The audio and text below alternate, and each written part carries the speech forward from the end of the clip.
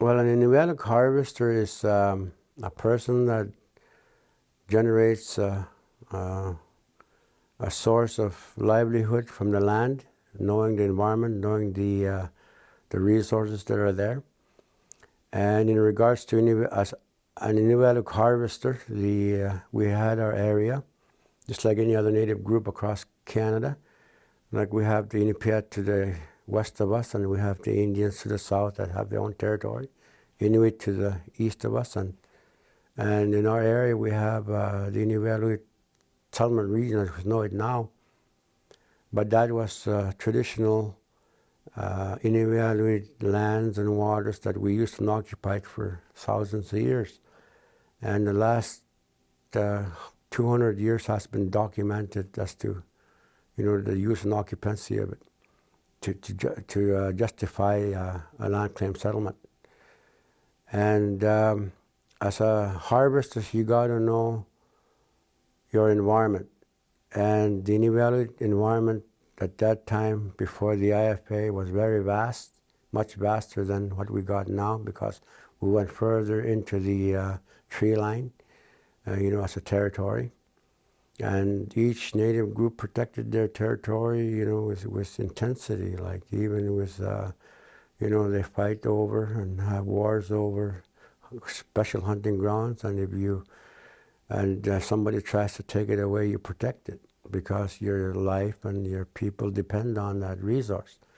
So I think the ISR, or our hunting area, is very vast, and it's about 500 miles of shoreline. And used to go about 200, 250 miles inland in some places. So it's very vast, and it's both onshore and offshore. And the environment, we got the environment on the west side of us, which is we know as the North Slope. It's got mountain range, and it slopes down into the Beaufort Sea. And that's very rich in resources, both onshore and offshore. And we got the Mackenzie Delta, which is another environment, different species. And we got the lands on east of the Mackenzie River all the way to the Precambrian Shield area. And again, that terrain is different. The hills and the valleys and the vegetation brings different kinds of animals into that area. And also we got the Precambrian Shield area, where there's another rocky formation. And again, another rich source of resources that locate themselves because of the wildlife in that area. And we got the offshore waters, both in summer and in the winter. In the summer, you got the open water seas. In the winter, you got the fall and winter and spring, you got the ice conditions. So these are, and then the resources are out there. And the ISR is very rich in resources. You've got almost every animal in the north located in our settlement region right now. The only northern animals that we don't, really get is the narwhal and the walrus. We get the odd walrus, but you don't get them in numbers like they do in other, like in the east and in Alaska. But those are the only two Arctic animals that, I know of that, you just can't say, well, I'm going to go hunting walrus. I'm going to go hunt narwhal. Every other species you can, harvester, you can say, well, I'm going to go and hunt the species. And we've got the offshore, we've got the shoreline, the tundra, where there's no trees, and then we go into the tree line and all the animals that comes with them. Like, for instance, we have marten, we have mink, we have wolverine, we have wolves, we have beaver, we have moose, we have caribou, and we have migratory birds of all kinds, both, geese and swans and ducks, both wetland game birds and also the seabirds. I mean, it's very rich in these resources. We've got the whales, beluga whale, bowhead whale. We've got the grizzly bear, we've got the polar bear, we've got the muskox, we've got the seals, both ring seals and ugiuk. So then there's fish. There's all kinds of fish all over the place in lakes and streams that flow down into the ocean when breakup comes, and spend their time in the ocean and feed, and in the fall they migrate back into the lakes and streams. And those are sure the fish is a real access to our people. If you lack in something, there's always fish somewhere, as long as you know about your environment.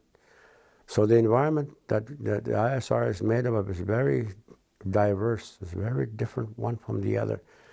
And because of that diversity, these wildlife habitat areas concentrate in those areas, different species concentrating in the different parts of the ISR. And our people got to know that. First, they got to know the environment, just the conditions of the habitat, and watching the wildlife that is coming and making use of it at a certain time frame. We call it seasons. This is the caribou season. This is the whaling season. This is the fishing season.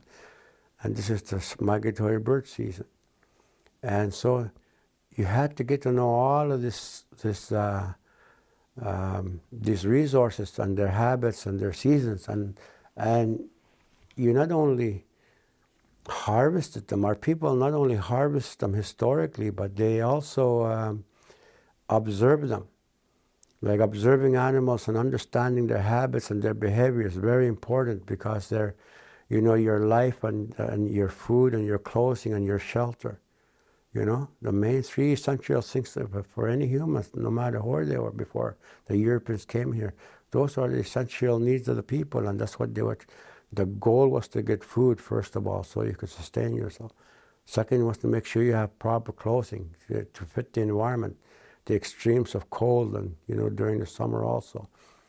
And also the shelter, where you can have, and our people made shelters, out of hides, for tents, and also wintertime you made snow houses, when you're traveling, permanent houses with sod houses. I mean, you use all of the material that you have access to. So the more you know about the environment, the better you are at having to survive, and the survival of the group that's with you. So I think this is something that the Inuvialuits historically have trained themselves to understand is their environment, understand their ability to adapt to it, because you can't change the behavior of wildlife. Inuvialuit had to adapt to the environment, adapt to the wildlife. And if you try to get your own will be done in harvesting a wildlife, it doesn't work. You're subject to the wildlife that's out there. And so to understand those habits and understand the movements and seasons and times of these wildlife was very important. A lot of the wildlife that I'm talking about are migratory animals, like migratory birds, migratory caribou, migratory seals, migratory whales. So a lot of it was migratory species that we targeted. And each of these species had a habitat area, what we call a critical habitat area. And it was important for us not to spoil that habitat. Because if you, as humans, influence the habitat too much, you might chase the animals away, or they might relocate. And if that happens, you jeopardize yourself. So our people historically had to learn to adapt and adjust to how close can you get to those habitat areas without jeopardizing, the habitat of the wildlife that's there. So you coexisted with these animals that you targeted for that short season. And a lot of these wildlife animals have a window frame that we harvest in. I mean, there's a certain window frame for instance, for making dry fish. During July, when the sun is hot and the atmosphere is the right temperature, and there's a little bit of wind to help dry the dry fish. And you got about 2-3 weeks in which you can do it. And out of the 12 months, that 2-3 weeks is very essential. That's what we call a window frame, where you get an opportunity to go in there and capitalize on the resources that are there. And each species is like that, for migratory birds, for hunting of caribou, for whaling. The window frames are very short. So you got to be on site. You can't say, well, I'll do that maybe next week if it's a time to set up before they come. You get there before they come. So when they come, you're waiting for them. And then when they're leaving, when they continued on, your life as a harvester adjusts to the other season. So you're continually changing your, your harvesting target for the species, and also adjusting to that environment, because it goes from, Inuvialuit year starts by, in the springtime, like in April, when migratory birds starts coming, when life gets easy for life making a living up here. It's not cold anymore. Long daylight. I mean, that's just, to us, to an Inuvialuit, that's a new year. Where you have an opportunity now. You got to start from there. Then you go into spring, and then you go into summer, whaling and fishing. You go into caribou hunting, and now we're going into trapping. But the thing was, you got to understand these resources and adapt to them, and know your environment, knowing what's there, knowing where the wood are, because in our region we have the Mackenzie River, which is one of the 10th largest rivers in the world. And we've got driftwood coming down into our coastline, 500 miles of coastline.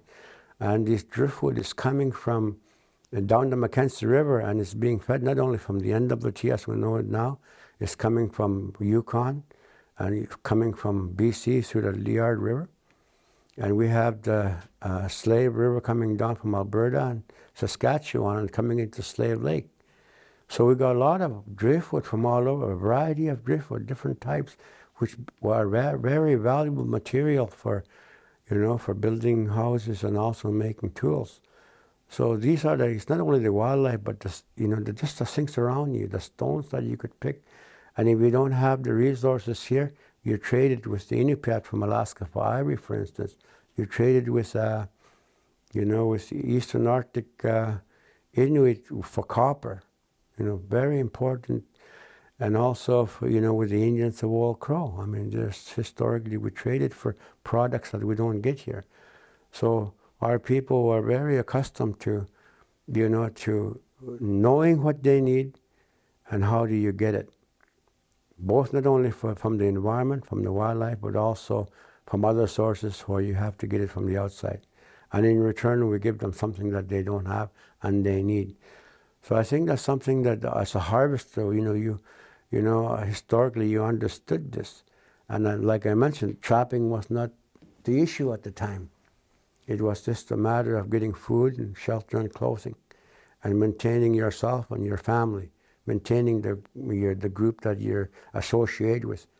And also in larger hunting communities where you targeted a species in a habitat area,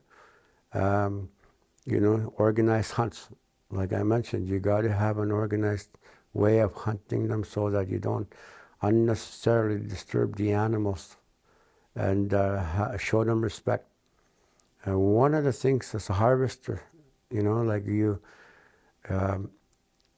learn right from a young age is not to make speak funny or be smarty or saying, I can get that animal with no sweat and that type of comments, You can't think you're better than the animal. You got to show that respect. And as young people, we have been taught to show that respect and maintain that. And because the animals are also trying to talk to us and show us things. Because sometimes, even in my lifetime, where, you harvest, a lot of people think is, just kill. Harvest. But a lot of times when your needs are met, your personal needs, the needs of the people around you, the needs of the people that you're going to be trading with, when all that is done, harvesting stops. Everything you need, you've got it already.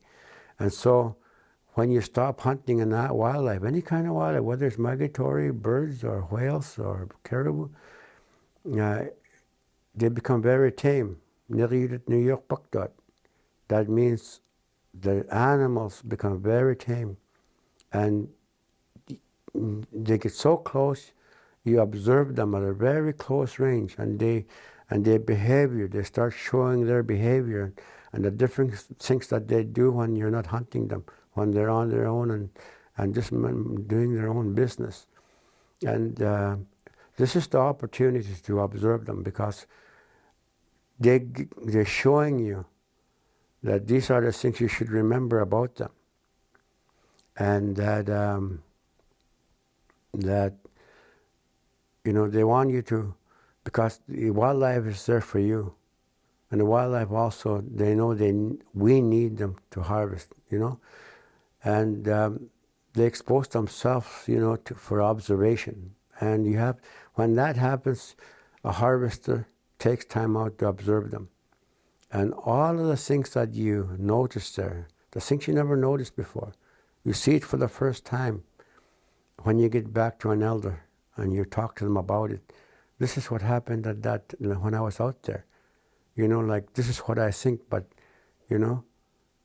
what do you think about it? And then they give you the traditional knowledge that they've experienced themselves through their lifetime. So there's an accumulation of information that's going on here. And I think that's something that, as a harvester, you got to understand that there is knowledge that comes from somewhere else. Okay, not only from the wildlife, but from elders that have observed them before you. And you add on to the things that you're observing yourself and the evaluations that you're making, you make of it. Very similar to a present-day scientist and biologist. There's observations, there's conclusions, and then, and then you make your best decisions with what you know. And I think that's very important as a harvester that we know this. And our people were like that. It was just subsistence harvesting was the key goal. And then, as time went on, the Europeans came into the area, and it always starts anywhere in the world where the first Europeans that come are explorers, where they're mapping the land, the river systems, and seeing the resources that are there, trying to document what the land is made of. Just like the way we had to find about our environment and about our resources that are in the area. We had to know everything about the land, everything about the habitat, everything about what's in that area. Well, explorers were like that. They were exploring lands and waters, and they open a door for other Europeans. They come in, the explorers come, and then they're gone again. And then they come for a little while again, and they're gone again. Like they don't stay. And then when the fur traders read their reports when they go back south, they're saying, well, boy, there's a lot of resources here. And in fact, the explorers were taking samples of like for instance, the fur that was available, and the different products that were available from the land and waters. And they bring it in and they put it in journals, and some of them you can physically see it because, they traded, for instance, a fur with oh, I like your parky, all that fur that's with it, well, I'll trade you for this. And the fur traders took a look at it and they say, well, that's the kind of fur I think I'm going to go for. So the fur traders come very soon after the explorers. And a lot of these fur traders they come in and trade, and when their product is, they need resupply, they're gone. Other fur traders come to take that slack. So there's the continual fur traders coming in and out, taking turns coming in and out. And then there's some of them decided, well, I don't have to go down south to make a trip. I can stay here and just send somebody for the supplies, hire somebody. I'll stay here and I'll trap. So you had a combination of fur trader and trapper. And then when that started happening, the white trappers started coming. They're not fur traders. These were actual trappers. And they came into the area and they wanted to target certain species that was, that was giving them good revenue. And because these trappers were also outdoorsmen. They had skills. They had, they were able to survive in the environment and adapt to it like a lot of Inuvialuit. Okay, they were not ignorant people coming up and just showing up and saying, I'm interested in doing this, because those guys don't last long if they come with that attitude. They perish, basically. The elements take care of that. But a lot of the white trappers that come, if they don't know a territory, if they don't know an area, they start to an Inuvialuit, I'm interested in this fur, where can I go get it? I'll hire you and your family, and you can show me, and I'll give you this. And so you became a guide. And you go out there and you observe the white trapper. You see what he's doing, the techniques he's using, to harvest that species that he was interested in. And next thing you know, Inuvialuit says, well, if that white man can do it, I can do it. I don't need him. So once he learned and adapted to that change and the interest of this fur traders, the interest that they had in wildlife, and Inuvialuit basically adapted to it very quickly. And so fur trading or fur trapping, harvesting of and trapping as an income. Now this is, when you're trapping, it's more of an income, for creating an income for trading, to trade for something, and to meet a certain need, with what the fur traders were bringing to the area.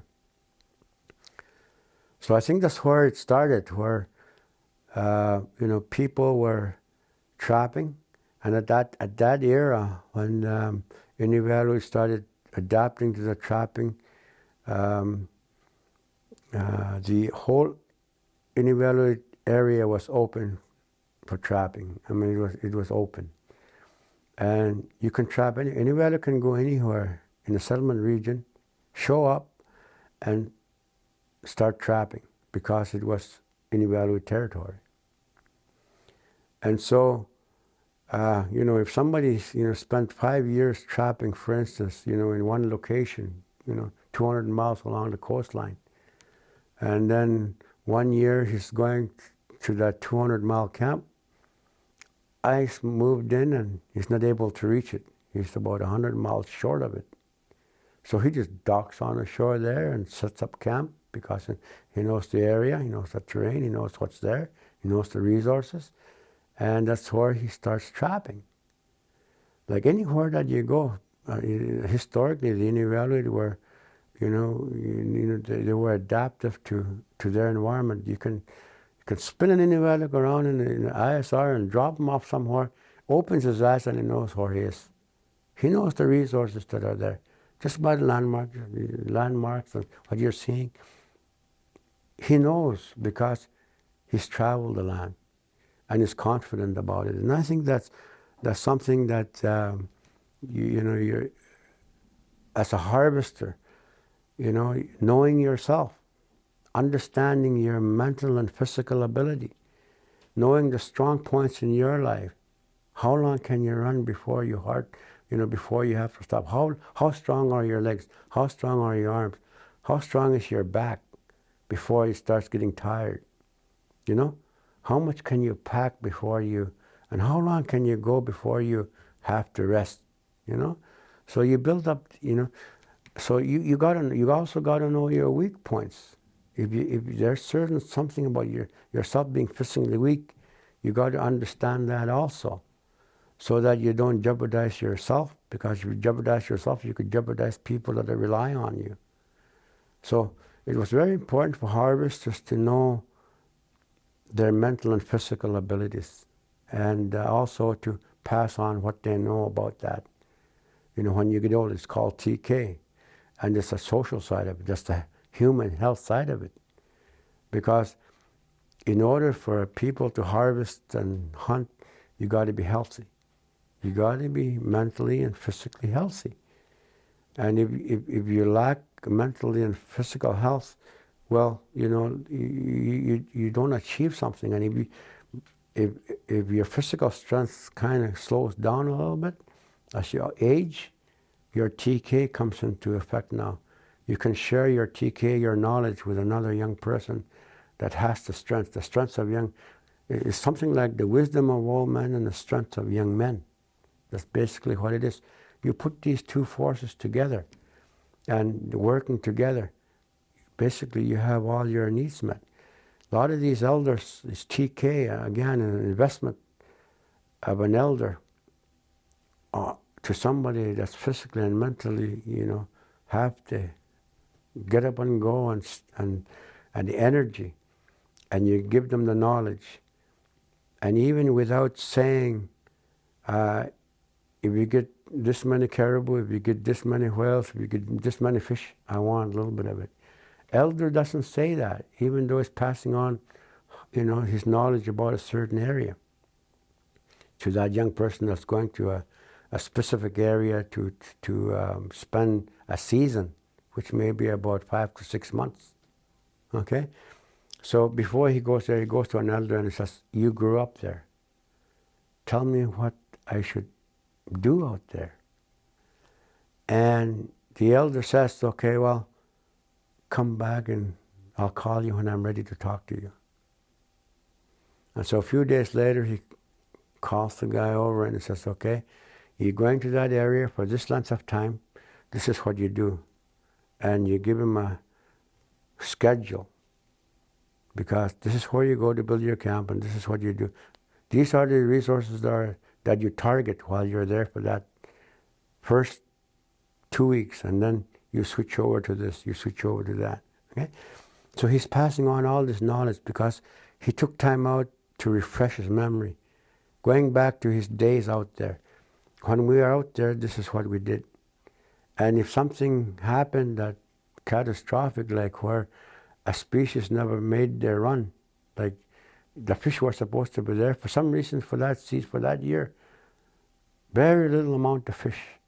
When that happens, this is what you do. You don't waste your time trying to target catching 2 or 3 fish a day.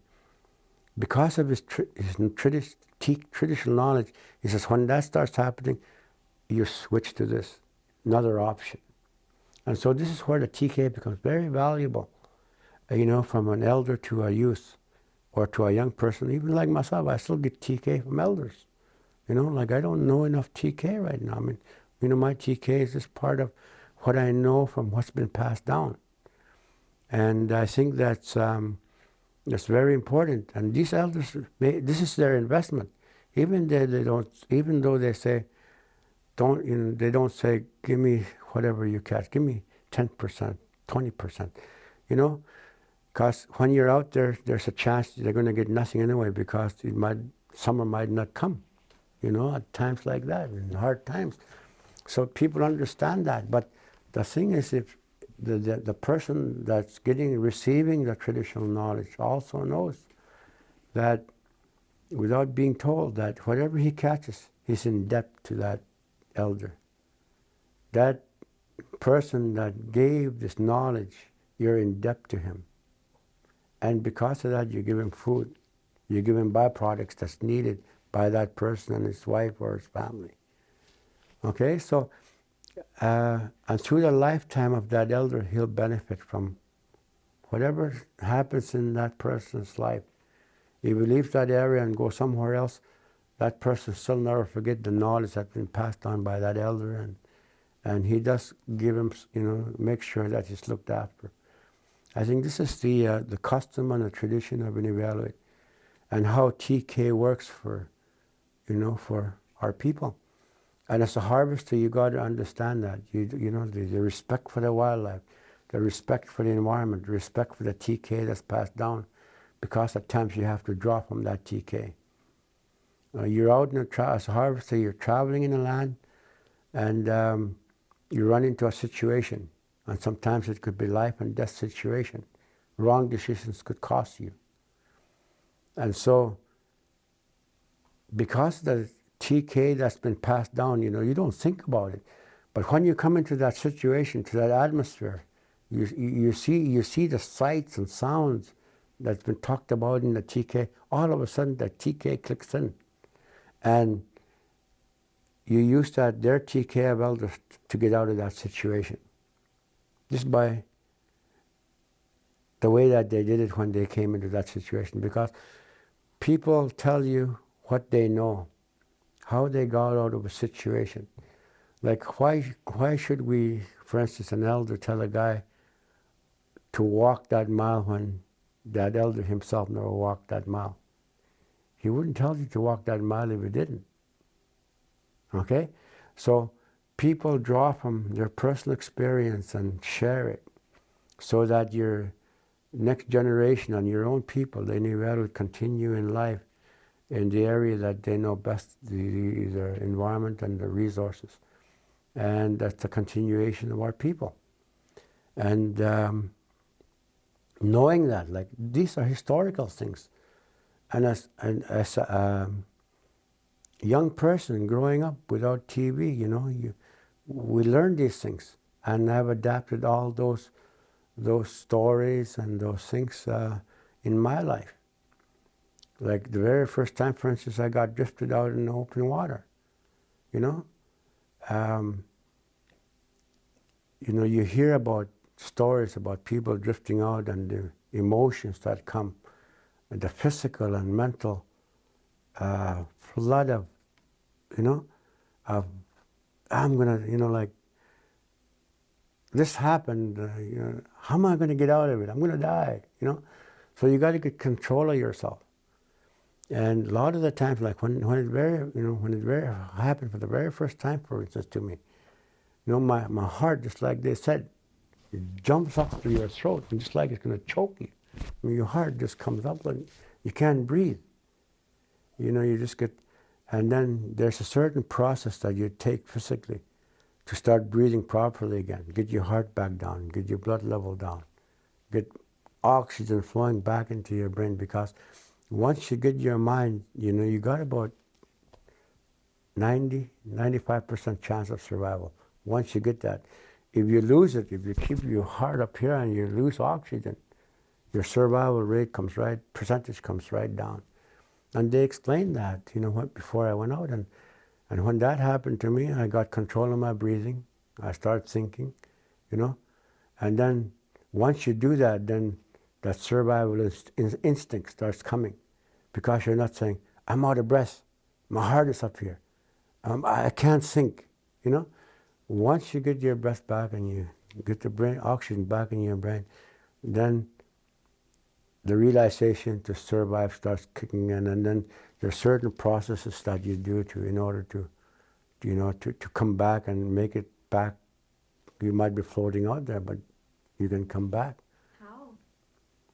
Well, just by the stories that people that have walked that mile. They've been drifted out, and this is what happened under those situations. Each situation is different. It could be in a fall, it could be in a winter, it could be in a spring. I mean, these are different types of seasons. And people went through those kind of experiences. And the TK, especially offshore harvesting, when it comes to offshore, the TK from these very few individual people becomes very important to us. And even though you might not get drifted out, you should hear these stories. Because if it does happen to you, you know, and then, you know, you get your mind back, all of a sudden the TK is just going to start clicking in. This is like in a computer. You press a button, TK is right there. Information is right there. And in certain situations, that TK clicks in just by what you're observing. So I think that, again, that's you know, that's traditional knowledge that, as a harvester, we you know, you have to maintain, whether you go through it or the information that you get from people that actually lived that life. It was very important, and respect should be shown to them. Their due should be given to them. You know, when you're benefiting from you know, from that information. Because right now, you know, just like even in the past, information belongs to everybody. I mean, it belongs to everybody. But the giver of that information, you know, has a, you know, is compensated by being looked after. That's the investment an elder makes to a younger person. I've already given the background, the wildlife, the environment. I've already given the driving force behind our people's survival, adapting to the environment, and also adapting to changes with explorers and then fur traders and white trappers, and how they've committed themselves to making trapping their lifestyle. So I think one of the things at that time was the whole Inuvialuit Settlement Region, as we know it now, was an open trapping area. So everywhere you go, you can trap. Anywhere that you decided to go trapping, that's where you trapped. So it was basically 500 miles of shoreline and 250 miles inland that you've traditionally used. We went ahead and our people utilized it. So everywhere you went on the ISR, there were people out there. There was no communities as you see them now. Tuk was a place where people lived, and Bailey Island and Stanton and Shingle Point. Some people were at Herschel Island, Klavik, Sachs Harbor. But there was a lot of people in between, So there was a lot of people because their income, their food source, resources come from wherever they harvested, wherever they started trapping. And so it was open for people to go anywhere. If somebody was not in a certain area, somebody filled that gap.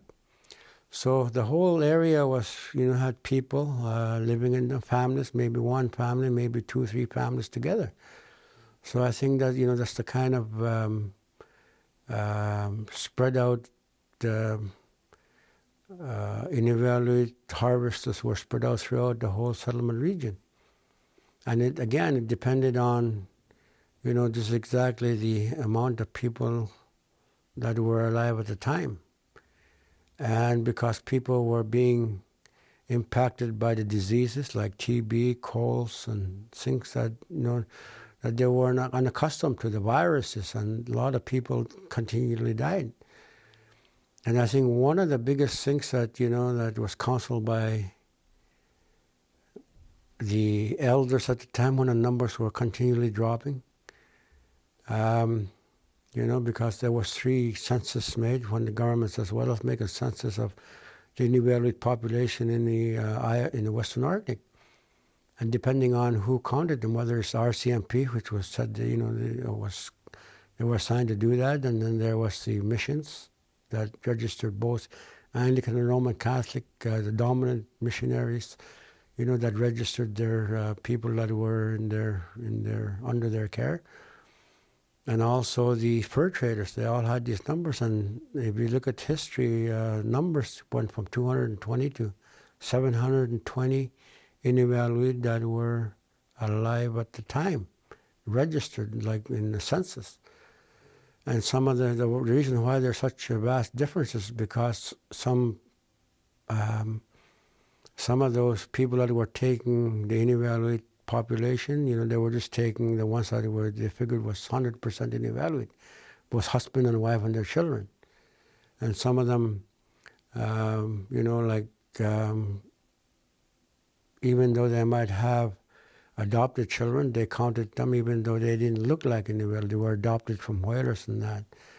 And some of them that knew that some of the children were whalers or white trappers' children, like they weren't registered.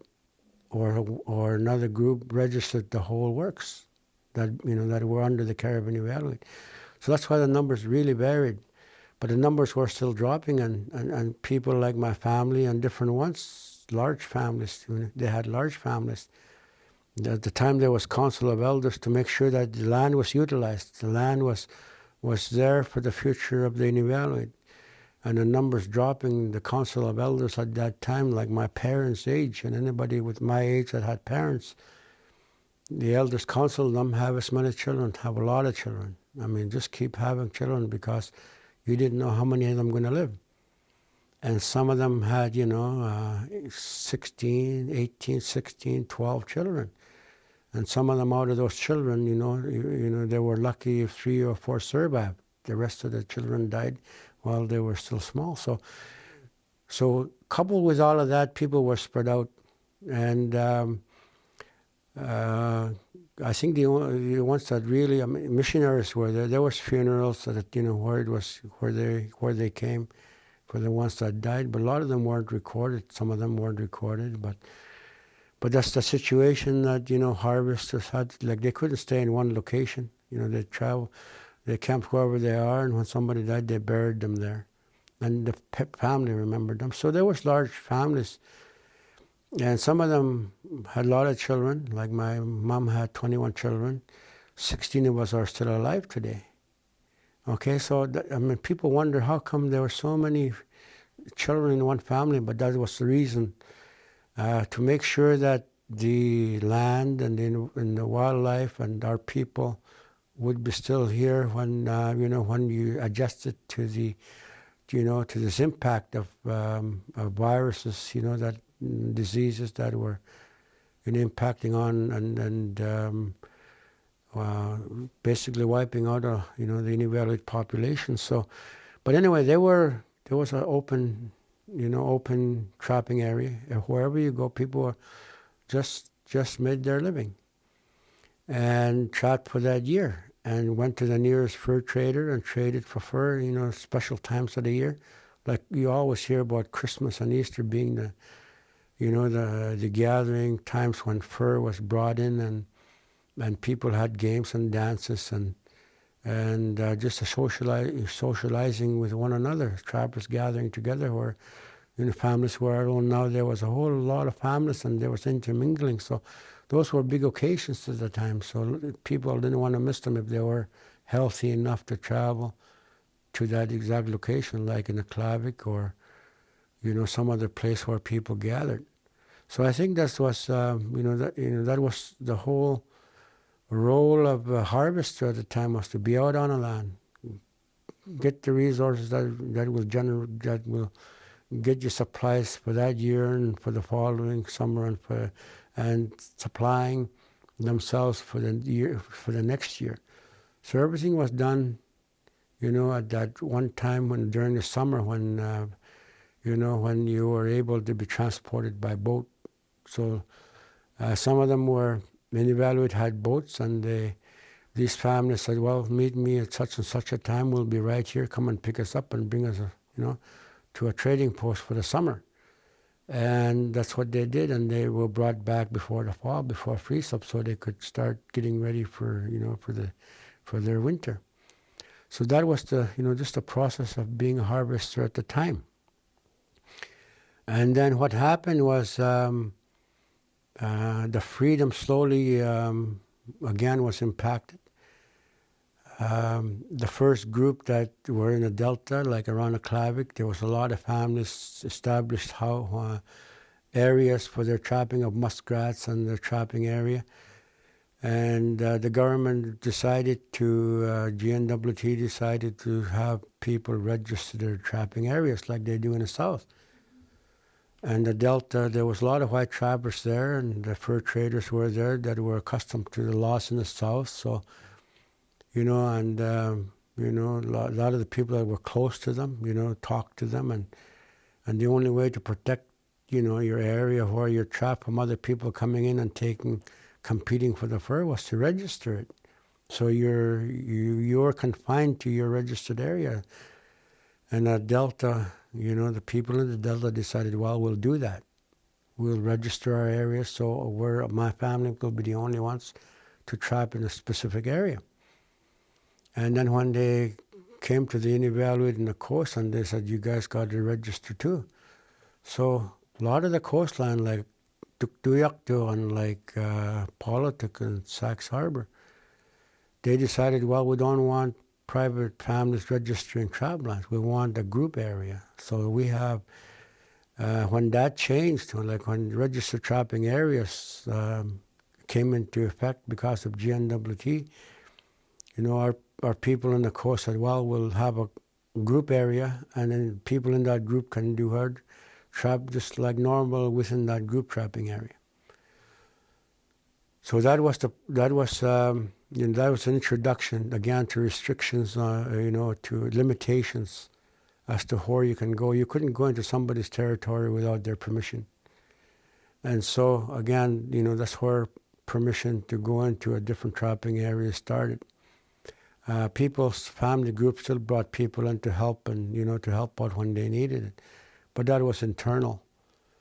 But for a hardcore trapper to go into another area, they had to be accepted by whoever was the group that was in the trapping area, because another competition is coming in. And so that was the reasons behind being registered in trapping areas. And we had those trapping areas registered right up until, the final agreement was signed, and then it was grandfathered in because that was a big issue because there was a lot of competition for area and disputes between the boundaries of those registered areas, like Inuvialuit trapping area, hunting trapping area, Klavik, Tuk, especially because you're so close together there and confined to space, especially in the Delta. When, at that time when they were registered, the trapping population had a certain number. And with the medication and medical help that was, people lived longer and families grew. And as your families grew, you need more space. And so there was a lot of, struggle and competition to try to expand your area. So, but anyway, that was, where I come in, where in those areas when each member, HTA member at the time, was really protective of the area. At that time, everybody knew you could fish anywhere you want for food for your family. You could hunt caribou, you could hunt geese. Those things that you bring, you harvest for food, you can do that anywhere. Even under those restricted areas, you can, But whatever that turned into dollars, that became an issue. Like fur, any kind of fur. Like if you tried to go into somebody's territory and trap the fur, that became an issue. For food on the table, that was not the issue. So that was one of the good things, our people enjoyed. Wherever they go, no matter where they go to visit, they knew they could go and hunt for their families without restrictions. And that still goes on today under the IFA. You're still able to do that. You're able to fish anywhere and hunt geese and hunt caribou, hunt whales. So these are the things that, you don't put a dollar value on because, everybody depends on that. So I think this is where, I came into the scene when, when all that process was in place. And when that was still in a process, like I started, like as a child, I grew up just like anybody else, like with the image of being like your dad, like your grandfather. The things you heard that they did, and people still coming in and from a hunt and coming to go visit them and watching them work on fur and getting them skinned and stretched and cleaned and then, talking about, well, with this fur we can get this, like families, even at home, you're deciding on how much fur you got and what the family needs for food, for clothing, for gas, for the gas lamp, and coal oil for for the coal oil lamp, basic things like flour and baking powder and yeast cake. I mean, and lard. Those were the key staples that was needed. And once you have that, coffee, sugar, and tea. Those are the things that were the staples, and you can go anywhere with with what you purchase. So those were the key things. Those were the prime things that they focused on when they were working on their fur. And then when you go see them, when you go visit them as children, we used to, as soon as a hunter comes in and other hunters go visit them. So as kids, we'd go and sit down on the floor and we listen to the hunters converse back and forth.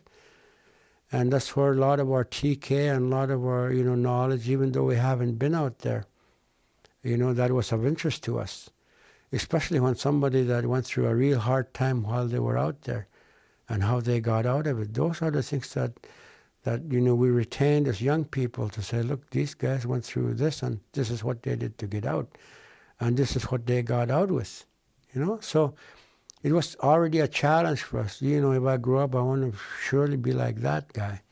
All that he knows, I want to try to, I'm going to retain it so that if I become of age and be independent, well, all this knowledge, I'm going to make use of it. So it's not only for trapping, but also for the hunting, because people, again, were hunting for their families, and sometimes you got to travel long distances just to go out there, and some women never see their husbands for a week to, a month sometime, because they're out there trying to get food and bring it back. And, lots can happen within that time they're out.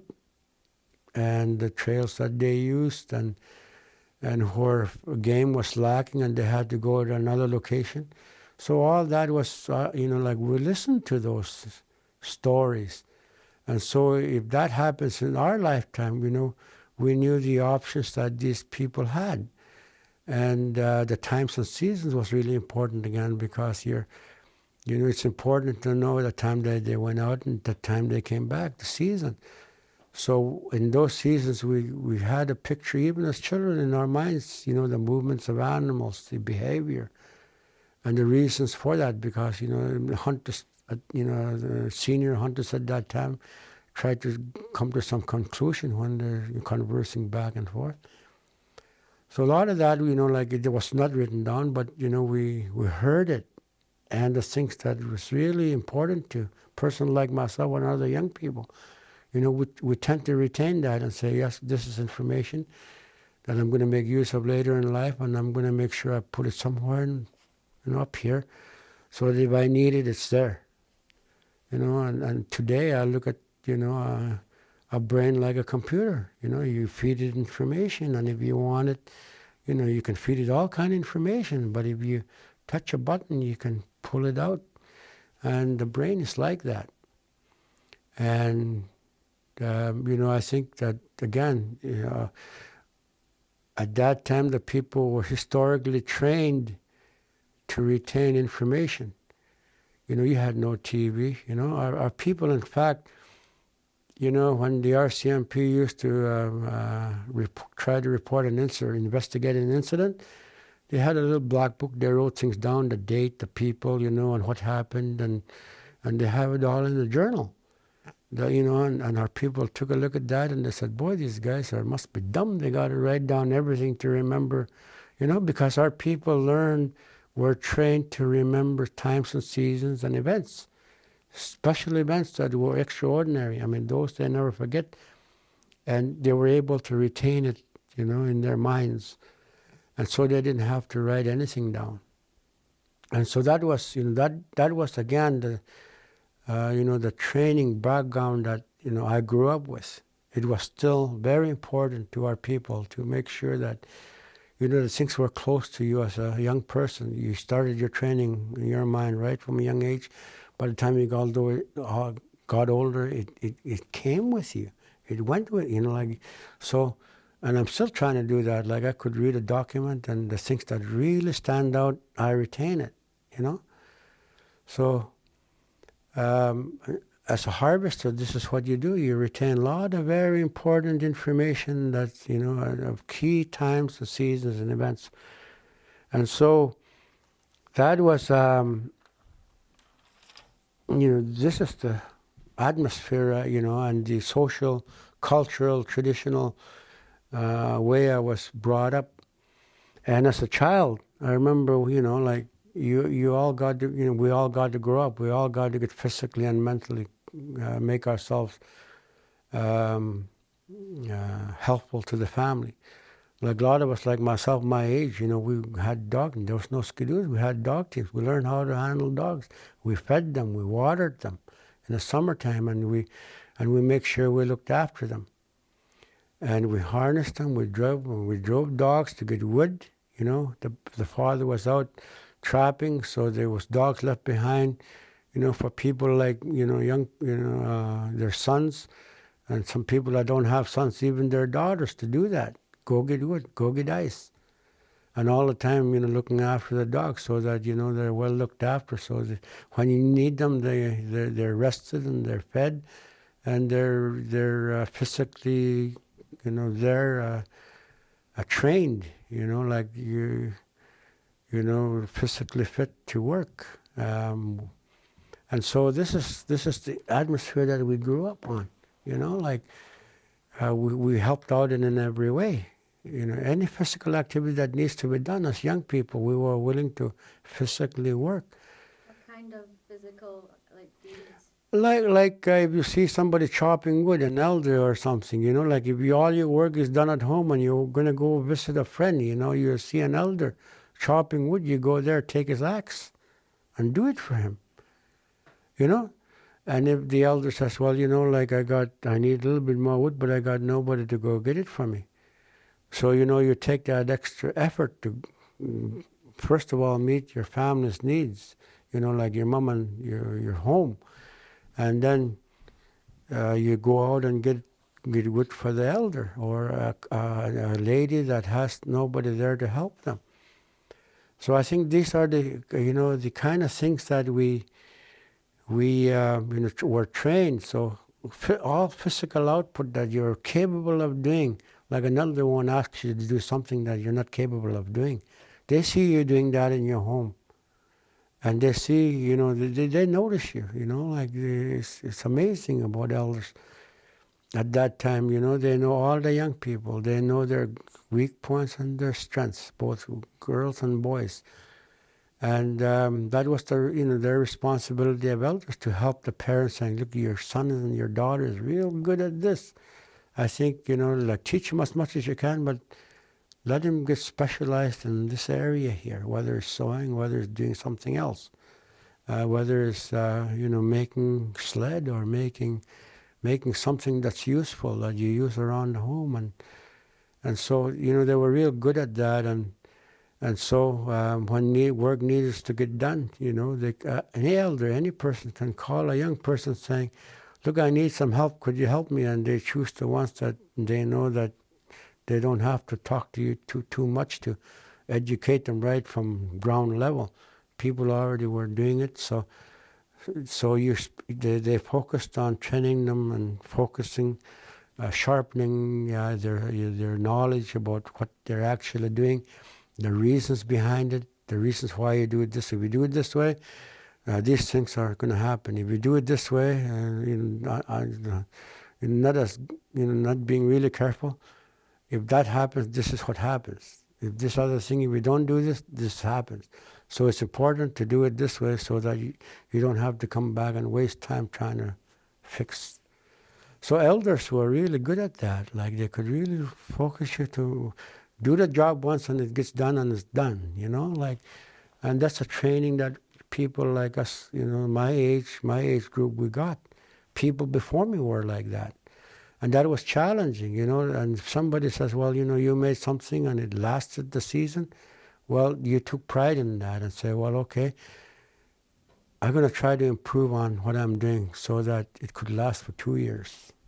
Okay? So there's always that improvement as a young person that we were trying to make of ourselves. And what's your best skill? What did the elders like about what you were able to do? Well, I think for me personally, I think had physically really strong at the time and good coordinated, good coordination. I mean, those were the two things out there where, you're able to carry heavy loads and do different things that, and challenging yourself. Well, I carried this much today. Let me try to put a couple of more fish on that tub in that tub and see if I can still lift it up and put it on my shoulder and carry it all the way without stopping. So you start out with half a tub and then you slowly increase and pretty soon you fill the tub up and next thing you know you're getting a bigger tub. Okay, I mean these are the kind of things that people notice that. When you're getting a load of wood, how big is your pile of wood that you brought in? If you get a load of ice, how big is that load of ice? Is it just going to last you for a day or is that good enough for 3 days? One trip. I mean, a lot of these kind of, skills that, and to me, to make life easier for myself, when I go out, that's what I try to do. You go out there, and if your dogs can pull that load, fill it to that capacity. So those are the kind of things that, elders notice, and again, your ability, and how long did it take you? How long did it take you to go out there, and what's the quality of the wood? Are you just bringing any kind of wood you want, or are you bringing good wood that will last for a long time and give out good heat? So those are the kind of things that I try to do personally. I did a lot of fishing. Like at a young age, I was looking at nets, be responsible for the net, and bringing the fish up, the live fish, that were made for dry fish to my mom, and so she could work on them. Whatever fish for the dogs, you put it away either in the winter time or summertime in the ice house. Again, very lot of work to do that, but still you do that. And this is how I grew up, with just helping out at home. And I think that, these are the kind of things that the elders notice, and they try to say, okay, well, and the response that they're getting, are you saying, well, I'll do it tomorrow? Like, how responsive are you when they ask for something? I mean, it's really important for the elder to know. And they're saying, well, this guy, these people, these children, we want something done, and we say to them, do this. They know that the young person will do it for that elder. Like, again, I say, the elders won't ask you to do something that you can't do, unless you've had that capability to do it physically and mentally. Okay, one of the things is, I think for me as a personal choice, like right from a young age, like any other Inuvialuit, at a young age, you admire these people that go out and were free to go out and trap and hunt, like they were out there driving dogs and hunting out to, for themselves and for their dogs out there. And you don't see them in action. All you hear is the stories, but and then you're saying, boy, like if I grew up, I'm sure going to go out to that area, So at a very young age, my mind was, I want to be like these guys. I want to be like my dad and the different people, the different things that they're doing in these different areas. Because each person that came by came in from a different area, a different part of the, the registered trapping area, the group area. And so, you heard about trees, you heard about these big lakes and these high hills and Anderson River, you heard about, Husky Lake, Sedidgy Lake, you heard about, hunting offshore, you heard about Bailey Island, at Horton River, you heard about Dalhousie and Cape Brown, Seal Bay, McKinley Bay, Mumikpugvik,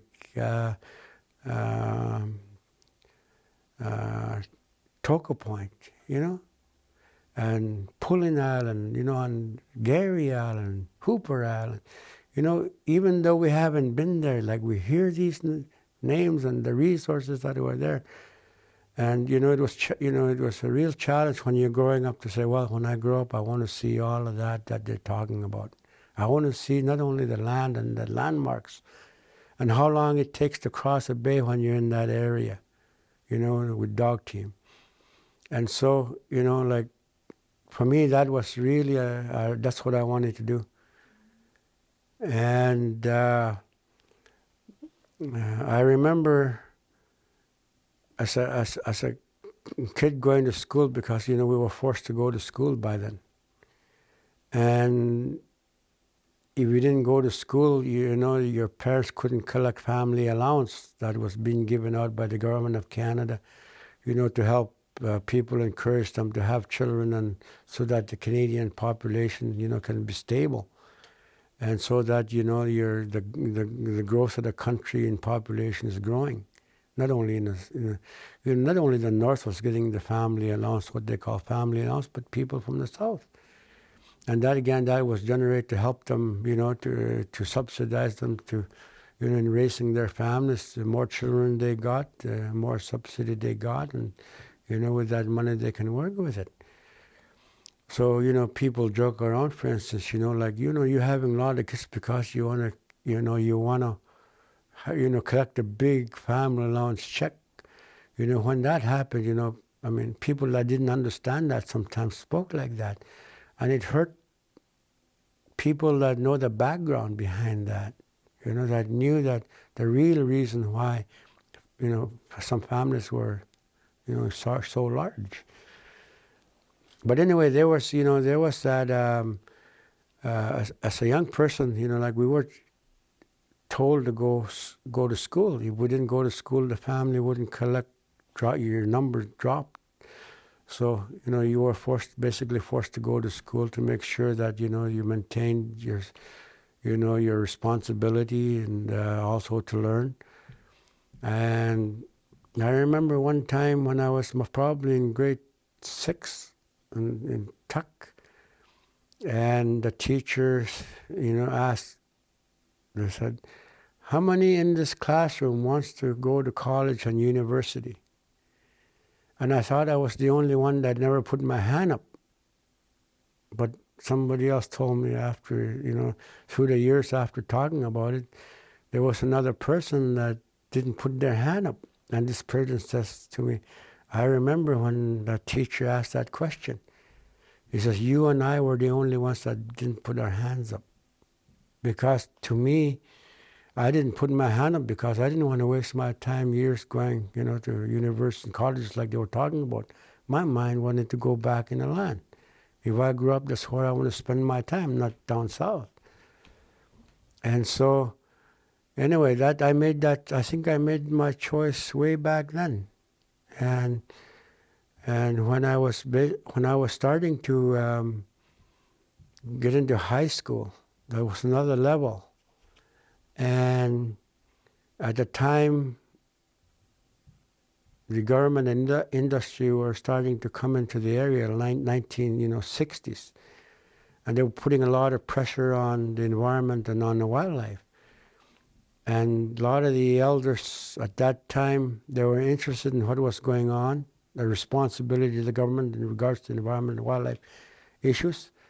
And because they couldn't speak English, they couldn't be heard. Their voices were just basically, you know, were not getting into the ears and minds of, you know, the government. And so they said, well, if the government can't listen to us, we've got to bring young people to learn the language and learn to read and write. And so the elders selected a group of young people to say, okay, you, like I said, the elders have very keen interest as to, you know, finding out the capabilities of somebody. Are they going to start a job and finish it, or are they going to start a job and quit halfway? And so they were very selective in, you know, knowing that if they sent somebody to high school, they should make sure that they finish. And so in Tuck, when they got together, from my family, I was one of the ones that was selected.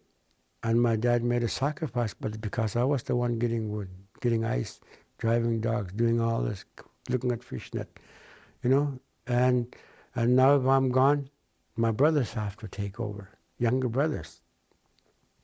And so there was a sacrifice, you know, made by people like my dad, whether, you know, like, you know, if the elder says my boy got a good chance of finishing high school, well, okay, well, he's one of the ones we select. And so there was a number of young people, both boys and girls, that were selected to try to understand, you know, how to read and write and do the work of whatever that you do in high school. And, you know, hindsight tells me that, you know, like you got all this training, both for mathematics and for reading and writing, and also to do your homework. You know, do your homework. When you got a test coming, you do it. Otherwise, your marks are very low. And so you do that, you know, and how fast can you do it? I mean, all these things that that was built inside already, you know, trying to make improvements on yourself. I went this far this time. I'm going to make myself go a little further the next time. You know, so all of these things that were taught to you as a child of a harvester, you brought it with you to the education. So these principles were there. And so it just switched from doing your housework to doing homework and trying to get a better mark. So I think, those are the kind of people I think the elders were looking for, to make sure that, that their voice could be heard.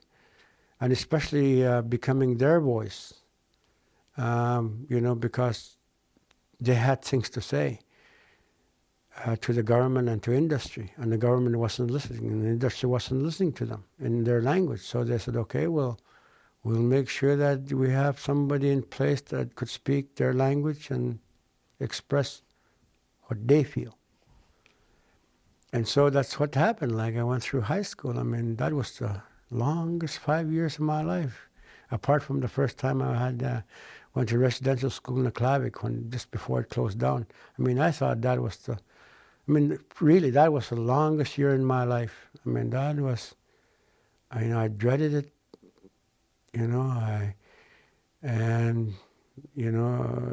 just the atmosphere and the discipline and the restrictions and no freedom, like to express your own mind and to be output.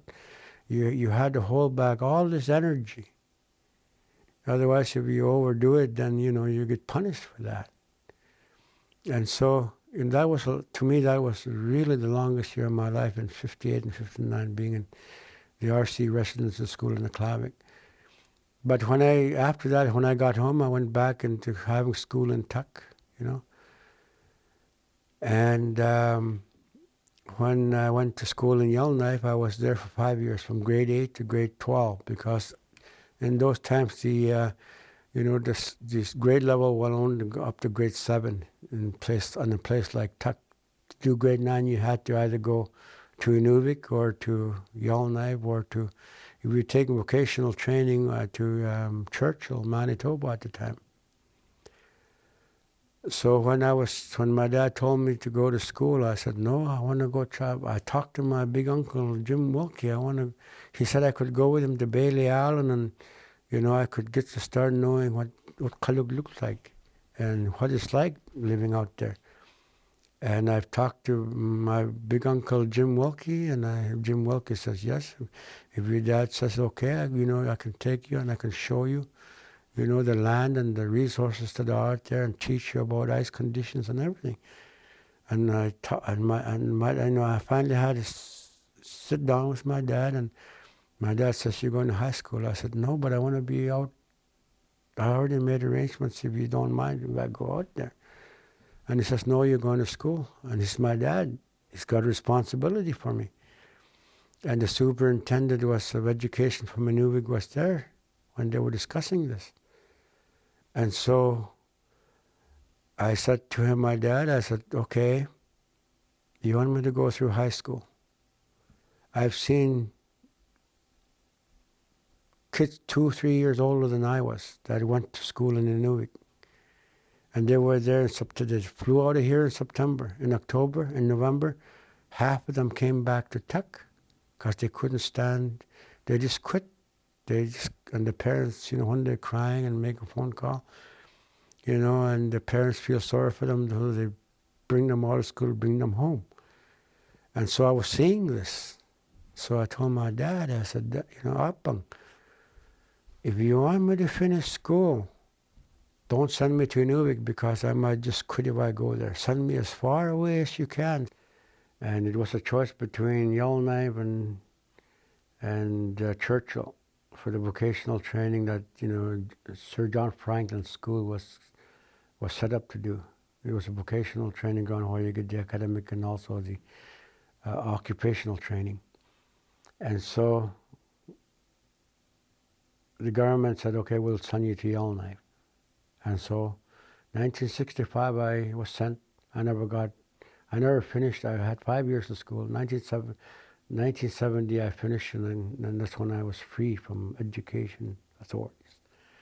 I did my thing. I finished grade 12, came home, had good marks in math and physics, which was really surprising to me, because that was my strong points. I had good marks in there. There's always a challenge between a few of us that were buddies. I had a cousin there named Lucky Dillon, and Chuck in the Hulwag, and and like Johnny Catholic, and different ones that were really sharp. Donald Modeste, really sharp. And there was always a challenge to see who could get the best mark in an exam. And so it was a challenging for, a number of us to try to excel. Walter Edgy was another had always good marks. So there was a challenge to try to keep up with them or go ahead of them. So between all of us here, we had rivalry in trying to get the best mark and one of the challenging part is if one of these people that I just mentioned came to you and says, Boogie, help me with this. I'm having a little problem here. So that shows, that was again, a check mark on you because somebody came to you for help. So the less you go to somebody for help, the better. So, so it was a challenge to listen to the teacher and get the information and talk directly to the teacher, and get it straight the first time, get it right, and make sure you continue, getting it right, with the instructions of the teacher. So it was really challenging for us not to go to each other, but to go to the teacher, directly to the teacher, in our own time and in his time, and say, look, help me in this area. So, the teachers were good. There was a good relationship. The school was, like over there was no racial problems. There was Indians and from all over, from all the way from the Gwich'in now down to Chipewyan in Alberta, Fort Chip. And the Métis and the whites, we were all the same age. We were coming there, and a lot of us, we came there, and we were there for 5 years together. We got there in grade 8, and we finished grade 12, all together. So it was like after about second, third, fourth, fifth year, it was like you're just part of a family. And so the atmosphere was good, and that helped, So without all the distractions of, Anglicans against Roman Catholics, Eskimos against Indians. So there was none of that. Anybody that had that problem didn't last long. They get into trouble and they got kicked out, and so the ones that stayed behind, had a free mind, a free kind of spirit to, to be themselves and not look down on one another. So I think that was a good atmosphere that, that I was brought into to finish from grade 8 to grade 12. And so when I came home, I was also in vocational training. They teach you a little bit about welding, about sheet metal work, about carpentry, about mechanics, these different things, heavy equipment operating. And then they try to place you in an occupation that was, that could suit you mentally and physically. And I chose to do building construction. So I finished building construction 33. And, just working with all of the equipment, lathes and all of the heavy the equipment on, from the machineries that we used at the time. And so I came out I might not have my ticket as a carpenter, but I came out as a carpenter. On off days, like I used to stay after schools and fix armchairs and with a lathe, I used to, make different things. And somebody bringing a broken chair with a broken leg, and I made a leg identical to the other legs and put it back together. That was and I like the smell of wood. I like the clean smell of wood. That's what I liked about it. And I chose, to working with wood as, this is what I'd like to do because it's clean and it smells good. And as long as you look after your, the mess you make, there's no mess to step over. So I think that was, again, to me, I built my own home that I live in now. I have built others, when I finished school, and they were housing projects. So now, summertime nut trapping, my skill came, I could show up at the job site with a carpenter's apron and a hammer, and they look at you and they say, you're hired. Because, you're come there looking for a job, And once they get to know you, that same company come back again, they got you earmarked to come and work for them. So, at that time, anybody with that kind of a trade, you can show up at any job site and people will, superintendent will say, yes, we need you.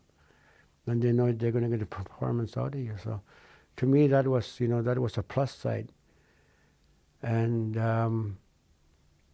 when I finished school, I got registered with the government. The carpenter shop. At the time, I think the one that was working there was Colin Allen, was working for the government in that shop, and Inuvialuit.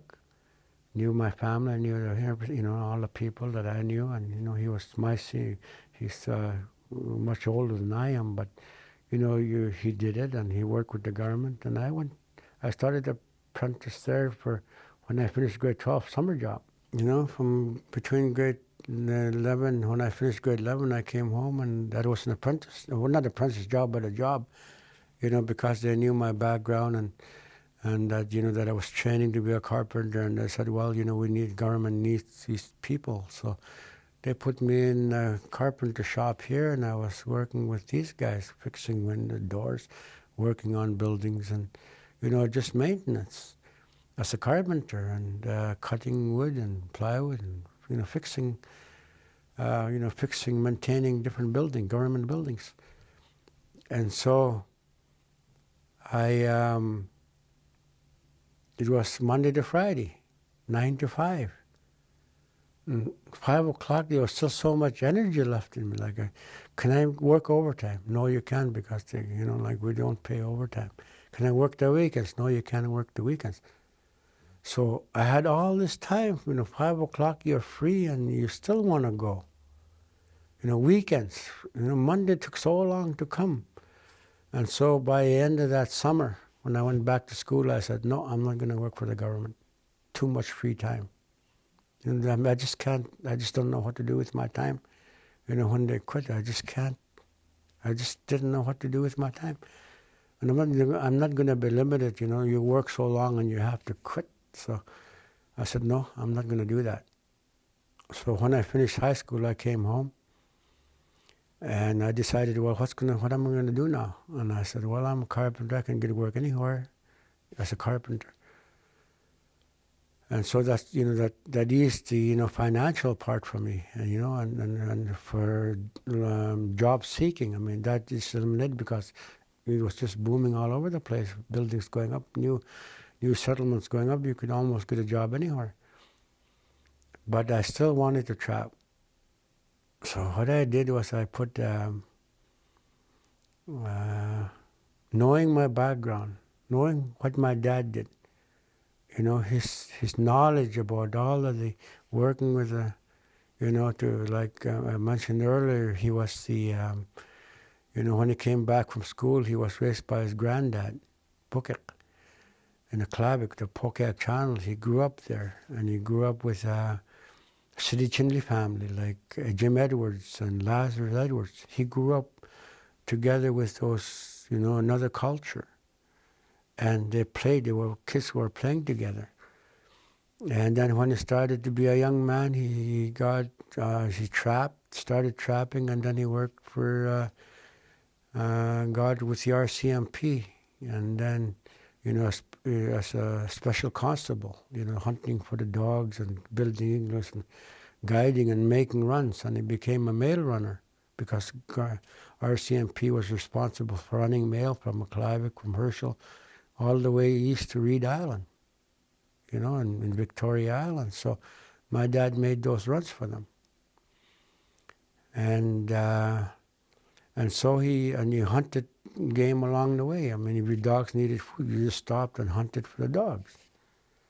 So you go travel and you hunt for the dogs again. And you cache food. So when you're coming back, you don't have to hunt, you just could continue traveling. So these are the kind of, like I knew he was capable of doing that. I knew he, when he left the RCMP at Bailey Island, and he had his reasons to leave. And so he started working for the Hudson's Bay Company as a clerk. And he's grading fur, grading fur and helping people trade. They have price of that fur for these goods. And so he got to know the stocking and also the kind of costs associated with the trading and the bookkeeping of it all. And so, he did that. And then finally, Fred Carpenter came along and went by Bailey Island. And I think at that time, Fred was having a little bit of trouble with the engines and needed somebody to look after his engines and help navigate, through the ice and know the ice conditions and movements and that, and currents, and the kind of weather for those seasons.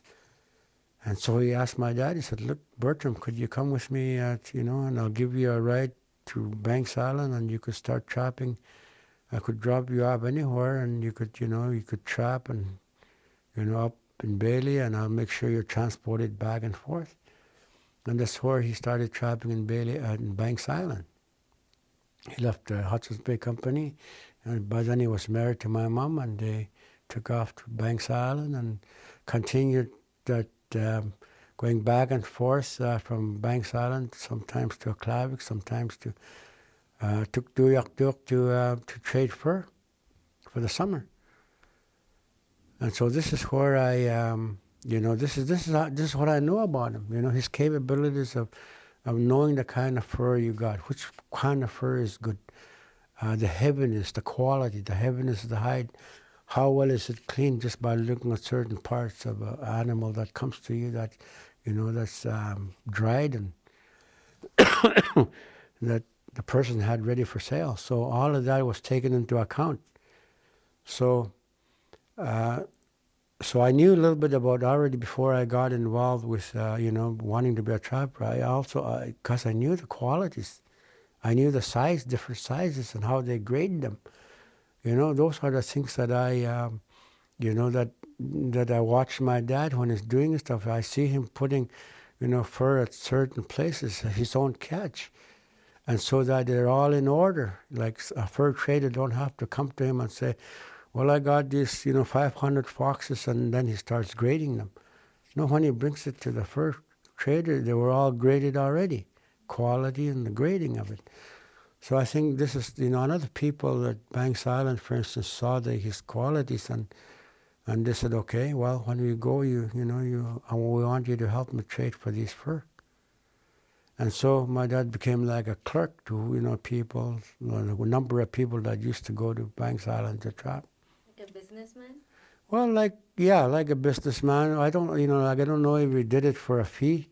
Like I never saw him get more than what he get for his fur. Like as a chill, like as growing up, you get to know, what should be coming in, what should be going out, the revenue versus the expenses.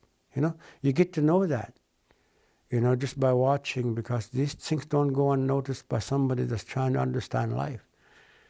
And if you're going to have that kind of life, these are the things you should understand, the revenue coming in and what's going on. Do you have the resources to pay for what you need? And my dad had the quality that he never went into debt, never borrowed money from anybody. And that was a good quality about him, which I don't have, But that was his, that was his good quality, he never owed nobody anything, and then when somebody asked him for help, he didn't go after the guy forever to go get, and he just said, okay, well, never mind that headache. If that guy don't want to give it back to me, maybe he's got his reasons, I'm not going to go and force him to take food away for his children to give me what he owes me. So, he just let that go. And that part, that kind of quality that I think I've got, I'm not, if somebody borrows $100 from me, for instance, I'm not going to keep going to him and phone him up and say, hey, when am I going to get that $100 back? That's just a waste. I think to my dad, it was just a waste of time, because to me, to do something like that, it's a waste of time, and it brings social disorder, and your friends don't want to talk to you. If they see you, they want to walk the other way if you keep pressuring them. But when you don't have that pressure, status quo, you say hi, and, you talk about weather, you talk about hunting, you talk about that. You don't talk about, money that, So I think, again, it opens your mind and it frees you, so that your mind is on, the things that at hand. And I don't think at that time my dad would give any money out to anybody if he didn't have it. You know, he looked at he made sure we were a big family. He made sure he looked after his home. I mean, those are the kind of qualities that, that as growing up children, you try to maintain. A lot of us see that. And, we try to pick up the characteristics and principles that they have. Some of them, like I say, we retain. Some of it, we try to, but we're having a hard time because because of circumstances, But my dad had those qualities, and that's, as a harvester, that's a kind of qualities that, you need as a harvester, so that when you go to a dealer, somebody tries to say, well, this is no good. Well, tell me why it's no good, because it fits this. I mean, you have a chance to, don't accept what they're saying. You have a chance to challenge the fur trader, and say, well, don't tell me that's not a good quality. Don't tell me that's not this size. Don't tell me that it hasn't this weight, and you take it and you shake it, and then the trader looks at you and say, boy, this guy knows more than I think he knows. I better be a little bit more careful with him. So he treats you a little bit different than somebody else that don't know. So, I mean, again, this knowledge, this training, if you got it, you know what you're talking about. You did your homework. You know what you're talking about. You know that you're able to challenge somebody's judgment, and people will try to get away with more than what they should. And if you don't challenge them, that's just what they'll do. They'll get away with it. But if you challenge them and if you feel that you're being cheated, there's ways to say, okay, well, to your friend, don't go to that guy. Go to this other guy, because that guy don't deal with you properly. So again, there's pros and cons about it also. Again, that makes you a little bit more equal with them. Like, they look at you a little bit different than normally. When they talk to you, their language and their body language changes. So I think that, again, that's one of the strong points of my dad that I saw. And, I admired him for what he did. He was a hard worker. He looked after a big family. He never had social assistance from anybody, from the government, when they were giving it out. So, he raised a real big family, and he did it. A lot of the times we lived on certain food for a long time, because that's all, he couldn't afford sometimes staples. And so, we lived on just what was brought to the table, and we never complained. We were satisfied with what we got. He brought us this far. And then, I knew about his granddad that raised him up, Pokiak. So the family line, I can go right back to Pokiak, who started, Pokiak Channel, who established it right in the borderline between Gwich'in and Inuvialuit. And, the trip Pokiak took to McPherson, so that there could be peace between Gwich'in and Inuvialuit. When I stopped there, it was knowing where you come from, like your family line. It's really important, as a harvester, to know your family line.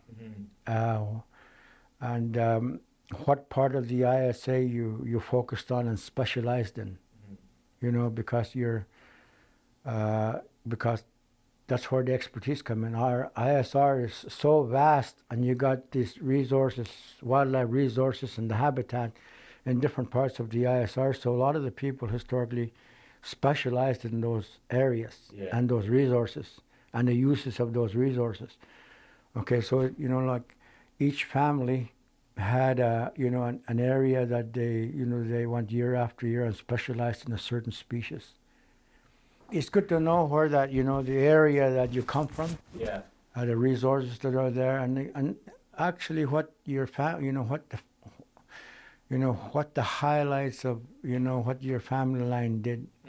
That's really important, because you lose sight of if they went this far, how much further could I take? My generation. I mean, that's basically it. Is each as you get more responsible and take part in a harvester's life, you try to retain what you know historically through TK and what was given to you, and then with your practical experience out in the same area, doing the same things, and how you adjust to changes as you go along, because our people had to adjust historically to a lot of changes, and we adapted to them. And again, it's knowing what's there, knowing what's going on, and adapting to it. You can either fight it or take part in it or reject it. So I think it's important to know how much as a harvester are you willing to give of of yourself, of your time, because as a harvester, when you're single, it's your time, it's and you're not limited by time or by a social, the social aspect of life, like a wife and a family and other people that starts to depend on you. You're going out there and you're on your own. And I think as a harvester, that's one of the, the best times of a harvester's life is when you're out there with no responsibilities at home. You don't have to worry about what you're leaving behind. You got no house to worry about. You got no housing. You got no, you're basically, where you live is where you trap and you hunt. Although when you were young and single and you were learning to trap, you still had sort of a responsibility to elders, like you're still responsible for bringing food back? Yes, I mentioned that already. Like what you harvest, you share it. Yeah. And what you generate as revenue, that's yours. But what you harvest for food, that's what you share. And the people that, that help you with their TK, you shared whatever you catch at that time with them. And later, when my dad was growing up as a child, was raised up by his grandparents, Pokiak and Reindeer Channel, or at Pokiak Channel around the Clavic, across Clavic, community of Clavic. And he grew up there. So he grew up in a delta. He grew up and trapped around Old Crow Flats, okay? So that's where he got his first experience, and he went down to, to Herschel Island, working with the RCMP, and worked along the coastline, and then worked for the Hudson's Bay Company in Bailey Island, and concentrated on the Nutkaluk area, knowing the people there. But, as you go along, you get to know people.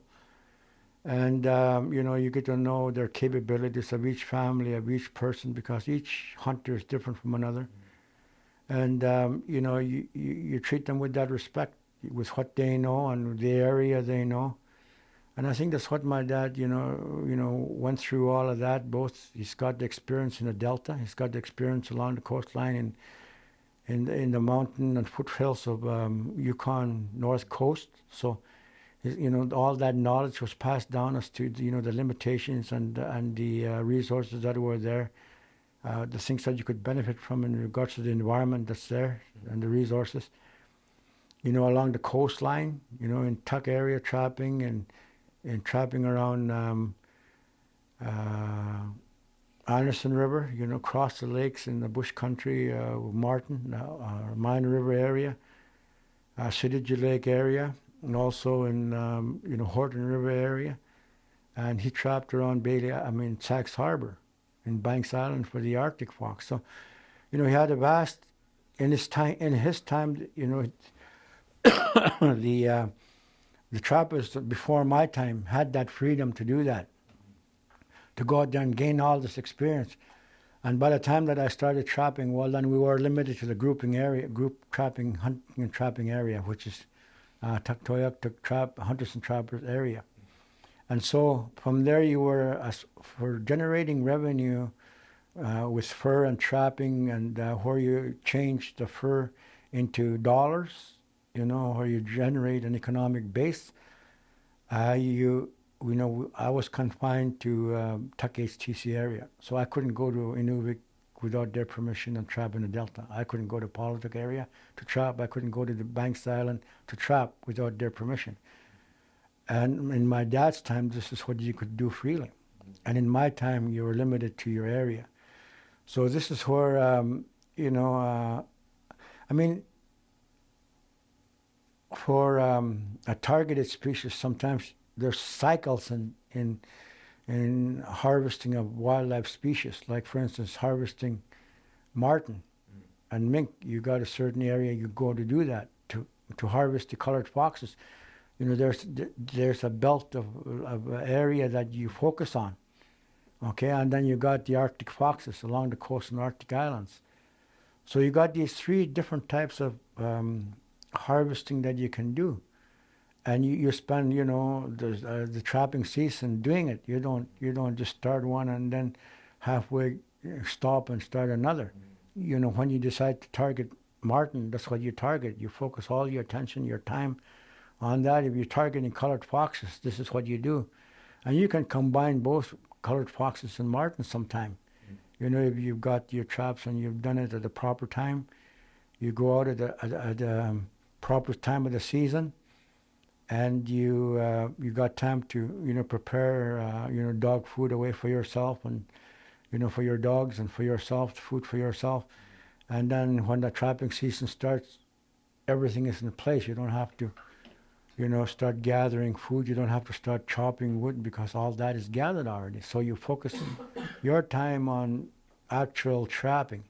And once that's done, and you start maintaining your traps, and you got time to set, for another species, with the time that you've got. So you got to make judgments on those, those times and the weather again and the season, and how well you're seeing sign, of the species. If you're going to target, you got cycles, so you try to focus your attention on those cycles. The springtime is, like going in late in the season in the spring. It's a time that you actually see a lot of movement, because they're breeding. A lot of the animals are breeding, so there's movement. And according to the sign that you're seeing, you're not trapping. So what you're doing is you're spotting sign. You see a lot of marten sign, a lot of mink tracks in the areas. You haven't gotten into the prime area, but on the outskirts, you start seeing quite a bit of sign. That year is going to be a good season, for marten, for instance. For colored foxes, it's the same thing. When you're traveling, nothing goes unnoticed. You notice every track. You notice how many ptarmigan activity feeding. And starting, seeing for the fur, like what are you going to be targeting the following year? And usually, spring is a new year for a harvester. I mean, they say January 1st it's a new year, globally. But when you're a land-based person and a harvester and a trapper, your season basically starts in the spring when, the migratory animals come back, the birds come back, and you're seeing a lot of activity. And when you're out in the land a lot, in different parts of a trapping area, for instance, you notice tracks, you notice the fur sign, and just the amount of tracks that you're seeing in on location, and you go on to the next, and it produces an interest to see what it's like on just a little further down the road, because you're trying to plan for the following year. And if the sign is just as good in another area, that means, like for instance, marten and mink are going to be really good in that area. And so during the summer, and then as you go along on the hilly area, you notice the colored fox sign. How much activity? How many are you sighting? The tracks that you are seeing, the different sizes, and how many of them, and the breeding. Couple of 2 or 3 foxes traveling together. So you notice all these tracks don't go unnoticed by a harvester. We go as far as seeing the amount of ptarmigan, that you're seeing as they feed. How much ptarmigan sign are you seeing in the edge of lakes where they're feeding? And when you're traveling, just where they're feeding and what they're feeding on. Like, is it tall willows or is it in the edge of lakes? Is it up on land where, So you notice all these things, and you bring your TK to knowledge there to try to calculate, well, next year I'm going to target these species. Okay, so, and then also in the, when you go hunting seals and you go hunting polar bears in the spring, you see the white fox sign. Just the amount of foxes that, are concentrating. And so, and then you got all this information both from the white foxes, from the colored foxes, and also from the edges of the bush trapping. and then it's up to you as a trapper to decide, well, I'm going to focus on this. Okay, so, and then you try to set your base camp where, where you can do the most good for your time. And try to combination of setting marten traps and setting a colored fox line. Because in Tuck area you have that ability to do that. You can you can combine a couple of species together if you've got the time. But the mentality of a trapper is to focus on one. If your mind is all over the place on two species, it's, while you're doing one, your mind is on another thing, and that affects your ability to for output. And sometimes you push yourself too much. In fact, as a trapper, you're going from morning till evening, and a lot of the times you're just going day in, day out, and at times a storm comes. You welcome a storm because it finally gives you a break. For your dogs and for yourself, it finally gives you that break. That's how intensive it is when you're focusing on as a harvester, and when you're the only revenue you're getting is based on what you're catching and the output. The more you put out, the more gain you got. So I think that's really important as a harvester that you do know these things. And when you grow up in that atmosphere, like I grew up in, you get to know these signs, and you hear about the TK about them, so you maintain that, and then you also know from your experience, this is what happened last year, this is what happened the year before. So you start drawing back from your practical experience, not only TK knowledge, but the practical experiences and the the kind of problems you had in different creeks, the flooding, the depths of snow. And so, you're, again, those come into play. Are you going to, if it's going to, like for instance, if there's a lot of snow in the fall before trapping season starts, you're going to be up to your hips, by the time marten season starts in the prime area. Do you want to go out there in those conditions? Or do you want to focus on something else before, because you got time to decide that? I'm curious, does price get in the way? Yeah, prices too. Like, I think it's really important to know, what's being targeted. By the time we were harvesting, all these fur prices were good. The good thing about the Inuvialuit Settlement Region, and especially around Tuck and Pokiak and Sax and Holman, like for instance the colored foxes, we get a lot of those too, and their fur is much better. Not like in the Delta where there's a lot of these colored foxes, for instance, in the Delta, but because they're in the bush, their fur gets rubbed, so the quality goes down. But where the colored foxes are not going through bush a lot of the time, or not going into their holes, where they rub their fur, those become really good quality, heavy fur. And it's colder, they're not sheltered from the wind, so the quality of the fur becomes, and in Tuck and Pokiak and Holman and Sax, we got these conditions where the conditions of the fur-bearing animals is, the way they're supposed to be.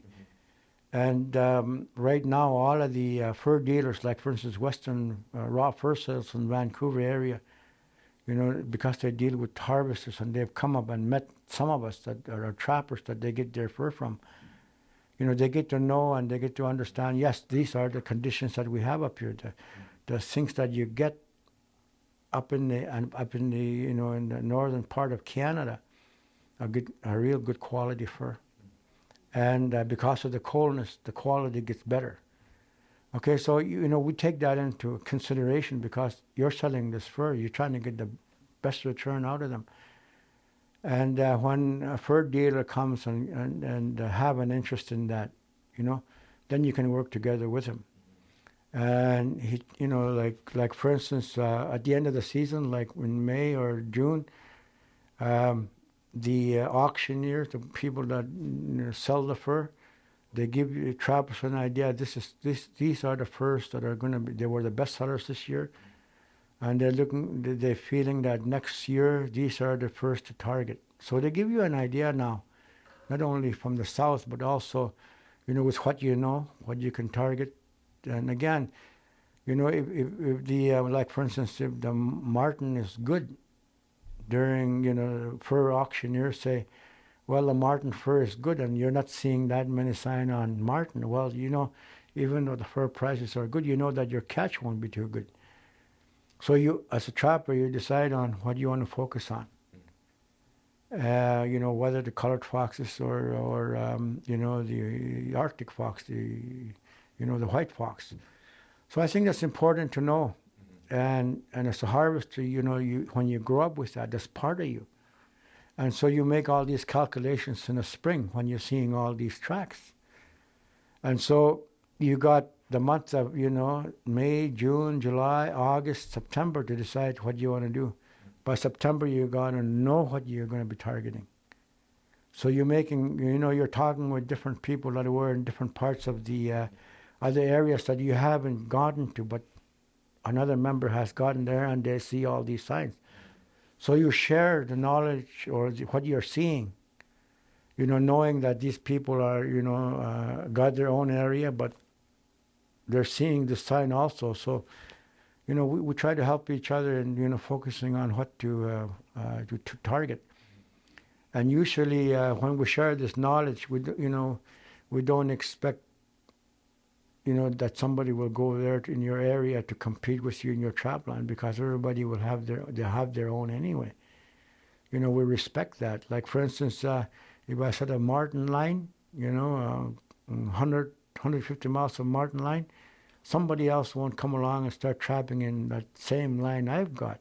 If they want to go to the same area, they got to cut their own lines. But they don't use your lines and say, well, I'm going to set traps between your traps. Mm-hmm. I mean, that's just not fair. Just a gentleman's agreement that you have in regards to, as a harvester. And today, the good thing about it is people still respect that. Mm-hmm. As you start a trap line, you go to where your dad, for instance, has set that line. That line is there already. There's a trail there. There's trail through portages. And then when you use that line, you set all your traps on this good sign. And there's a lot of fur. You start making a new line in a new area. And so you got to cut the brush. You got to make portages. You're checking out the line, which is the best way to go, how to go through the territory, and how to get through from point A to point B to point C, what kind of terrain you've got, where you climb the hills, where you can get into a lake, climb in and go out, like go down into a lake and climb out on the other side, and knowing what you're doing. Okay, and so that's cutting a line. And that's basically, creating trail and then setting traps along that trail at different intervals. Along that trail, and you make adjustments the following year, saying, look, I wasted all my 2 hours here. I can go through this other area and cut it down to half an hour and get the same amount of fur. So you're making those kind of adjustments as you go along so that you can make the best use of your time. And I think in all of the, as you go along, again, experience come in. Your practical knowledge and that you got, and by the time that you become of age and you start raising a family, your children are with you. You're taking your kids as they go out, and your boys and they get to know your trap line. They get to know where you bring you hang your trap when the trapping season is over. So they know exactly where the trap line is and where the trap is. So, like, for instance, if I die tomorrow, one of my boys know where all my traps are. Like, he don't have to go out and say, well, my dad trapped somewhere in here and I don't know where's this trap line. He knows where those traps are. He knows where we caught the fur and we made the best, where we've always caught the fur and where we take a chance to catch a fur between prime areas.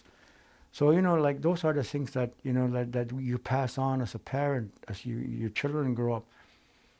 As a harvester, you're starting your new year when you pull out all of your traps and you go fishing. You just enjoy a holiday for about maybe 2-3 weeks. And then the migratory birds start coming in. And then from there you start fishing and hunting. And then when the migratory birds like the snow geese are targeted, and you're focused on and trying to put away enough geese for yourself and your family and the people that you hunt for. And so, your whole attention is on that, that species for that season. because that's the prime season for, for that species. And so you're putting away a certain amount of fish, just maybe not for the winter, but so you're just maintaining yourself, enjoying life, enjoying the weather, going out and checking out, an area that that you wanted to take a look at. So you take time out to do that. It's not like you're going to be traveling, 150, 200 miles to, to travel before you actually check it out. You're within about maybe 20, 30 miles from that area. So what you do is you go out there and check it out. I mean, it only makes sense. So you're doing that, and then you're tracking to see how many grizzly bear tracks that you're seeing, how the caribou, where are they going, because they're migrating around, they're moving, and you're taking a look at the sign just to help you out when it's the caribou season time, when it's time to hunt the grizzly bear, So you're looking for these kind of signs, the wolves, the wolverine. Okay, so you're looking for these different tracks. So you're going out there and just enjoying the outdoors, and whether you got long daylight, you can go as long as you want and camp anywhere you want, and you're checking out the terrain. Or you want to go back in your line and you're going to see where you can make improvements. And so you start that before the fall time. So it's already there during the, when you go back, you don't have to cut a line or straighten it out or make improvements. You do that in the spring when you got all this daylight and nice warm weather. All your work, heavy clothes is off. You're in your jacket and you're working. Conditions are good, So you do that as a harvester. You go out there and you, like, for instance, if you start chopping wood in a bush country, you take a chainsaw and you start knocking trees down, and you're piling them up so that come fall time you can start hauling them. You don't have to cut them. They're already cut. You go there and just haul them in, and so that reduces your amount of time that you're spending getting ready for the following fall. So the springtime is really important for us, to do all this, bringing in all this information, for the coming seasons. And then when the spring hunts are over, you're collecting, you're shooting the geese, and then there's slack time between, so you're plucking, and you're keeping the down, because down is really important for a harvester and other people that want down to make parkas for their families, So collecting of down and packaging, gutted birds, and you put them away. It takes less space, and when you want to have it during the winter, you just pull it out and thaw it out, and it's ready for cutting. Historically, when you have harvesting these species like birds, for instance, like catching fish in the spring, lake trout, okay, because we've got husky lakes, and those are really good fish for eating. So you want to store them, for the summer, and when you go home, when you're confined to the coast, you can't easily go to Husky Lake and fish them because they're big and heavy. But you still want to eat, a good Husky lake trout. Then you bring it home, and when there was no freezers you go to buy from the stores, we had ice houses already built. Each family had an ice house. And so the capacity that you can put into the ice house. If you needed more space, you just made it bigger. But somebody before your time, your dad, for instance, your grandparents had an ice house. So every year, as the families grow and more of your family members are using it, the bigger it gets. Mm-hmm. And so this is what each of the, that's how you stored them, because there was no way that you could make, you could make dry meat with, like, for instance, geese. Mm-hmm. But you don't want to eat nothing but dry meat during the winter. You want to have good roasted caribou from the oven, during the winter at times. So you got to store it, properly, and you got to store it whole. And so, ice houses were used to do that. And that goes for, the fish, that goes for, the caribou that you get in the, in the spring, and in the summer. When you have a large amount of meat that you want to keep frozen, whale products, the ones that you want to keep frozen, keep in a natural state as long as possible. Well, those are the things that you put in the ice house. The other food preparation is drying it and storing it in oil, which again takes away the, you don't have to store those in a freezer or an ice house. You can put that in whale oil. Do you remember digging ice house when you were younger? Oh yeah, like expanding on it, digging your own cooler. Like for instance, you go out, and a lot of people have that don't have the experience that you've got. Like if you're going to be out in June, July, and you're bringing, 10 pounds of bacon, and you don't have a fridge, it won't take long for that, bacon, to get, or wieners, the things that, you bring for your family. You either keep it in the cooler or you go make trips into town, or when somebody going into town, you ask them to bring these things back. But when you're away from the traffic and you're going to be spending, 5 weeks, 6, 7 weeks, somewhere where you don't have this traffic, where you can send people out, and you want bacon and you want these things for your family, well, that doesn't stop me from buying it. I buy it and I bring it out. And to keep it in the cooler, I mean, it's just, as a harvester, you just take the TK into consideration. You go out there, you find a spot where, you can dig 6, 7, 8 inches into the ground and open up the overburden. There's ice sitting there, and it's free from water because it's draining away. Any permafrost is draining away from it. And so you just put your bacon and your wieners and whatever that you want down there, you put them in there and cover it back. And it stays good right until the day you're going to leave. It's amazing. So it doesn't spoil. So again, all these kind of things come into play. Where you spend a lot of time out in the land, you take time out to build an ice house. Build a freezer where you can store food, or you build a cooler. Oh, okay. And when you're out in the land, when you do that, when you build a cooler, you make sure that it won't be dug up by wolverines. Mm-hmm. Wolves and foxes don't usually dig up a cooler when you store stuff. The ones that you try to discourage are the wolverine and the grizzly bears from digging up your cache where you're storing. But all these things, like you bring your TK into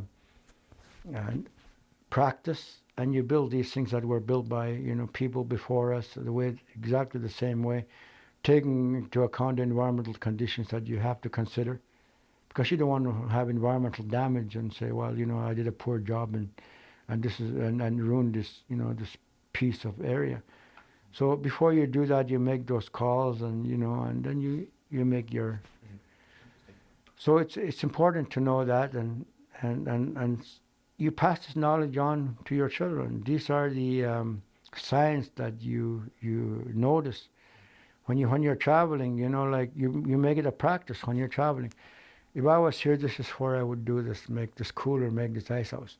So when you're traveling, you make those calls. Like it's just a matter of practicing, and when you're going to actually do it with all this mental practice you're putting into it, you know what to do, so you don't even think about it. You just go there and do it. And I mean, this is the part of being a harvester is, you don't plan. You just know what to do when you get out there. With what's been passed on to you, or with your, through the training you had for yourself through the years. And I think it's important to know these things, like for instance, it's important to know where historically, for instance, our before white man, who are people, how they made nibwaks, where they made water wells for drinking water. And because you got to really look after the environment, and environmental conditions has to be taken into consideration, where you can get fresh water to drink. In areas where, in the coastline, where the closest fresh water is 5-6 miles away. Either you go out there and you go and haul it, or you make a nivvac, and there's daily drinking water there from melting the permafrost. Okay, so I mean these kind of things are really important to know. I mean little things, it might not be important today, but these are the things. Like if you come into a situation, and it's good to know where these places are, or where do you go, to actually make one yourself. Okay, so again, it's and you can only do that by practicing it, and your family watching. Your children are helping you. They're not only watching you, but they're helping you to dig it out. And then if sediment starts forming under the in the permafrost, and you're not getting every time you go and dip your dipper in, there's pool of the water gets kind of mucky, and you got to wait for it to settle down before you drink it. Well, you send your kids there and say, okay, well, take out all that sediment that's collected underneath. So they go in there and they take all the sediment out. And so next time you go there, you can take 5-gallon pail and do that, and you can drink it right out of the pail. Again, those are the things. By only you pass on this knowledge to to your children, and they know exactly what it's like. And I think there's something as a parent, when you're land-based, you try to teach all of that because it's right there. And a lot of it you can talk about in the classroom or in a home, in a living room, but you can't pass that on, with knowing what's actually there environmentally. You really got to be there and see it. You got to be really there and take part in it. The amount of labor it takes, and just what it takes to do it. And I think that knowledge again that's still here. You pass it on to your children. Hopefully they'll pass it on to somebody else. And then when they take their friends out to that area, their friends come with them. And so it just like maybe not all of the 100% of the Inuvialuit will know about it, but for people from that area will know exactly what's there and what's available. And so long as you retain that knowledge, somebody there will know about it. Do you think your son has got enough that he'll be able to pass it on someday? Well, I think, like they might, your children, you hope will pass it on. They might express it in different ways of explaining it. Like for instance, when my oldest boy, Lucky, was growing up, like I taught him everything as much as I know since he was a little boy. And when my other son grew up 3 years later, Enoch, and guess who taught him the most? 80% of what Enoch knows. Lucky did, because he was able to come. Like I was too busy doing other things. Yeah. And so Lucky, instead of me having to train Enoch, Lucky was doing it already. So Enoch was helping him. And so he just picked it up. So again, it's this knowledge is being passed on. Again, it's like kids know how to communicate with each other. And they got their own language and how they communicate. And I think it's important that, that they know about it. Like, this knowledge they retain, and the only time they'll really, I think, 100% draw out of it is when I die, for instance. Yeah. And then they say, well, my dad is not here anymore. But we did this, he said this, and so, they start putting their own thing in there, and if they raise their own family, hopefully they'll do the same thing. But again, it's, it's making sure that, as a harvester, that as many people that, get to know the environment you live in, the environment that you have to maintain as a harvester. Like, for instance, when my kids were growing up, in the fall time, in September, and you want to get caribou, and you want to go up hiking out of Tuck, for instance, and you want to go, 5-10 miles inland to hunt caribou, away from the other traffic where people go with boats. You want to go to where, you can actually go out there and enjoy it. You with your family, you bring pack dogs, and then you plan to go out there with your boys and your daughter, and you say, and then they say, well, Dad, could I take my friend along? And so you say, okay, well, if their families don't mind, they're welcome to come along. But they got to understand that, when you get out there, these are the conditions you're facing. Like, for instance, I won't bring a big bag of canned meat, for instance. I won't take, stuff unnecessarily. We're going out there and we're going to eat what we catch. Okay? I'm not going to bring dog food because I'm going to catch it out there. I'm going to bring a net along, and I know where, we can go in there and set net if we want fish for the day or fish for the dogs. And I think when you do that, like, they get to know all of those. Yeah. They get to know where you do these things. And when you kill a caribou, for instance, in the fall, because you're out there for the skin and also for the, for the marrow and, for the, you go there for certain things. And, you go out there, you hunt them, you do that, you cut it up so that you put it in the dog pack. The caribou skin, you don't take a wet caribou skin and put it on a pack dog. You take a day to dry it out and it becomes much lighter, and then you could load it up with meat and then put the skin over it, and they won't even feel the skin is there. Otherwise, if you put a wet skin in there, you need a dog just to carry the skins.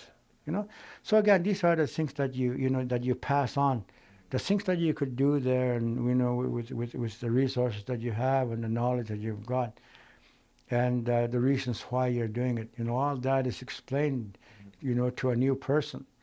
But when when children are brought up like that, as soon as you get an animal, they start tacking it down. You don't say, well, lucky, go and stretch this out. While you're doing this thing, they're already doing it. And their friends are taking part in it. So again, this is a practical side of it. When you're a harvester, when you're land-based, you go out on land, the important thing is to pass on this to your family. Mm-hmm. And the best ones is your children. Because, you, as a parent, you want them to know, and get a start in life a lot quicker than you do. Like, for instance, if you learn something by yourself, it might take you a couple of years. You go with somebody that knows the area, knows the species, and knows how to work with that species, and you reduce that to 1 year. Yeah. 3 years to 1 year. I mean, that's a big difference. And I think when your children are taking part in all of that, it's all built right into them. And I think, it's important to understand that as harvester, while your children are still under your wing, then the school doesn't have them. The industry or they're not employed yet by wage economy. Okay, so you got access to your family, and I think it's important to, when a harvester goes out, that he takes his family with him. And through my personal experience, I got a daughter that give you a better an idea. Like I says to her, this weekend, why don't we go out and hunt grizzly bear? I want you to track a grizzly bear. I got access to a tag. No, I don't want to go. I got this and this and this to do with my friends. But you talk her into going, and she don't want to go. But you talk her into coming along. And as soon as you put on these clothes and you get out on a skidoo and you start focusing on you start tracking a grizzly bear track, and then like something happens, you don't get it, and you stop for lunch, and a couple of times my girl, while we're having lunch, says to me, "Boy, it's good to be out." It's so good. I didn't want to go when you asked me to, but I'm glad you asked me to come out. So you gain them experience in actually taking the lead, like, for instance, in tracking a grizzly bear. This is what I did with my girl. Hasn't shot a grizzly bear yet, but she knows the principles now behind tracking it. Because we were tracking one last spring, and she and I says, okay, you're going to be the hunter. I got a tag, but under our system, as long as a grown-up has a tag and you want to train your children, your child can shoot it, and I can put my tag on it. That's how we can train our children on a coded animal. And she takes the lead in tracking it. And the first thing she learned was, she's always looking back to see I'm there. You know, when she's going down the hill, she's waiting for me to find out the best way to get down a steep hill. Okay, one of the things is when you're tracking an animal, you don't wait for somebody behind you to make decisions for you. You got to make decisions yourself. So you get there, you make those decisions, you go down without anybody's help, you know. And then when you're tracking in rough terrain, you got a certain speed. But as soon as you get into a lake, for instance, and the trail is clear as crystal there, you know, you don't take your time crossing the lake. You just zoom as far as you can, and you slow down only when the tracking gets harder. Okay, and so she learned that spring to make sure that, you know, these things are. And like for instance, the grizzly bear went through a bank one time. You know, and snow is soft in the spring. You know, during the winter you can get out the skidoo and stand on the snowbank. In the springtime, you know, you're up to your knees and your skidoo goes sideways and you get stuck. And she's much lighter than I am, and she's leading, and she goes past this snowbank because she's trying to stay on a snowbank with a skidoo. She zooms by and I'm behind her, and my ski got stuck in the snow and I went down and I'm stuck now. My track is spinning, and now I got to get myself out of there. Anyway, she keeps on going, and she comes back. You know, she comes back to me. And she wants to help me out. And so I says, what you're doing here? You should be getting closer and closer to that animal. You know, why come out to help me? Like, I'm a grown-up. I can get out of this. If I'm alone, I can get out of this. You know, I don't need somebody's help yet. I'm not that old. And I says, you should be getting out of it. Get back tracking that thing. And so she takes off and I'm getting out, right? And so, I mean, these are the things that you train them. You see, and you know, like you don't stop for your partner. Like if two adults, like I told her, if two adults are tracking an animal, somebody gets stuck, you don't go back and help your friend. You know, they shouldn't be out here if they can't get out of the mess that they're in. If you know, like for instance, if I was ahead of her and she got stuck, my responsibility is to go back and help her because she's still a kid and don't have the experience to get out of a mess like that. And so, you know, like, but I mean, this is the kind of training that you give your children. It's not only, you know, breaking a trail for them. They got to learn how to do it themselves. And the kind of thinking that has to take place, the different mentality you got to put on, and especially when you're knowing that animal, you're depending on it for an income. Okay? If it gets away, you lose out. If it gets away, you spend all this time out there, you spend all the money on the gas, and you come back with nothing. Okay? So those are the things. So when you're going after an animal, your mind should be in capturing it unless it goes into a den. For instance, of the grizzly bear. If it goes into a den, it's against the law for anybody to hunt, to stop the hunt. So that's the only thing that will stop you. Otherwise, you keep on going after it until you get it. Are you allowed to wait till it comes back out? Or not really? Well, yeah, it takes 2-3 days for an animal like that to come out. So you don't want to sit out there for 2-3 days waiting for it. You just say, like I know now what it takes to do this, and I lost out.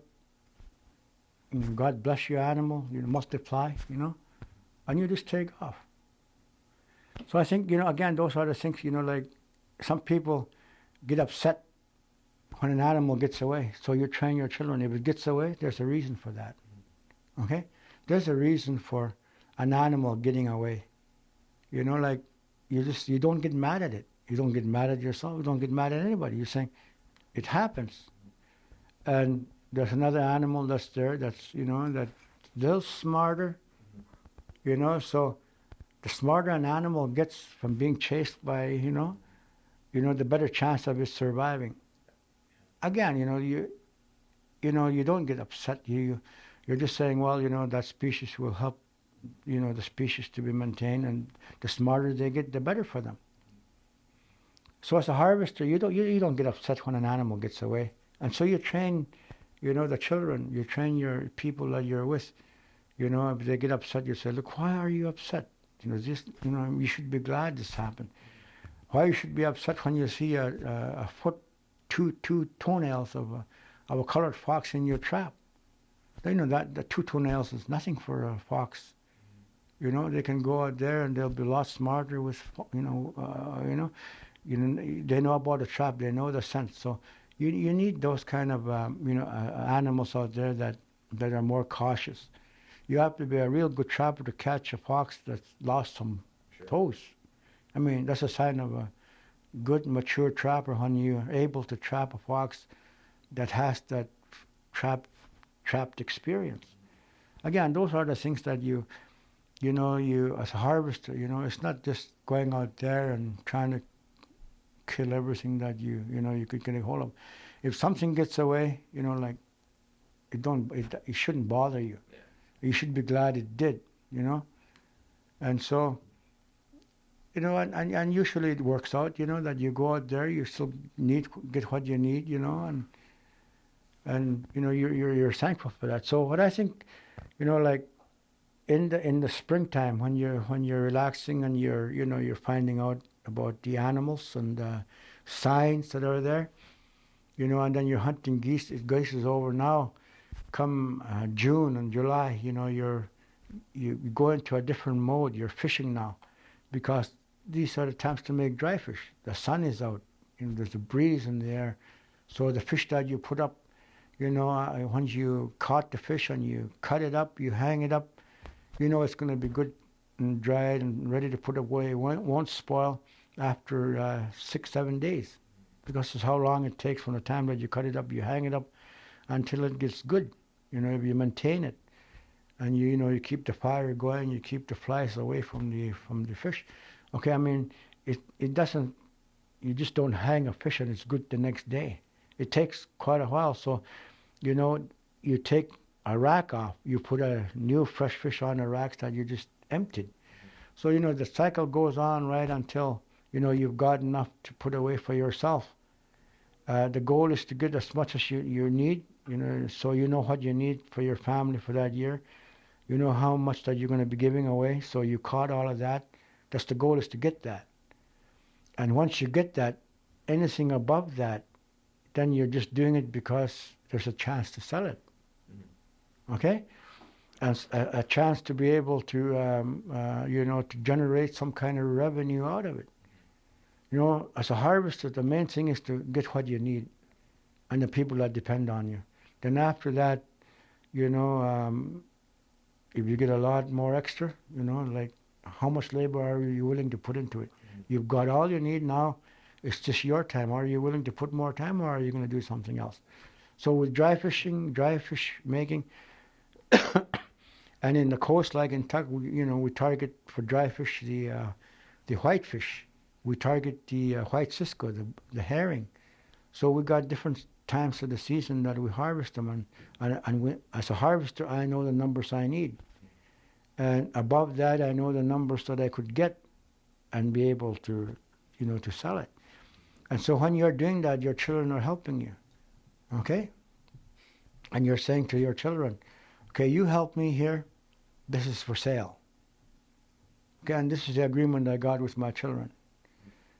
We're getting it ready.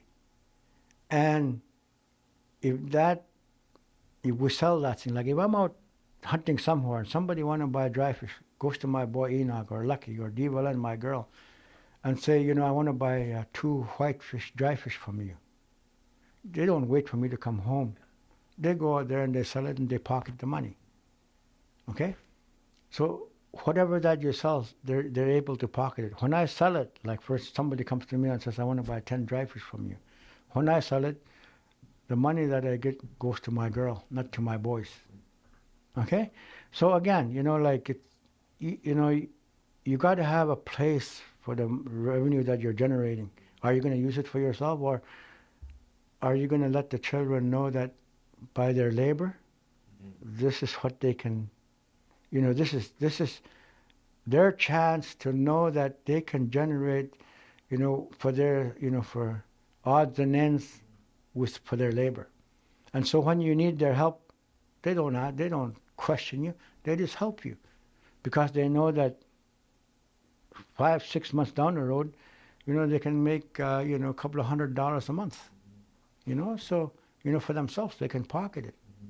So again, as a harvester, that's how I train my children. That's how I get them involved in what we're doing, so they won't be lazy to, when you go down there and they're asking you, what are you doing? Well, I got 80 fish to cut up right now. Well, I'll be right there. Yeah. They leave their friends and they come up, and when you do it as a family, what can take you about maybe 5-6 hours of work reduces down to 1 hour, because you're cutting them up and one else is washing it off and the other one is hanging them up. Okay, so like for instance, I fillet the fish. My boy cuts it up. One of them, another one washes them and hangs them up. So you reduce your time, and we can do those 60 fish in an hour and 20 minutes, and it's all done. You're from the time that the tub goes in front of you to the time when your table is clean and your knives are put away, an hour and 20 minutes, an hour and a half, and it's all done. Not 3-4 hours, Now for you mostly do this in town because your camp is so close to town? Well, you can either do that wherever your target of species. Like, it's good when you're out whaling. When you got a whaling camp, you don't set up your whaling camp miles and miles away from whitefish and herring. You try to set up your camp where, if you're not whaling, but the fish that you're targeting is right there, half a mile away, quarter mile away, And so if you're going to go whaling and, you're going to go out, you pull out your nets, so you're not spending your time cutting up fish, and you should be working on a whale. So again, those are the judgment calls you make as a harvester. You try to locate your camp where you can make the best use of your time. So again, that's, end of June, July is whaling and fishing time, and you can combine those together. And the whale, you can either do it different ways and prepare different ways. But also the oil is very important to preserve the, the food. Not only the dry meat, but also the fish that you're catching. You can put it in whale oil, if that's the way some people want it. Because that oil, again, makes a dip for you when you're eating your frozen fish, frozen meat in the wintertime. You use that to, it's like lobster dip. Some people use butter. When you're eating lobster, well, as a harvester, you eat a lot of oil. Oksuk? Oksuk, yeah.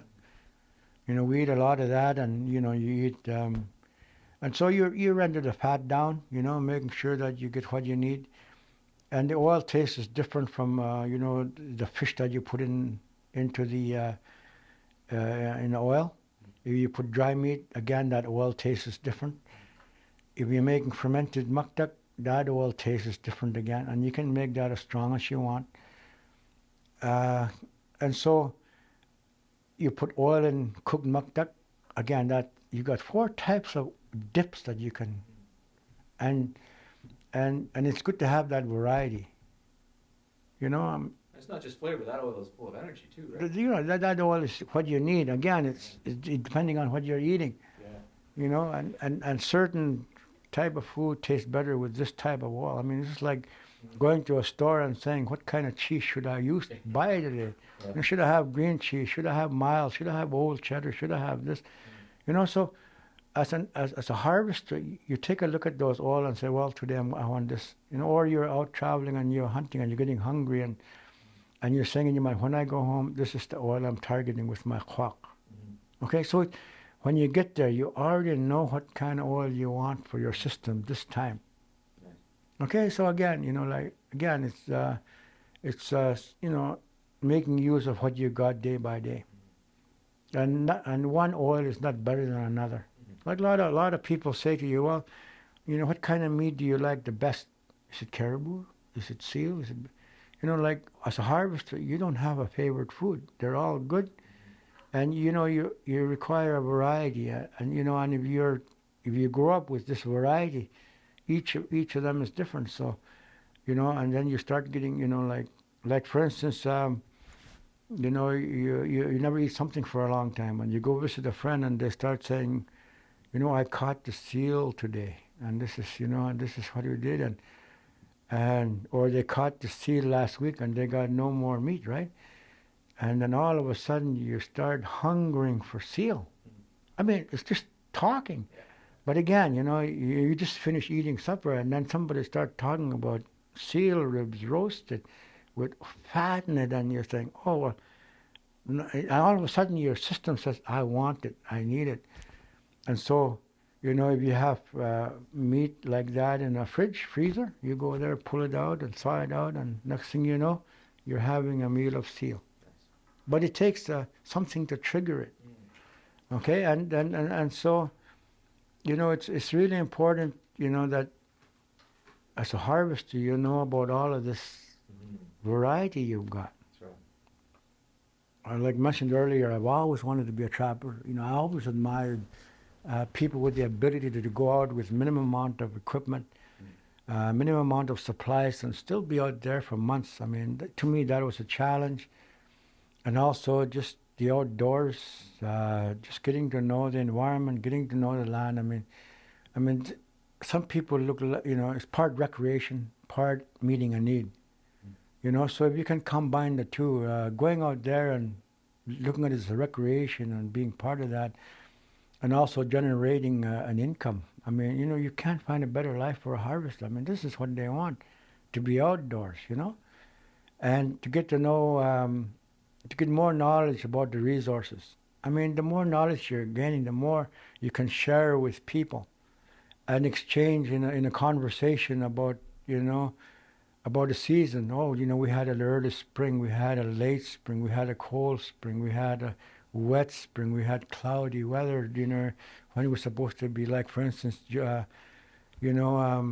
last year we had 10 days of sunshine in for drying fish. I mean, it was unbelievable. So the trick was to try to predict those sunny days in order to capitalize on making good dry fish. So it made it a challenge, so the more knowledge you have, and the chances you're taking and the work that you did, how to put it away before it spoils and make another use of it. It's really important. And if you wait too long, it spoils. For dry fish, white fish spoils if it don't dry in 5, 6, days, if it don't get to that proper where it's supposed to be. You try to hang it up and it don't dry, the weather stays the same, the temperature stays the same. Because it's not reaching that point where it can't spoil, it might look good. You eat it, you can't swallow it because it actually spoils. The appearance might be there. This is why some people could buy a dry fish and say, well, like I bought it, it tasted funny. That's the reason. Yeah. It's because you needed that extra 2 days, and that 2 days wasn't there. And you can't wait out there and say, well, I'm going to wait for that extra 2 days and hope it comes. No, you make that decision, put it away in that condition. So I think there's something, again, that you learn as you go along, and by your personal experience. Like for as a harvester, like myself, experienced harvester, like if I'm selling food like that, it's really important that I give good quality food. Yeah. If I give something that's going to say, somebody going to come back and say, well, it didn't taste good or it wasn't done right, it affects you. It affects your sales. So you don't want to do that. If it's questionable, you keep it for yourself. You give them the best, And those that are in question, you try it out and eat it by yourself, for your family. Because if it happens, if it's no good, well, it's just no good. Yeah. But what you actually give out, you don't want it coming back to you. As a harvester, it's really important to know that. And you could kill a market if you're giving out poor product, So I think, again, those are the things that you pass on to your children. Like if you're going to give something out, give them the kind that you want for yourself. That that you've got, it's there. If it's questionable, keep it for yourself, give them the best. It's nothing for you to, to go without because you've got these other things. It's not like somebody, you sell to somebody that's working for industry or a municipality or a government that don't have time to prepare the food, you want to keep them as customers year after year, so you give them the best, that they don't return to you. And so it's better, for them to, for you to have that, generate that revenue from them year after year. And, then it return to you, So I think it's, again, you pass this kind of knowledge on to your children. So for trapping, like for, what got me started is and hunting is knowing that, first of all, you know about the seasons, the times to get ready, the time to be able to know that, you can make the best use of your time out in the land. And this is what you're getting out of it. This is the knowledge you can share, and you can only share, what you know.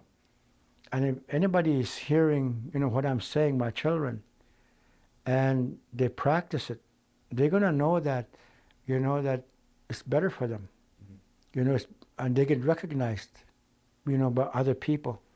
Other people recommend you to them. Okay? Again, it just snowballs. And so it's, and this is the kind of principles, that were passed down to me, and you just want to pass that on to them. And so I knew all about that. So when I came out of school, the thing I didn't know about was to trap and how to be out there hunting for yourself, hunting for your dogs. I didn't know how to build an igloo. Like I never built one before personally. But I know that, to be out there, you got to do that. You got to know, those basic things, hunting for yourself, for your dogs, and building an igloo. Those are the key things. You can do that.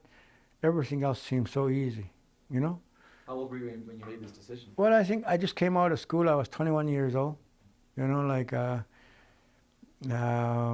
Because of being, starting school late, a lot of us, we were maybe about 7, 8 years old before we started school. So, we finished grade 12 when we were 20, 21 years old. Okay, so you're looking at, my generation, a lot of us, we had a late start, and the education department of the government, took that into consideration. Like, I don't expect, somebody to be 21, 22 years old before they graduate grade 12. I don't expect that anymore unless they're really land-based people, So I think for us, that was took into account, when they sent us to school, and a lot of us were together. So, age was no difference. Like I was not a 20-year-old kid going through grade 12 with, 18, 17-year-old kids, I was in there with people my own age. Okay, so again, so when I came out, I was quite old, but I still had this in my mind to trap and hunt. And so when the opportunity came for me to be out there, I told myself, okay, I'm going to do it, put dogs together. And if I can't trap and hunt with dogs, like I'm not going to make it my life. I won't do it. So that year, I went out and with dog team, and I hunted for them, and based on TK, and then just first time experience. And I went out. Hey? Who took you out? I went out by myself. Nobody. Like a lot of my people, my my age, younger than me, or about 4, 5, 6 years older than I am. When they see me now, they know that, they always say to me, and when they talk to their children and introduce me, they introduce me and saying, this is Boogie, the self-made man. Okay, I mean, this is the kind of comments that I get because it's not because there was nobody there to help me. That first year, I wanted to do it. I tried to go to my dad for help. My dad couldn't help me. Wouldn't, because that's the life it came out of. And I got this grade 12 and I have this education, and why should I go back to trapping and living off the land? And so he let me go that first year to find out how hard it is if nobody's there to help you. Yeah. And he told me, the only thing he told me was, Boogie, if you're going to trap and hunt, all the fur that you get, you're going to flush it yourself, you're going to dry it, you're going to clean it. We're not going to help you. Your mom is not going to help you. You're going to do it. You got to understand that, okay? If that's what I have to do, that's what I have to do. Because, my dad did that. Other people did that before they got married. They handled their own fur. That's part of it, That's part of, doing it. Doing the harvesting lifestyle. So when I did that, I kept on trapping and hunting, went through that first year, didn't make too much, but boy, I really enjoyed it. It was cold, it was dark. I built my first igloo, and I told myself that first year, if I can't stay in an igloo, I wouldn't trap. And everywhere I made a camp where there was no cabins, I built an igloo. I carried a tent in my sled, but I never put it up. I built igloos every time I was out in the land. So you take time out to do that, and you feed your dogs. You hunt for your dogs. If you're running out of dog food, you hunt your dog food in the fall. You take 2-3 days off, go to the flow edge, get enough seals, bring them in. The sooner if you can get all the cash in one day for the winter, 2 days, you bring it in, cash it. You go to the next where you're going to camp, do the same thing. Hunting is over. You got all the dog. You don't have to carry dog food. It's already there. So you learn to do that. Usually you try to go out there before, like in the coastline. You go out there and hunt for your dogs, basically. Toggle your traps. You just get them ready. You don't open them because trapping season is not over. But you toggle. We call it toggling. It's getting it ready, building your amount, getting your trap anchored. And so when the trapping season starts, all you got to do is come there and fix it up, cover it. Okay, so you're doing that, toggling traps between, the camping areas. And then when you get to that camping area, you're going out hunting.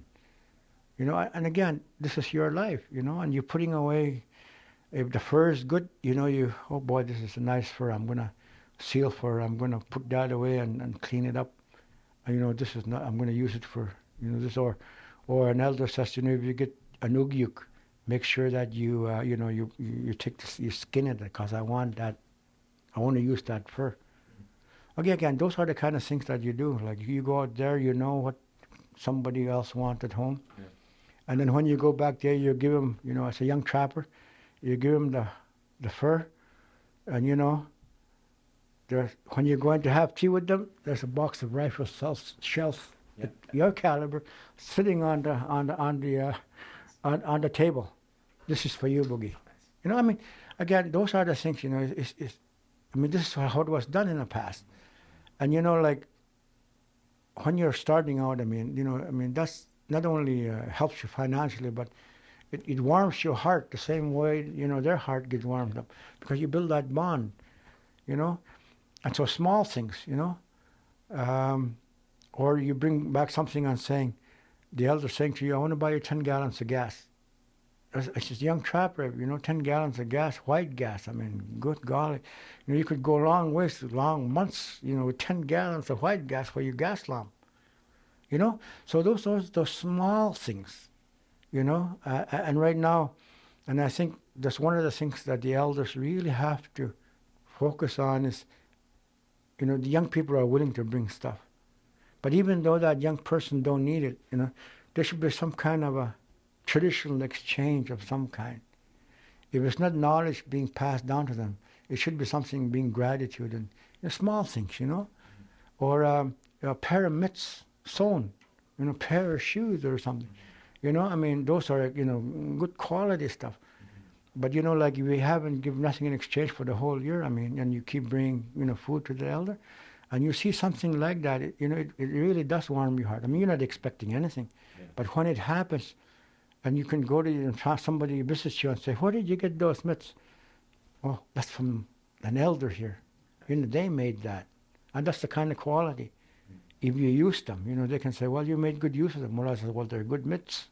They're good shoes, And so, in your home conversation, other people are getting to know the kind of quality work somebody else is making and their ability to do it, and they got the time.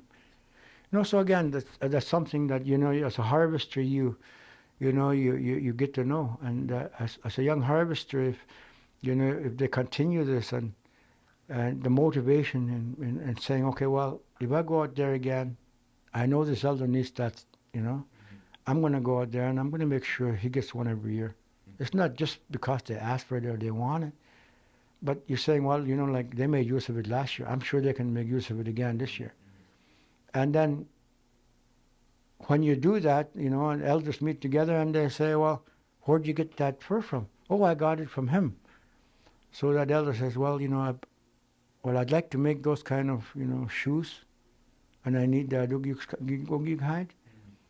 They go to you and say, look, if you're out hunting and you run into Ugiuk, shoot it, because they know you're going to make use of the meat. I want the hide. And so you start increasing, like for instance, if you do that for 3, 4 elders and each of them give you a pair of mitts for that year, I mean, it's unbelievable, pair of shoes or something else, a traveling bag where you can put your shells. And, shotgun, a shotgun case with hide that you gave them. I mean, again, it's important to, to get something from somebody that you're going to make use of. It's not something that you just hang in a wall. Yeah. They expect you to use it. It's not a show thing. This is a meeting a need, So I think if you just have it to put up in a wall, I mean, like it does, their work comes to nothing because it's just sitting up there. They know that if that thing gets old and, that you're going to need a new one. So, that gives them motivation to do the same thing again. So I think that's really important to know that. As a young person, this is what we did. And that's what I did. I went out there and I met the needs of the people. Or if I'm going to a new territory, I go visit somebody and they tell me about, where to set my nets. If I'm leaving the coastline, to set nets for the in a lake. You say, well, this is the lake you go to. You use that landmark over here. You line yourself up. That's where you set the net. Why do you do that? It's because you could set net anywhere in the lake. But you might catch, you leave it for, 4 or 5 days, you might get 10 fish. Mm-hmm. You set it to where those landmarks are, where they've already done it. And you pull it out, you're pulling out enough dog feet for 3, 4, 5 days from one look. Mm-hmm. So I think these are the knowledges that they give you. And, you bring back a lake trout or a tikdal or a whitefish from that lake for them. For providing you that knowledge. So you're going out there and these are the things that you retain. Even though you haven't fished in that lake before, you know where to set the net. Okay, using landmarks for aligning. So, I mean, they spend years in finding these places. And before they're dead, they want to pass it on to somebody.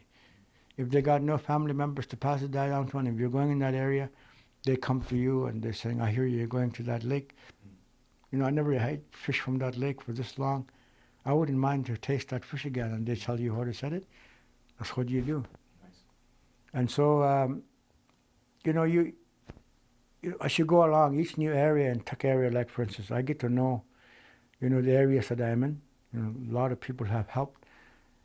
And I made it through that first year, and then during the summer when I worked as a carpenter, I was getting more traps, and then my dad told my mom, he says, boy, this guy won't give up. I think I better start talking to him and advising him, and this is where my dad and I became really good friends, like not only a father, but he says to me, that before I went out trapping, where was your trap line? Where did you go? And I showed him, and I said, this is where I had trouble. Climbing a hill. I had to unload just to climb the hill. Wasted 4 or 5 hours of my time going back and forth. He says, well, instead of going up that hill, this is where you go. And when you're going, you set these traps in these places. And so this knowledge gets passed down. So my dad and I, when he was alive, and, I was involved in trapping and hunting different species, targeting different species, he told me where to go. Told me the times to be there. Okay? And so it opened a whole new door for me. So the second year when he found out, after he told my mom, he's going to find out how tough it is and give up. Well, I didn't give up because I wanted to do I wanted to have this life. And so when he started helping, we became real good friends, and we talked about his trapping when it was unlimited to where you could go. I'm limited to HTC area, but it's unlimited. So he passed on knowledge about the northern Yukon, about Herschel Island, the weather conditions, environmental conditions, different seasons there. about the Delta, about going to Old Crow, about hunting in the mountains. He talked about, Husky Lake, Shedidja Lake, Trap Line through Minor River to Wolverine River and going through, across the lake to Anderson River. And where you fished and where you go to, where it's a good place to get muskrats for your mixing with your dog pot if you don't want to set net. Like, for instance, you go to a lake, and you need something to put in your cornmeal in your dog pot because you got all this wood here. You want to make dog pot for them. And so you need something to put in there to put flavor, not only cornmeal. So you go to a lake, where there's no bank holes for the muskrats. You open up a muskrat push-up. Muskrat pops up a set, you knock him out, you burn him out. You get 4 or 5 of those muskrats, and you cut them up. You put them in a dog pot, you put water and you put snow, and you melt it down, you boil it, you mix it up, and you mix some whale oil with it, to give that extra power with the oil. And so you're, and so you have dog food there. I mean, these are the knowledge that's being passed on, and like a lot of people say, well, how could you go out there with a dog team and, without only so many corn, I really improved on it. The amount of fur that I was catching really, doubled basically, because, he knew exactly where the knolls were, where the denning areas were for certain species, and how you can trap, where you can go to make the best use of your time. And so, through the years I retained that. Like, for instance, when I was going to first go out, marten, like I'd never hunted marten before, never trapped marten before. And I was out trapping muskrats in, Old Man Lake area, Shedidja Lake area. I went out there to those lakes, to trap muskrat. And so I went out in the springtime in April and May. I was out there, trapping and shooting yellowlegs and geese and ducks. And when I came home, I told my dad, boy, look, I saw all these tracks. I've never seen these kind of tracks before. Marten on the snow, on a soft snow. I saw mink trails. And I said, boy, I seen all these tracks in this area. And so he says, Boogie, you should trap marten and mink next fall. Because what you're seeing is what trappers dream about. Nobody's been up there because that's a burnt out area. That whole area had been burnt out years back, and nobody went up there when it got on fire. And so there was new vegetation and so all this new vegetation was bringing back all this fur. And so I said, okay. And so I forgot about the coastline, about white fox trapping, forgot about, even though I know where you can do it, like trapping colored foxes. So I went out there, new territory. He told me where his lines were. He never went out with me because he was too old now, getting blind. And so he told me where his trail was. And you can still see their cut line. And so I just had to, recut some areas out, but I followed their cut line. And I had all this cut line that was never used for years. And again, these are the kind of things that, the knowledge that they pass on and saying, it's not only you seeing it, somebody telling it to you, but the results you get out of it because of what you actually saw.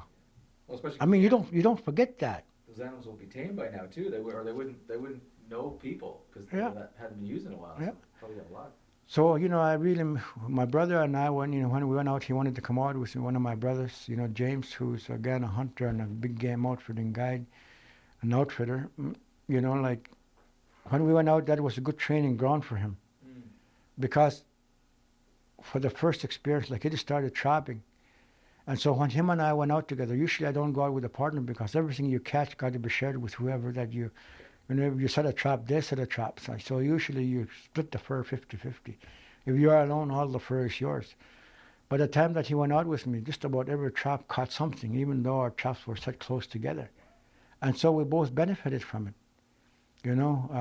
We took turns breaking trail in deep snow. And he had another experience 1 year ahead of me with somebody else, that he was trapping with, but he was just learning. Now he knew how. and he knew how to knock trees down and make hangses, which I didn't know. So we went out there. I learned from him, and he learned from me. So we shared all these things, and we shared the labor. And the fur, like every tribe, we said we were getting something. So again, it was a learning point. And then in the following year, he got a chance to go out again to another area. So he went out with his family to that area. I had that whole territory to myself. So again, all that trail broken by two people, and now I'm maintaining that line by myself. So again, there's a trade-off like that, and like we're out there, and now my boys can do that. They know the whole trail. So again, that's something that So my dad helped me to do that. Like he helped me to get to know the times and seasons. When it was time to, when caribou started coming back, he told me he told me about areas where, these are prime caribou habitat area for this time of the year, for the month of February, for the month of April, the month of March, So the different movements of the wildlife, if they're coming back, this is where they're going to concentrate. So when you go out hunting caribou, you never made a trip for nothing. Like if you can't find it here, you go another 5 miles, 10 miles over here, check that out. You go another 5 miles to another area. So he gives you these different options. Okay, so you don't just go out there 120 miles away and look at that area and say, oh, there's nothing there, and come back. You're already 120 miles away. You go extra 10 miles, what is it? If you go extra 5 miles, what is that to you? Okay? So instead of going back with nothing, you're checking these different places out. And sure enough, when animals are there, they're there, your time is not wasted just because there was nothing in one area. You just don't say, well, that elder didn't know nothing. Now, what they do is they give you options. Mm-hmm. You go here. If they're not there, it's not their fault. Mm-hmm. But they say, okay, well, before you come back, while you have all this time you spent up there already, do this and this and this. So an elder, when they pass on this knowledge on to you, they give you all these options. Again, they're pouring out their heart to you, because they know that, their word is on the line. Their knowledge is on the line. And besides that, if you get fur, they want they want a deer skin. They want to eat a caribou head, tongue and all, They want to eat boiled hoofs, All those things that people usually leave out on the land now. You, right away they're teaching you, bring all this back. Don't just think about the meat and leave the bones behind, because there's marrow there. There's muscles in there that you could eat. The hoofs you could boil. So all the innards, So they start telling you these things, and so at an early age, like you started seeing the value of all of the byproducts of the animal. Not just saying, well, I wonder what I should do with this. You already knew. These elders want this. Oh, I got to bring it back to them. And then, they invite you. Like, for instance, if you never eat kidney before, you give it to an elder, they say, well, I'm going to cook it tonight. I'm going to eat good. Come on over for tea. You go there and, you boil nice fat kidney, that they cooked, fried up. And you say, boy, this is really smells good, tastes good. And so, it becomes part of you then, and again, and hoofs, like, and eating muscles from the legs, when you're eating quack, like all the muscles, in some, like your calves and in the caribou, a lot of muscle in there. You fry that and boil it and you eat it, you have to chew all this muscle. But you eat that same piece of meat with the muscle and the quack and oil, the taste is just unbelievable. Again, you got to know what to use that, that certain piece for. You don't throw it away because of all that muscle. You just put it away and freeze it and have it with quack or maktak, oksuk, So again, it provides a real variety of food, and you can only do that by, by somebody telling you what they desire, and you going there and, like for instance, when I was trapping, once in a while in my country, in my area, I see beaver. There's lots of beaver there. And when I need a beaver for, or somebody wants a beaver, I usually trap it and, and take the skin and dry it up and either keep it for clothing or give it to somebody that requested it. And I feed the tail and the carcass to my dogs, because I've never eaten that before. So one year, I went home and I gave an elder the beaver skin he wanted, and the lady says to me, "Where's the meat?" I said, "Well, I fed my dogs with it." "What do you mean you fed? What's the beaver tail?" "Why? Threw it away." He says, "Why are you doing that?" And he says, "Next time you get one, bring me the carcass, bring me the tail." And so when I went out there, I caught another beaver, just for the carcass and the tail, and I kept the fur, gave it to her, and I says to her, "Well, when you cook it, invite me over, I'll eat dinner with you. I'll bring my children with me, and we'll sit down and eat with you, because there's somebody here that knows how to cook it." So when it was cooked, she phones me up and says they're going to eat beaver tonight. So I go over there and we eat with them. And, that's the only time that I tasted beaver, and I liked it, So every time you get beaver now, I don't throw the meat away. I know if I can't finish it, I know who to give it to, which family that likes the meat. You don't throw, the carcass. I don't throw the carcass away anymore. So these are the kind of things that you learn as you go along, because elders are there to, to open a door for you, and the only way that you can do it is if an elder requests something, that in the area that that they've been there before and they request it. Again, it opens the door for a harvester, to do these things and to generate not only revenue but a real social relationship with society, with your people that you're living with in the community. And when you do that, all of their family knows about it, because they go to visit one of their grandparents and they eat with them and they say, "Where did you get this?"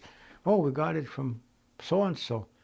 So, and then next time they see you, they say hello to you and talk to you. And it opens a social door. This is all part of it, And where you like I grew up and started trapping. A lot of the young people at my age, like I know them by name, I know them by sight, but what's their mental thinking like socially? What's their mental thinking about industry?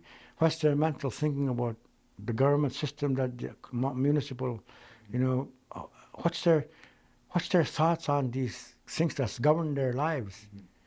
So when you start talking to them, a social door opens up and you're saying, "What do you think about this?" And so you start discussing in detail a lot of the things that, you have to socially deal with. You start sharing, somebody might be saying, "Well, I don't like white people." Like for instance, one person says, "I don't like white people. They're taking all the jobs, they're taking this, they're taking that, they're running our lives." And so, one day that same person, I did a cross-cultural training for adult ed, between industry and local people. I did a cross-cultural training for them, which is part of my business. They wanted it cross-cultural, So I went in there and I concentrated on industry and the opportunities there to work and the business opportunities and employment opportunities, training opportunities, which is under IFA, and IRC is responsible for that. So you're going in there and you're telling these, people who are going through adult ed, these are the opportunities that's there. And while you're doing this is the thing that you couldn't bring back to these guys. Some of us were against, a lot of these activity, but, you still need work.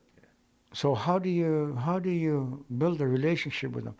You not only get to know their system and, benefit and get to know and get a job, learn a trade and get a job and wage income, but you also bring this knowledge of your culture and of your traditions into it. Start a conversation with somebody about it, And so you're going to find yourself, like not only working, but you're going to be expanding the things that you have inside of you. You're expressing them now.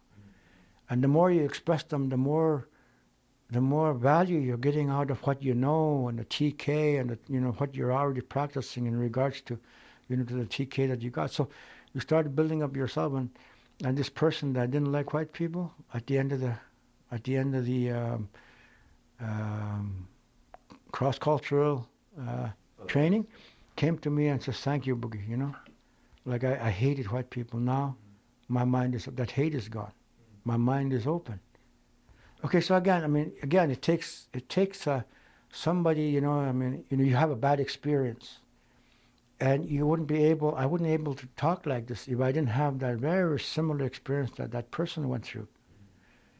And so you can either keep this white culture and keep them at a distance and only get what you want out of them and not share them anything with them, or else you can say, okay, well, I'll benefit from them, plus I'll try to educate them so we can get more out of them. So the more they know about us, and and the reasons behind why we're doing this. Some people might say, within this, you guys are up here and you just want jobs, and your kids are not getting educated and you want jobs. They don't know how to keep a job. They don't know how to get up in the morning, all this. And so, that's what we have to deal with. And so if you don't know that our culture, they say, well, all the young people are like that. You get a check and then you don't show up for 3 days. Okay, if they don't know our culture and they don't try to work with them and get them out of that and saying, look, give them motivation to make sure that they show up and say, look, what did you do with your check? What did you get with your check this time? Like if somebody else starts coming and saying, look, if you have $1,000 here, like, it's, and you're seeing something like, for instance, if I saw a young person come back with a $3,000 check and they down payment, they come out with a skidoo. You go and compliment them. When you start seeing them spending their hard-earned money on something valuable, that will help them, or on their parents. Somebody should come along and say, look, like I'm really, I'm sure glad you got this job, because if you didn't have this job, you wouldn't be doing this.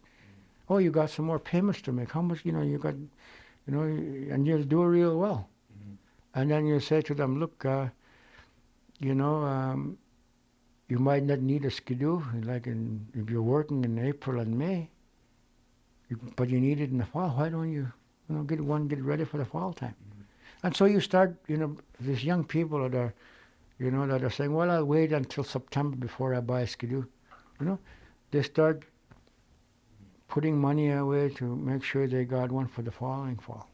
Yeah. Again, if you reach 1 or 2 out of 10, out of 15, I think, a lot of people, if they could, not only parents and, people that are noticing these things, but if the people that hires them are noticing it, there should be, again, a social dialogue that takes place, and opening new doors to talk to other people and, expand on your knowledge about the people that you're living with in the community.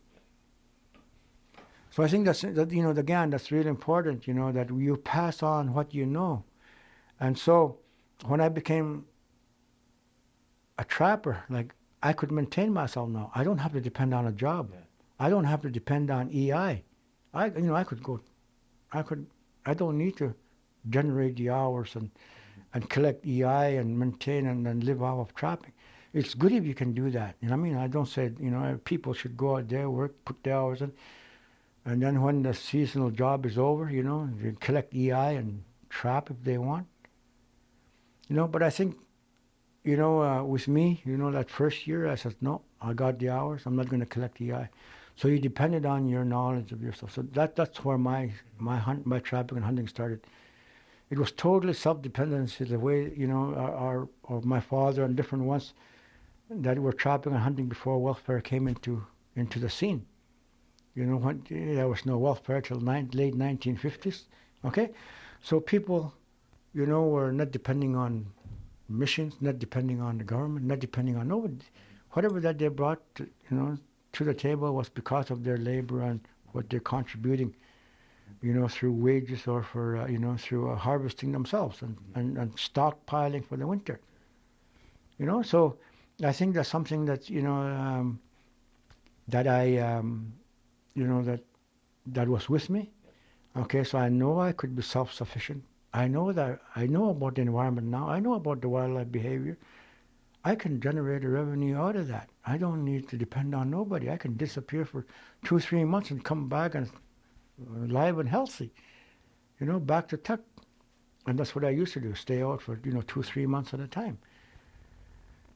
And so I was enjoying that, for about 3 years, where you're just enjoying life, and then, this land claim bit started coming. Tom Bird just started, pipeline started being talked about, and you got enough time there? Actually, let's just hold that thought.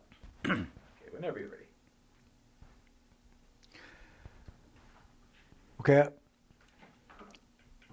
When I started traveling and going out, one of the first things that we had to deal with when I came home was there was a lot of creeks already plugged where the fish come down to the coastline, in the fall, spring thaw, and they migrate back in the fall. But in Tuck area, because of the oil and gas activity of Imperial Oil and different oil companies working along the Tuck Peninsula and close to Tuck, our elders noticed that there was, number of years when the fish population of harvesting for making dry fish really dropped. And the government was responsible for all of the environmental issues dealing with, with Diane, was really responsible for giving out all these leases and permits and right-of-ways. And we had really no say. We did, by the time that we got the applications that as Inuvialuit, we at Tuck, we could, we have to deal with the operation already started, because that was just the way it was at that time. And so you had an application coming, the work is already done out there. With that same application, we had to look at it and deal with. And so this went on, and because of the government and industry not knowing, the importance of the resources that were there, and not knowing the environment like we do. They had no rules. Well, they did, but the thing was they didn't know, that, in times when seasons change. So during the winter, they made winter roads. They plug up the creeks just to go across it earlier. They made they made a bridge and put gravel on it, and finally, they plugged up the creeks, and there was no fish coming out. And so when fisheries, that was their responsibility, and they never checked up on it. They never, they never did their job as to, checking the lakes after there was seismic programs going on with dynamite right close to lakes, So all this was going on, and our people expressed concern. The government was not listening, industry was not listening, because they were getting their permits anyway. And so when the elders in Tuck, they noticed, that there was really, and they really felt that the creeks were plugged up. And so they went to fisheries. Fisheries won't do nothing. So COPE was set up at the time, Community Region People's Entitlement, and we took over that organization by 1970. Inuvialuit completely took over that, and now it was not the Métis and Dene and the Inuit in the East. It was strictly Inuvialuit now, because everybody else went in their own way and established their own organization, which was one at the time. All the native groups in the north were considered in one group called COPE, Community Regional People Entitlement. That took up, the Métis, the Indians, the Dene they call themselves, and then the Inuit from the east, and then the Inuvialuit. So there was, a number of people. But through time, when they did their political thing that they had to do and were getting recognized politically, and the priorities were different from each native group, from one native to another group, because of the environmental and the development that was going on. It was really different. Timing was, unlike ours. It was not pressing. And so when they decided to go in their own way, like Inuvialuit, we were part of COPE, and we're saying, okay, well, COPE is already set up. It's got a bank account. It's recognized by the Diane. It's all native funds are already going to it. And so why should we set up another organization? You guys can go, but we'll retain the Community of Regional People's Entitlement. So COPE became focused on Inuvialuit needs, Inuvialuit mentality, Inuvialuit thinking. And COPE was set up with a board of elders, basically. People that are retired or semi-retired, but very senior, knowledgeable, that knew the IFA, knew the environment, knew the wildlife, knew the seasons, times, knew the people, I knew where the family groups come from in the community. They could go to a community and hear a name and say, your family was from here. Your family concentrated in this area. We know your family line. Okay? These elders were still alive, so they knew all about that. And these were the ones that in Tuck that said, okay, well, like the creeks are plugged up. Nobody could do anything. So through COPE, they had a plane chartered and they took photographs of these creeks that were plugged up. And they came to fishers and said, okay, these are the creeks that's plugged up. The fish want to come down, but they can't come down because it's dam there. And so they started having the oil companies, bring charter flights out and hire a crew, cleanup crew, and start unplugging those creeks. And so I came in a scene at that time when they were starting to unplug them. And so it was a job, that was set up, and it was environmental situation, concern for a harvester, concern for our elders. So I didn't work for an oil company, So I said to them, and they wanted young people, and our elders, and my dad said, look, I want you to go to work because you might not want to work for the oil company, but our interest is related to that creek, You're going to get paid by the oil companies, and they should pay you in order to clean that up. But you're not going there to work for the oil company. You're going there to work for us. We want that cleaned up, and we want it cleaned up properly. And so that, again, motivated, there's a motivation for the right reasons to go out there, not for wages, but, for the cleanup. So I was involved in a latter part of those cleanup, and we made sure it was done properly. And when it satisfied people like me and a couple of other guys, because there was a lot of laborers, like if they wanted to move on to the next creek, we said to the supervisor of ESO, we're not going because we still got this to do. Okay, so we made sure that it was done the way our elders wanted it done. Industry didn't know that, but they were wondering why we were being so stubborn. As laborers, they should be glad they gave us job, but we were not there, for the job and wages. We were there to do this job. To look at the end product. And so, again, in my early years and on all of this environmental stuff, the elders' reason was more meaningful to me than wages. Okay, again, they start pumping in different values, environment, resources versus money. Okay, so again, for myself as a young person, it already, because of the lifestyle I chose, the environment and wildlife became more important, like same as the elders. So that started me in with, a real working relationship with not only my dad, but with, and their mentality, but with the elders, because, they came to us and, are you satisfied? And you say, yeah, I'm satisfied. If you said, Ned, are you going to be catching fish? Yes, I expect to catch fish because we cleaned it up. And sure enough, the fish came back. The only reason why we weren't getting the numbers that we wanted and in poor conditions because they were blocked and they couldn't come to the coast.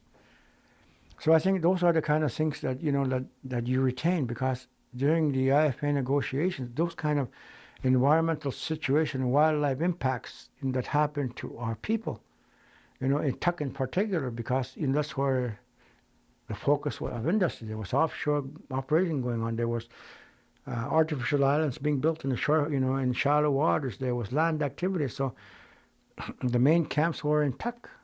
And so we were impacted by all of this aircraft traffic. The migratory birds that we depended on for, harvesting in the spring, that affected our hunting in Tuck. Not only for our families, for people, for ourselves. We had to go further away to harvest them because of that. And it cost us money to go to Anderson River.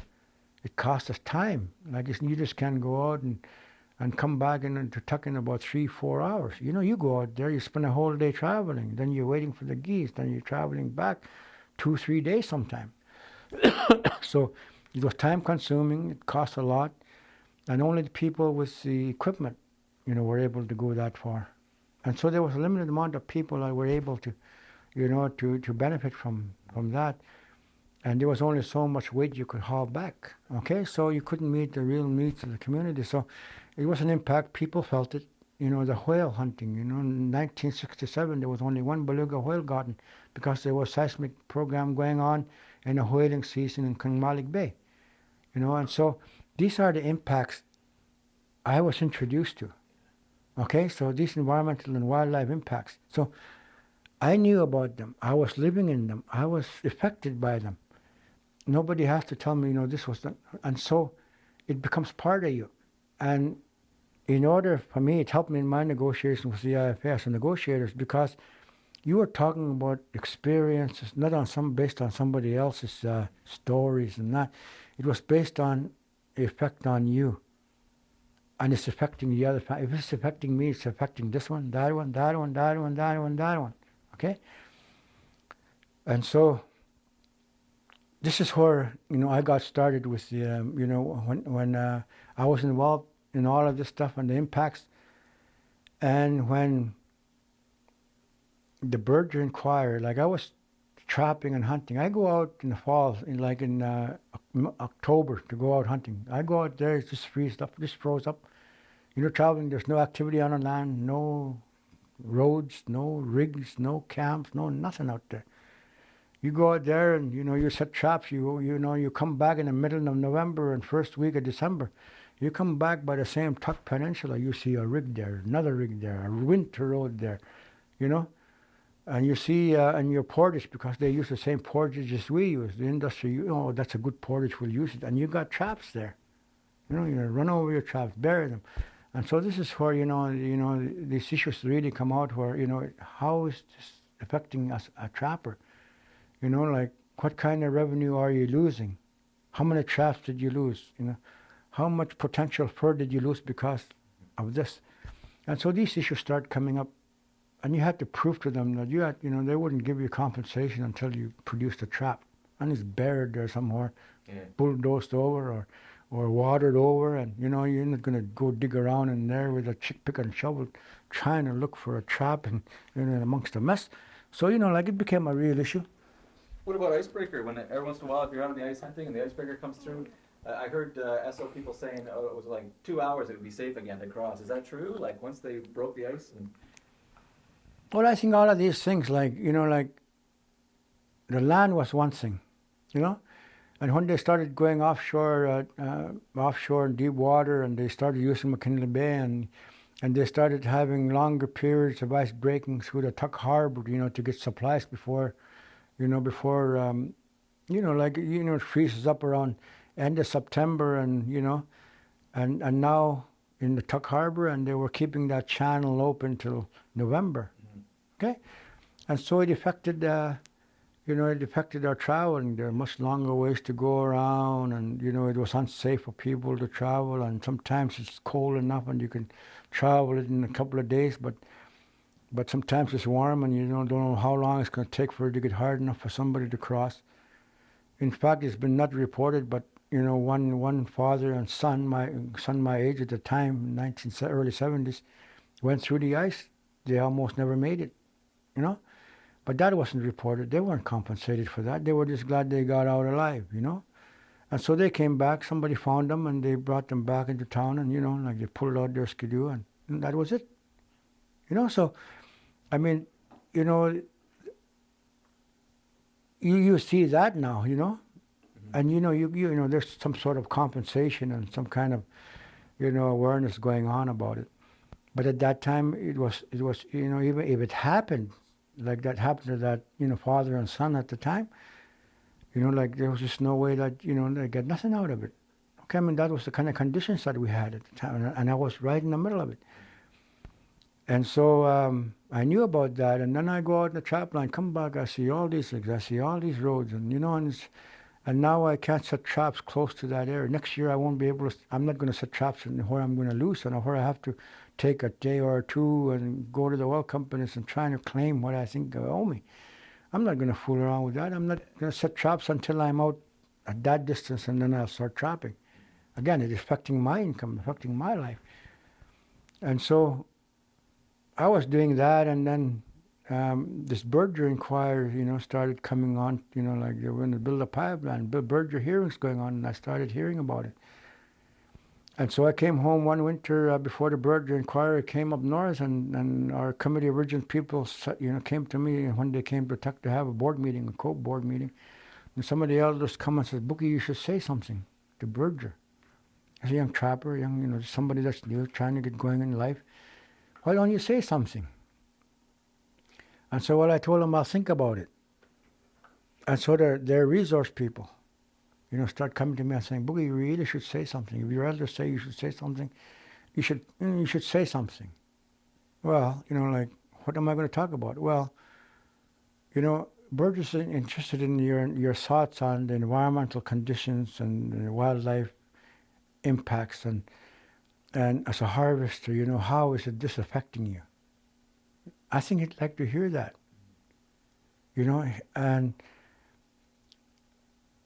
And so I said, okay, well, I'll think about it. And so a door opened for Cope, because Cope already knew I was doing this. And you could hear elders talk, retired elders that don't go trapping and spending months and months out in the land anymore. I mean, they talk, but because they're not actually doing it, and hardly anybody's doing it at the time, only a handful, it was not like I just came from the land and this is what's happened. I mean, this is what the elders wanted to say, but they couldn't. They could say, this is what we know, and this is how you're affecting it. Now, how could they express, somebody to express their voice and their concern? And so they said, Boogie, look, you've been trained, you went to school, you know how to talk, you know how to read, how to write. This is what you were trained to do. You know about trapping, you know about hunting. You're one of us. Now, an elder coming to me and saying, you're equal with me. And I says, I'm certainly not equal with you. I mean, I'm just starting. But he says, the knowledge you've got right now comes from us. Don't forget that. This is something, elder coming to you and saying, you're equal with us. It's the knowledge we'll give you, is valuable. We're not going out, but you're going out. What you've got is what we gave you. Now, you talk from in here. You talk from the heart. And, even if you don't prepare something, you got to go up and say something. And so when Berger came to Tuck, I took the time out to address him and, expressed without any written form, really. I expressed my thoughts to him and, how I felt it is affecting, our life and the impacts. And that opened the door, not only in Berger, just to blurt out what I had to, but it opened a door for the co-board because of this conversation we had. The co-board started focusing on, amongst all our people, who could we depend on to make sure that, our voice is heard. They started looking around for young people, to be able to express themselves. And so I was one of the ones that they told the co-president, they said, well, try to recruit Boogie, try to recruit this one, try to recruit that one. Okay? We need them. We can't travel to Ottawa. We're getting senior in years now. We can't even go out on a trap line. We can't even go out except to go on a whaling camp or fishing camp. We don't go out and spend, 3-4 months of winter out in the land anymore. But, you still do. Why don't you help us? And so between that time when they first asked me to, I refused because I didn't feel I could, too much responsibility, but I still wanted to trap and hunt. But I think they talked it over, and maybe they won't start negotiating right away, but they still needed some work done for the land claims. And so when the trapping season was over, they came to me and they said, well, we're going to have land selections pretty soon.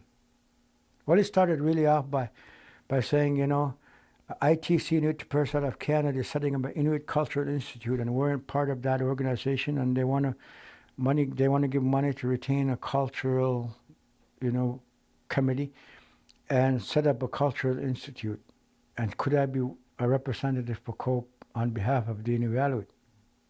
And I said, well, I'm too young to do that. Oh, but you have all these elders here to help you, and you've got this land and wildlife and environmental knowledge already. Great experience. Why don't you, like when you got this already, and all our knowledge we gave you and the teachings that we gave you, you've got it. Represent this. I said, okay. So for about 3 years in total, I was a board member of Inuit Cultural Institute, and we started in Ottawa for introduction, and then we found a home for it in Eskimo Point. We traveled all along the north, and along the Hudson's Bay coastline, right to Inuvialuit, and then we tried to find a home for this institute, and we wanted up north somewhere, so we selected Eskimo Point. So quarterly, I was going to Eskimo Point for these quarterly meetings, and this is where the ties came in really well with some of the people in the communities in the east through ITC, and so you build a relationship with the Inuit in the east, because they looked at us as white people because we talk English, right? And so I come in there, and we start talking about hunting, about traveling. Oh, this guy knows about hunting. He knows about polar bears. He knows about seals. He knows about migratory. He knows about fish. So, again, they start looking at you different. This is not a Habluna. This is one of us. When they find out that I was a trapper and a hunter and knew about traveling weather, extreme conditions, and traveling with dog team, that opened the door for them to look at me differently. Like I was not a Habluna to them. And at times when I go east, when I go to a committee meeting, you talk our language. I start talking in our language. And when you start hearing them say, "Tukusing ito nga," or I don't understand, then you switch to English. Okay, and then you use somebody to interpret what you're saying to them, because a lot of them don't understand English anyway, or, very minimum. And so, started building a relationship with, my personal social side, with the Inuit relationship started. They looked at me differently when, they know me. So there's a lot of people, that my age or a little senior my age, what I met, and then where I go in Baffin or right to Greece Fjord, right down to,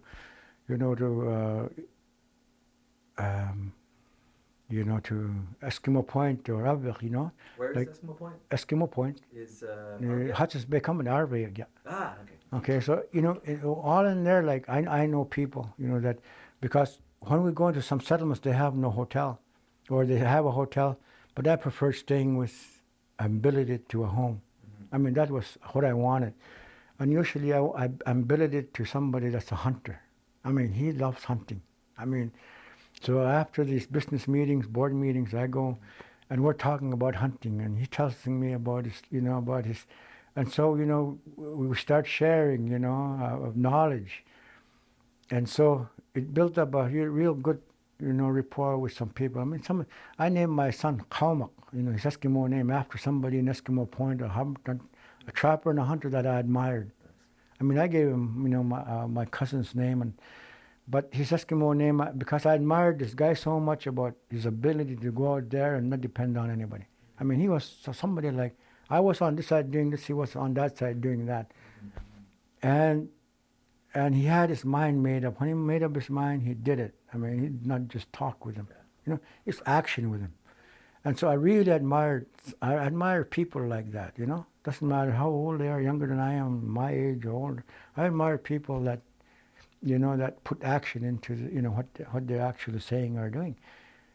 So, that built a really working relationship with them. And so, like I can go anywhere, and I can, and you got that respect. They don't have that question mark about you. And so, Cope started me with that, and they introduced me to, to the culture and to the meeting these people, and second year they said to me, okay, Boogie, during this land claims we're going to need to select lands, and our resource staff right now, white resource staff says, well, we got to know, we did this through ITC, we did this land use and occupancy study from 1900 to 1950. And there was another study done from 1950 to 1970, right across from the Alaska border, all the way through to Labrador.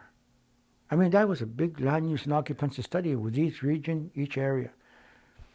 And so, under our claim that we're trying to do, we got to focus it now on the ISR, Inuvialuit Settlement Region, that we're focusing on. And now we got to build up on just the area, not the whole north, just ISR. And we got to go back to the communities and meet with elders while they're still alive, historically, where they've set up their camps and how long they stayed there, how many years they've gone back there, what they got, fish and what they've got with fur, what they got with birds, the denning areas of foxes, the nesting areas of birds, the denning areas of polar bears, the seal denning areas, the key areas of wildlife habitat, and what they used to do, So they needed somebody to go out there and document all of this, visiting each home that was willing to open a door and willing to talk about and show you in a map where they raised their families, where they grew up before, grew up, and who they grew up with, their grandparents, their parents, and how long they spent, and the people they saw, And so the highlight of each season, what really stood out in that year, was it early fall, was it late fall, was it this other this, was it other that, where were the animals, was there a lack of animals of this species at the time, So they start sharing all this knowledge that, and you're taking all these notes. And Cope says, well, we need somebody to interview the people. And you got this, you could go to an elder and he don't have to explain himself to you. You are already living. And so I said, well, a lot of these people in the coast, in this Holman and, Politic, Saklavik, Inuvik, I know people by sight, I've seen them, but I don't know them. They don't know me. Oh, they know you. And I said, well, how do you mean they know you? Well, he says, well, even if they haven't seen you, they know you by name because of of your lifestyle, of your living like them. And so you won't have any trouble them opening the door to you. They're open. And so I said, okay, if that's the case, I'll be hired as a consultant to go ahead and do this.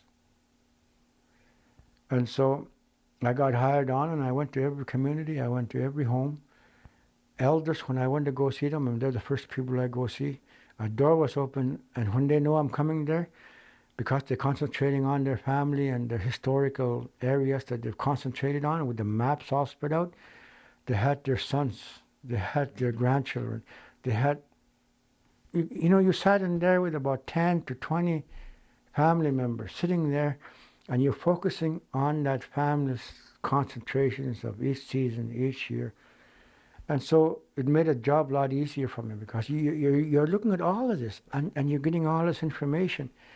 And they don't have to say, do you know about this, about this, I mean, I knew about, how it is to, how cold it is, in wintertime and how you trap and how you hunt and traveling with dogs. I mean, we didn't go through all of that. We concentrated, focused on the resources and the value of the land and of the habitat of the environment, and what they were seeing, both for rocks, because they knew about, because this, they collected rocks, they collected things that they could make tools of historical, so they know where all these areas are, where they can pick up something and utilize it, And so it was not only the wildlife stuff, but it was all environmental stuff that related to non-renewable resources that they could see that was there. What's available to them, the wood, to burn in the coastline, where to gather it, where you gather willows, where the certain things are for burning to make fire at the time. And so a lot of this knowledge was, we did it. We documented everyone that opened their homes to us.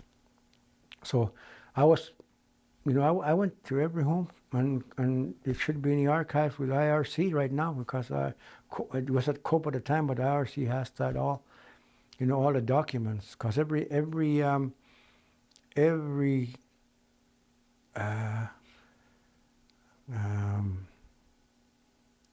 home meeting was documented. Like I took notes. you know. Any photos taken of that back then? Photos you Well, see? just personal photos, Oh, you know, personal photos. There was nobody like I see us to follow you around and Yeah, see or this, see- see see that. never You know, came it, up it with you know, those. because you didn't have budget for that. Yeah. Everything was, you know, was there. And so, you know, this is where my introduction. And then, you know, when I left them, when I was leaving the elders and the communities, and they said, "Boy, I'm glad you're working for COPE." And I says, "I'm not working for COPE. I'm just doing this." You mean you're not negotiating? I said, "No, I'm just doing this, getting this together for them." And they said, "You know, you really should. You really should. You should take part in it. You should take part in negotiations." Again, you know, like I think COPE board, and COPE president Nelly and Sam Raddy, I think they knew all about it. And so, you know, like you just don't throw a kid into the water and, you know, you let him go up to his ankles and then to his knees and then finally you just push him into the water, you know. I think this is, and through this, you know, on the board of COPE, I think this is what they did. You know, knowledge of the elders, just, you know, their process of slowly, you know, trying to get you to, you know, to become somebody they want you to be or they need you, you know. And so without forcing you, they let you make up your own mind. Like they don't, you know, because people have to make up their own mind to be more productive. You know, if somebody tells you to do something, you can do it, but your heart is not in it. But when you're like any elder, you know, like even myself, if somebody wants to do something, I'll help them because their heart is in it. You know, their heart is there to learn as much as they can and gain as much knowledge so they can continue. And this is my introduction to COPE. And so when I finished collecting up this data of information and we basically said to them, okay, like, you know, we got so many square miles of land, it would be good if we had it all. Mm-hmm. But we know in negotiations you got to start reducing. So 50,000 square miles, if you had it in your area and you had 10 square miles, 10,000 square miles to select, what would you select it? So each community, you know, we start shrinking it, and then you get shrinking it and shrinking it. And one community, by the time it was 3,000 square miles, you shrunk it to. They said, we're not going to have that, no deal. Yeah. Okay? So this is what COPE wanted from each community. Wanted to see during negotiations, you know, with the elders and with the hunters and active people that relied on the environment, what was their actual limit? Where would they actually push them too far and they say no? Where are they willing to compromise? You know, up to what level are they compromising? And then all of a sudden they won't say, all of a sudden the answer is no, and their answer is firm. Okay? So this is what we wanted. COPE wanted that. So, you know, we got all of that. So when we went to the negotiating table, internally we knew, you know, that if we did negotiate something that at least, you know, the elders in that community know what we actually got. And so through their ties with their families, when it came time to ratify, you know, we knew it was going to pass. Because we were relying on the elders. And at that time, my age, and, you know, 1984, you know, like a lot of the people still respect their elders. If the elders tells you something, you do it, you know. I mean, that was just culture and traditional. And it was better for you, you know, like it was beneficial for a young person to listen to an elder. So we knew that there was a good chance that, you know, whatever that we negotiated based on the, you know, minimum amount, we tried to get as much as we can, but we knew the minimum also. So we negotiated on that basis.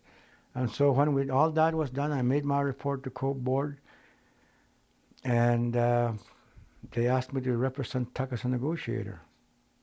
And by then the elders talked me into, you know, confirming it within myself, yes, this is what they need, and this is what I'll contribute to. But I also had my own thinking as to, you know, for my own life, because my life was focused already. And now I was, you know, in about 2 or 3 years, we're going to negotiate with a final agreement and you're free. You know? I mean, this is what we expected. You know?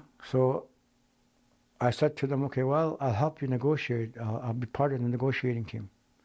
Because we're getting 2 people from each community as a negotiator. And so I'll be one of them from TUC. So each of the communities had their members selected. And so that took up my, part of my time. And so negotiations were sporadic throughout the year. So what I told Cope, and their funds were limited. So what I told Cope at the time, Sam Raddy, like I told him, Sam, I'll help you guys to get what you want. But once it's done, I'm going to have my life back. I'm going to go back to what I want to enjoy, And being single, I still want to enjoy the land and stuff. And the hindsight about it all, about my time is that, like I was involved right in about 74 all the way to 86. And so it was from sporadic times to full-time to being with IDC. But again, each time that happened, it affected you economically, it affected you socially, it affected me, financially and, culturally, traditionally. I mean, all those were impacts that impacted on me. Because when you're giving up something that you want to do and, basically on the second best thing that's valuable to you, so you put something else aside, and that's what I put aside. The knowledge that I could have gained of the environment, the knowledge I could have gained, being active out there 12 months of the year, out in the land. The amount of knowledge I would have gained by having an elder come out with me and teaching me the knowledge of a certain area, not just talking to them, but bringing them out and living with me out there, at a specific area and saying, look, could you come, I'm going out for 2 months out in camp, can you come out with me? You just be part of the family. And because they grew up there, they want to be out there and they want to learn. And so by the time I left, a lot of those elders that were waiting for me to, to finish to leave Cope and get my life back, passed away. So a lot of the tradition that they could have passed on with on-hands experience with the fauna and flora and with, with the, with their knowledge of the resources that are there, well, that, you can't get it now. And now you got to go and get it yourself. You got to go out there through hard time, and like I said, instead of taking a year to learn about it, you're taking 3, 4, 5 years to learn, because you can only learn with what you're trying to achieve. And I think we've got a lot of elders that are still like myself. With what I found out, I can still pass that on. So I do that with my family. But there are other people. I think that should be doing that. But again, you're limited to the, to the regulations, to the government system, to the finances, who we support. We can't let you take out these kids because, you got to fit under a certain category. Insurance purposes, or liability, or, so again, you meet industry standards, you meet government standards, and again, that puts limitations to, what you want to do. Finances, a certain time of the year, you want to be out there, but financially you can't do that. And so, that's hindsight. Yeah. Okay? With hindsight, are you still happy you did that? You still happy you helped? Well, I think in hindsight, like, you can't turn back time. Like with the JRP situation, I told him, well, I was, I feel like I was blessed knowing what I know now, and cursed because I had to do what I had to do and left all this hanging for this many years. I mean, I wanted to know all of that. I didn't care about this other stuff, but I had no choice. If I don't take care of this, this is gone. Yeah. Okay? So personally, I made my choice when the elders finally convinced me that if we don't do something about this, your life, the way you want it, the way you want to raise your family is gone. I mean, it's gone. So in order for you to do what we have now, we've got to get this done. So that's where I came in and started, working with Cope, being a negotiator. But my agreement with the president, like I mentioned, was, I'll help them, but once it's signed, I'm gone. I'll have my own life back.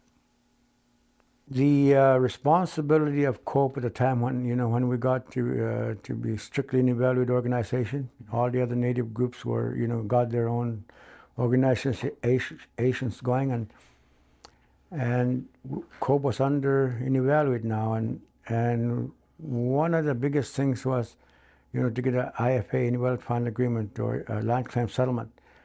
And very early on, the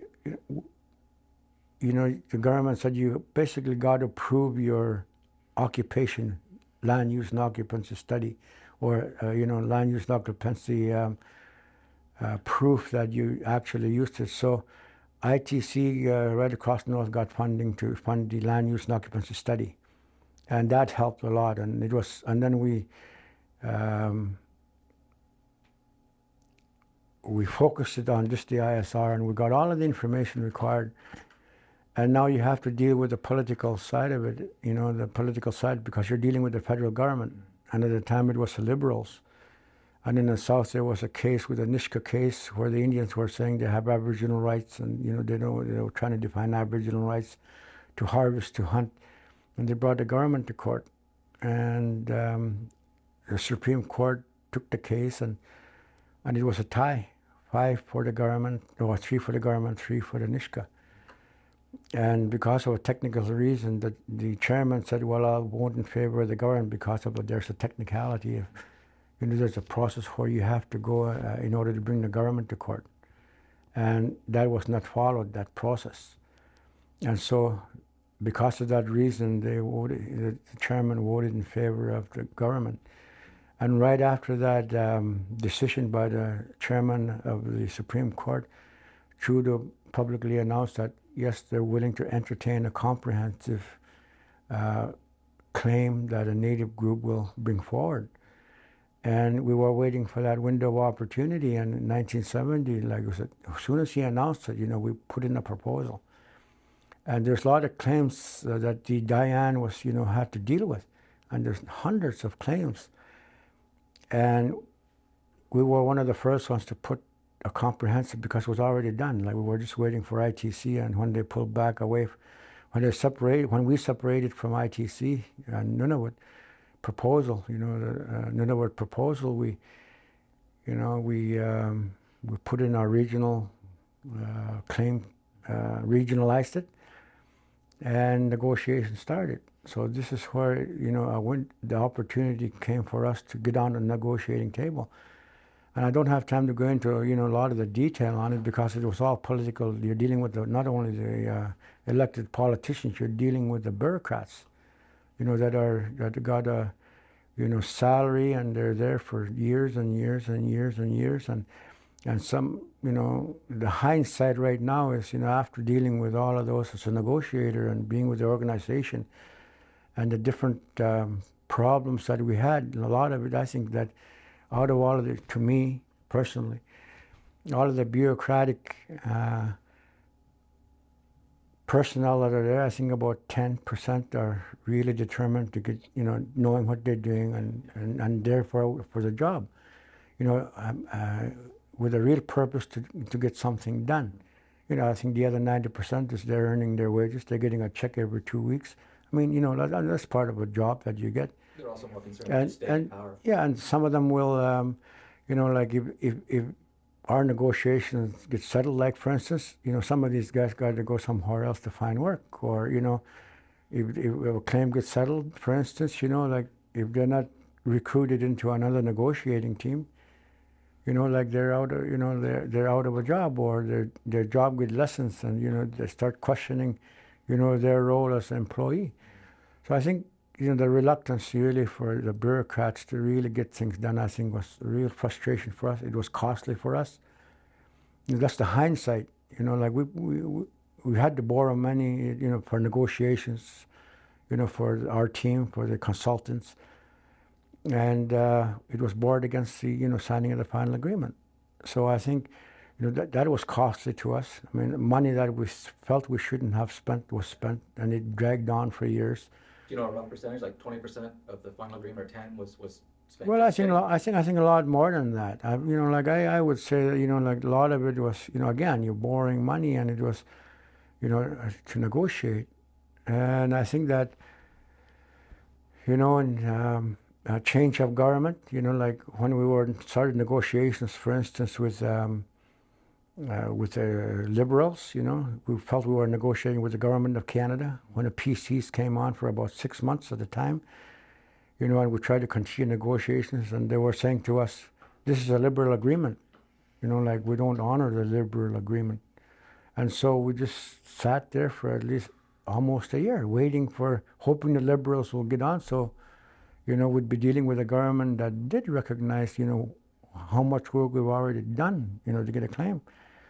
So the PCs at the time government was short-lived, just about 6 to 8 months, I think, and then it changed back to liberals. And, so we focused on while the liberals were there to get the final agreement done. And I think that was the driving force behind that, to get the IFAs was just need to get things done, because we had the pressure of not being involved. A lot of activity was still being like the permits, the land sales, for oil and gas exploration was still handled by the government. The oil industry was just dealing strictly with the government. I mean, they did the political thing and saying they're talking with the community council, and they make community consultation. But I think it was not the way it's supposed to be. So it was a real push for us to cope, to be able to get and sign at least something, agreement in principle or a final agreement. And so we knew that you can't just get to the final agreement. It just looked impossible. So the next thing we focused was, let's get an agreement in principle signed.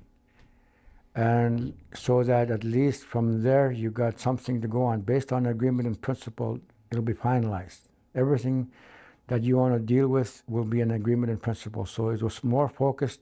You were not going to talk about anything outside of the agreement in principle. So that was the focus of of COPE, is to make sure that we at least get that. And the end result was that we were the first Native group north of 60 to sign a final agreement with the government. And I think, to me, we have one of the best claims so far amongst all of the claims, because we were able to really separate the the economic side of what's going on in our area with wildlife issues. One of the biggest concerns that the elders had was to make sure that the environment and the wildlife and the habitat were still there and looked after, and kept as safe as possible for the wildlife to be able to come back and find a home when they migrate back up north, because these habitats were very important to the wildlife. I mean, just like us, if we go somewhere and you come, and you, like for instance in Tug, I got a home, I go out, I come back, my home is not there anymore, or somebody else is living in there. I mean, wildlife, you don't want wildlife to come up north and see, their habitat taken over. And I think that's something that, that elders were really concerned about. They knew that money wouldn't last. They knew that as harvesters, the value of, how money was good, but it was not, can't keep you alive. You can't eat money. I mean, one of our elders in one of the public meetings one time, with the industry and some of the town councils in Tuck were, trying to get people support, and when elder was, this elder, really stood out, because, after listening to, if we're working there, you're making this much money. Your family will make this is how much money we're bringing in, and they were talking about, wildlife areas where we depend on for food. One elder was listening to that for quite a while, and finally, close to the end of the meeting, he walked up to the table and put down $10 in front of the chairman there, and he says, "Eat that. See if you could get food with that money." So and it says, "You can give us all the money you want, but we can't eat the money." We go out there, we know we can eat something. So I think these are the kind of things I witnessed to, and again, these elders, they might seem quiet, but when it comes time for them to show some action, their actions body language is very important. And he went up there, he was not shaking or anything, he was just firm. He was, I'm sure he was emotional, but you couldn't notice it. because he was, like it was so important to him to be able to, to make sure that, yes, we are Inuvialuit, we are elders, we are strong people. A lot of things happen in our lives, but we don't let emotions get in the way. I mean, I think this, to me, that's what that's what he represented. And Inuvialuit going up there and doing that, and again, to me, that was powerful. And should we mention who that was? Pardon? Do you want to mention who that was? That was Roy Kikoak. Roy Kikoak was the one that did that. And he was there in the old community hall in the log building and the public meeting. I don't know if there was anybody recording that meeting, but that's what he did. Again, those are the kind of things that, the importance of wildlife, the importance of the habitat. That was the driving force. I mean, you could have all this economic base, and, once it's gone, it's gone. And the thing about if you are open to TK as a young person and you hear stories of the Inuvialuit that gave instructions as to how the ISR will look in the future. I mean, they had visions, these Inuvialuit, and one of them says, this is what's going to happen in our area. You're going to see big ships, you're going to see big buildings, you're going to see night turn into day, you're going to see tuglut, you're going to see the pipelines, you're going to see airplanes. I mean, that was long before they came into the scene. So these stories were passed down to, our grandparents and our parents, and they passed it down to us. Not very few Inuvialuit knew about Isalak, the Inuvialuit that saw the vision of what the ISR going to look like. And so that we knew about, so we took his counsel, and he gave us counsel as to how to handle ourselves. So one of them was to make sure that we have control over the area, have control over the Inuvialuit region. Everywhere that we've utilized the lands and know about the wildlife, and because of the wildlife we're there in the first place. As a harvester and as Inuvialuit, we wouldn't be here if the whales didn't come every year, if the birds didn't come, we didn't have these sanctuaries. We didn't have the caribou herds, we didn't have the muskox, we didn't have the polar bear. All of these grizzly bears and foxes and, fish and muskrats and rabbits. I mean, they were there. We're there because they were there. If there was nothing there, we wouldn't be here.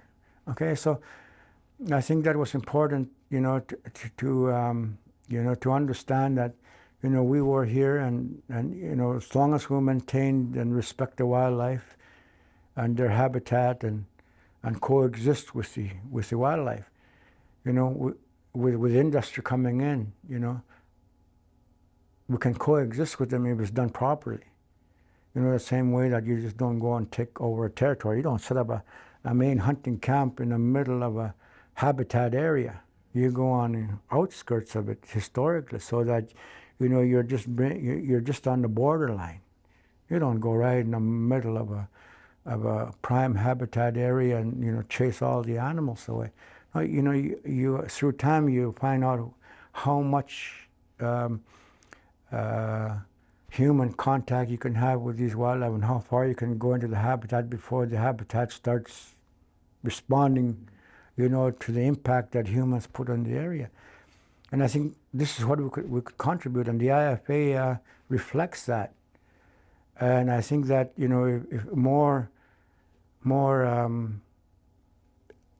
focus was put on people that know about the wildlife and the environment, these are the kind of things that should be taken into account. It was development that's taking place, and the kind of impact it have on a harvester and the environment itself, and what you're seeing as to how long can you utilize the land before it becomes usable again. Not only it won't become usable for a harvester if the wildlife comes back to it. Like, for instance, historically, in our traditional knowledge and history, when there was a lot of death in Kitigayuk, when the epidemics first hit, smallpox, and people died, and they didn't have time to bury them, so, the council of the elders was, get out of there. Anybody that's healthy, move out. And leave your wife behind, leave your husband behind, leave your children, leave your grandparents, leave your elders that are sick. those that are healthy get out of there, because death was all over the place, and they didn't have time to bury their dead. So people, it became, very dangerous for people, and they'll get sick. So they moved away, and that land never got utilized by our people because the land stank for years and years, because it had to naturally, come back, to the natural state.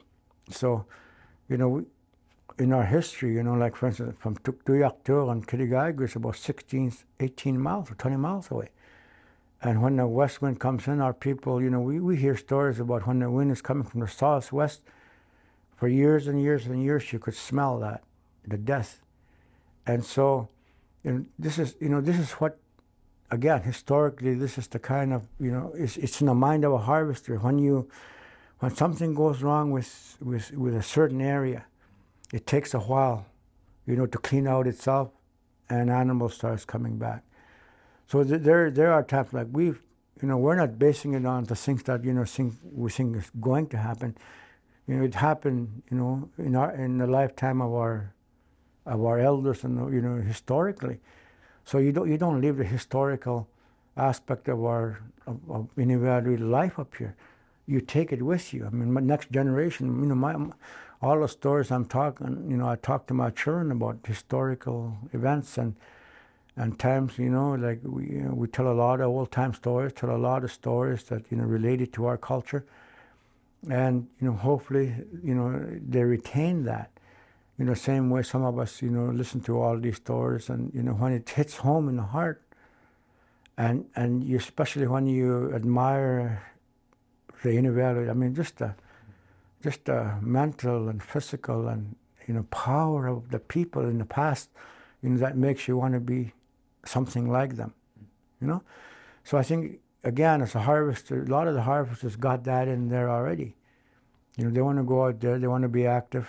A lot of the harvesters I know are not lazy. They get up in the morning, they go on, and from morning till evening, right until the sun goes down, even into the night, getting things done. I mean, these are not lazy people. They got a work ethic. They don't sleep in. I mean, these are the kind of people you want. People look for, as employees. People that are outgoing, that know what they're doing and good at what they're doing. I think, in any occupation, this is the kind of people you want to recruit as for your own self. And there's a lot of, for instance, there's a lot of young people today that are capable of doing that, but there's no opportunities for them. Or they don't realize the opportunity that's there until they get to a certain age. All of a sudden, it's just like somebody wakes them up and says, boy, like I'm 28 years old, 30 years old, and I got to get something done with my life. All of a sudden something kicks in, because they're not like us. As a young person, I grew up with this from a young age, and you already had made up your mind what you're going to do. And these young people, like my children, they got a choice. What I taught them and the opportunities that are there. So they get good wages when they work and what they do with their money. I mean, again, like they're trying to make that choice, but finally they get to a certain age and say, well, I got to get on with my life now. I got to start getting serious. And that's when, you got to, as elders and as Inuvialuit people that notice these things, you got to help those people that makes up their mind. Like, I'm not willing to help anybody that's wishy-washy right now. Once I know a young person is interested in a certain thing or want to learn a certain thing, we got to jump in there and take the opportunity to help them, So I think these are the kind of things that are there. Like, for instance, as a harvester, my children, like personally, and I know it's been done in the past, where, as a harvester, you see, like, for instance, a polar bear. My oldest son, Lucky, first time he had an opportunity to shoot a polar bear, 9.5-foot polar bear, was when he was 9 years old. We got the bear, he stopped, and I told him to shoot it. I said, do you want to shoot it? He says, and he didn't want to shoot it. He was not ready. So as a harvester and as a parent, you don't force your children to shoot them if they don't want to. Otherwise, you hurt them mentally. So I shot the animal. But the opportunity come when, each of your children say, well, I'm ready now. And you wait for that opportunity when they know that, because you got to teach them that it's not just pulling the trigger. As a parent, you try to train your children the values of the wildlife and the kind of uses you can make of it. And it depends on, how much you want your children to be active. To get them active, they got to know that, that their labor is useful to the family, useful to them. And in my case, like I mentioned earlier, when they help with the fish, whatever that they sell, it can come to them. And if they go bring their food to their elders, like each of my children got an elder that they look after. And when we come back with a catch of geese or a fish or something, these kids take a package of food to their elder, and that's not biologically their grandfather or grandmother, just an elder that they said, I'm interested in that elder, I'm going to go and bring him food every chance I get. And in that way, the elder and the youth get together. And this part of our culture is to keep the elders and the youth in contact with each other, not to lose contact and communication. And so, culturally, we still practice that. My children are grown up now. Some of them got to find new elders because my older boys, the elders that they chose, they passed away. So I think, again, those are the kind of things you're trying to bring in. Because it's important as a harvester that, you share what you got with either elders or right now single mothers, because there's a lot of those, or people that are just having a hard time. A young couple that's, got no equipment and they're getting 2 or 3 kids and they're having a hard time, putting food on a table. You try to bring, so whether they're your relatives or not, you keep them in mind and you help them. And this is, again, as a harvester, these are the things you notice. Because you're not traveling all over. A lot of the harvesters are not traveling all over the place, going to meetings and conferences. They're at home doing their own thing, and you hardly hear about them. And sometimes you don't even see them in public meetings because they're out there fishing or they're out there doing something else when the public meeting is going on. And a lot of time you go in there and you see the elected people or people that, that go up and show up for that stay in town and and go to these meetings, but the ones that they should be really talking to, they don't have access to them because they're out there. Or they feel if they do come in that, their voices are not recognized. Why should I talk to somebody that just don't want to listen to what I'm saying? And I think that's something that we have to deal with as harvesters is, because myself, I was a little different because I'm dealing with all these things. And it affected my life in early years, the industry, the governments, how they handle the land, how they handle the wildlife and the environment, and how it affected me. And it's going to continue on if we don't do something about it. And so, like I got involved in the negotiations and, it took years and years out of my life. I started in 74, and then, we wanted agreement in principle. We finally got an agreement in principle signed in October of 78, and we got the agreement in principle, and now, under the agreement in principle, to really commit the government, we said, okay, we want 2 organizations under the agreement in principle functioning between the agreement in principle signing and the final agreement, and that was the Inuvialuit Development Corporation and the Inuvialuit Game Council. I mean, these are the 2 organizations that kicked in because we had them selected already. And we had monies advanced to IDC. As soon as the agreement in principle was signed, the money was transferred to an IDC bank account that was already open. Directors already picked, because in order to open a bank account, they got to know the directors, they got to know the signing authorities, they got to know all this, okay?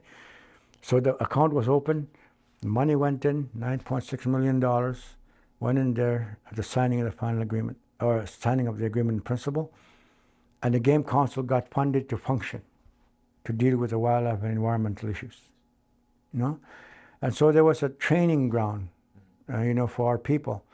both on the economic side and on the environmental and wildlife side. And again, you broaden people, and you had some problems because you bring people from the land and saying to them, we want you to look after this organization. And a lot of them never been involved in, some of the people never been involved in an organization before. A lot of learning on both sides. Well, there was learning process and the people you have to deal with, because when you deal with the environment and wildlife, you're dealing with government. You're dealing with not only the territorial government, you're dealing with the federal government. You're dealing with the government of the Yukon Territory, because you have the North Slope Yukon, you got the GNWT, and you got the federal government. And then you have to deal with the issues on overlap between the Gwich'in and the Inuvialuit and the borderline in the Delta and the Inuvialuit and the Saulteaux. So you had to deal politically with all these things. So it was not only with the government, you had to do with Nunavut. We had to make agreements, overlap agreements with them. And so the Inuvialuit Game Council at the time, had they had to make sure that, we had a border. We can say this is the actual ISR, and these are the agreements we made with the other native groups. I mean, that was their responsibility to do that. And they had a handful, but it was easier for them because they're dealing with other harvesters. They're not dealing with, native political people. They're dealing harvester to harvester. That's the big difference. When you're dealing with somebody that have the same interest as you, you put all these political things like what's best for the wildlife, what's best for the environment, what's best for the resources that are there. I mean, these are the kind of things you get focused on. If the resources are there, both of us going to benefit. If something happens here, this is, we've got to find ways to work together in relation to the wildlife issues. And so, that was the Inuvialuit Game Council's job. And then the IDC had to get set up. And again, in the past, you see the opportunities. Nobody, the Inuvialuit businesses, some of them were set up, but it took a real hard time because industry was up here and they had their own infrastructure. Esso had their own infrastructure. Bodrill, Canmore had their own infrastructures. And, Gulf had their own infrastructure. Every oil company had their own infrastructures. And you were lucky if, a loader or a cat or two got, a contract, I mean, businesses were not the way businesses were done in the South. Everybody, brought in, or, they got, with the oil companies, dealings with their contractors in the South, A lot of the contractors come from the South were contracted to come up here and service the oil companies. So they were bypassing basically the Inuvialuit. And so IDC was set up to try to change that. Instead of watching activity going on, it's just like sitting in a house and looking out your window and, you got all this energy and this knowledge and you know how to work equipment, but you financially can't buy anything or you don't have any contacts, and you're watching opportunities go by. And now with IDC, you have a chance to get out of the house, go out in the field, get to know, the contacts, get to know and deal with these people, and set up, and get activity, get your assets so that you're able to function as a business. And, the problem with IDC at the time, because I was fully involved with it, I was chairman and president for 6 years. 3 years I was chairman, 3 years I was president, chairman and president. So it's my job to make sure that, that IDC, for one thing, we never lost that $9.6 million or just took wings and flew away somewhere. And COPE was responsible for that because the world, not only Inuvialuit, but the government and industry and Inuvialuit businesses, were looking at you and they were saying, are these people capable of doing that? Myself, I just came out of I'm a harvester. I'm just a trapper and a hunter. And here I am. Why do they put me in there? It's because our elders and COPE board, a lot of them says, well, okay, for one thing, you try to find somebody that's honest and, might not know everything, but what they do, they know it comes from in here. And they said, okay, Boogie, could you do this for us? And so I didn't want to because you have no business experience. Well, we'll support you with consultants, and you'll work with these people. They'll train you, but don't forget, it's just like trapping. Revenue coming in, revenue going out. And who is benefiting from your labor? Okay? Is it your family? Okay. When you're in there, Inuvialuit are your family now. You got to make sure that the revenue is there. You always got that $9.6 million. How the heck did you secure it? Huh? How the heck did you secure that nest egg so that, hands didn't reach in to pull $1 million out to buy more loaders or whatever? Like, they brought in some lawyers or some. It's on? Yeah. Okay, well, one of the things that, we had a real hard time with, when in the beginning of IDC, because this is where, we came in and we had Class A shareholders, which, as IDC president or chairman on my board, we just couldn't access the money to the bank. We had to go to what we call the A shareholders at the time. And under the IFA, they were set up, and the board was set up. And we go to them and say, look, we have this project that's going to cost this much money. And this is what we're putting in as capital, and this is what we're borrowing from the public institutions, which is the bank. And this is the business plan. And so just like any other business, we go to them and say, we need this much money. And so this is how it started.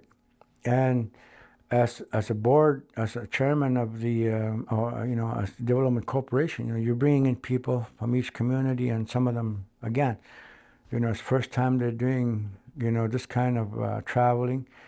There's the liquor store that's there. There's the hotels that are looked after.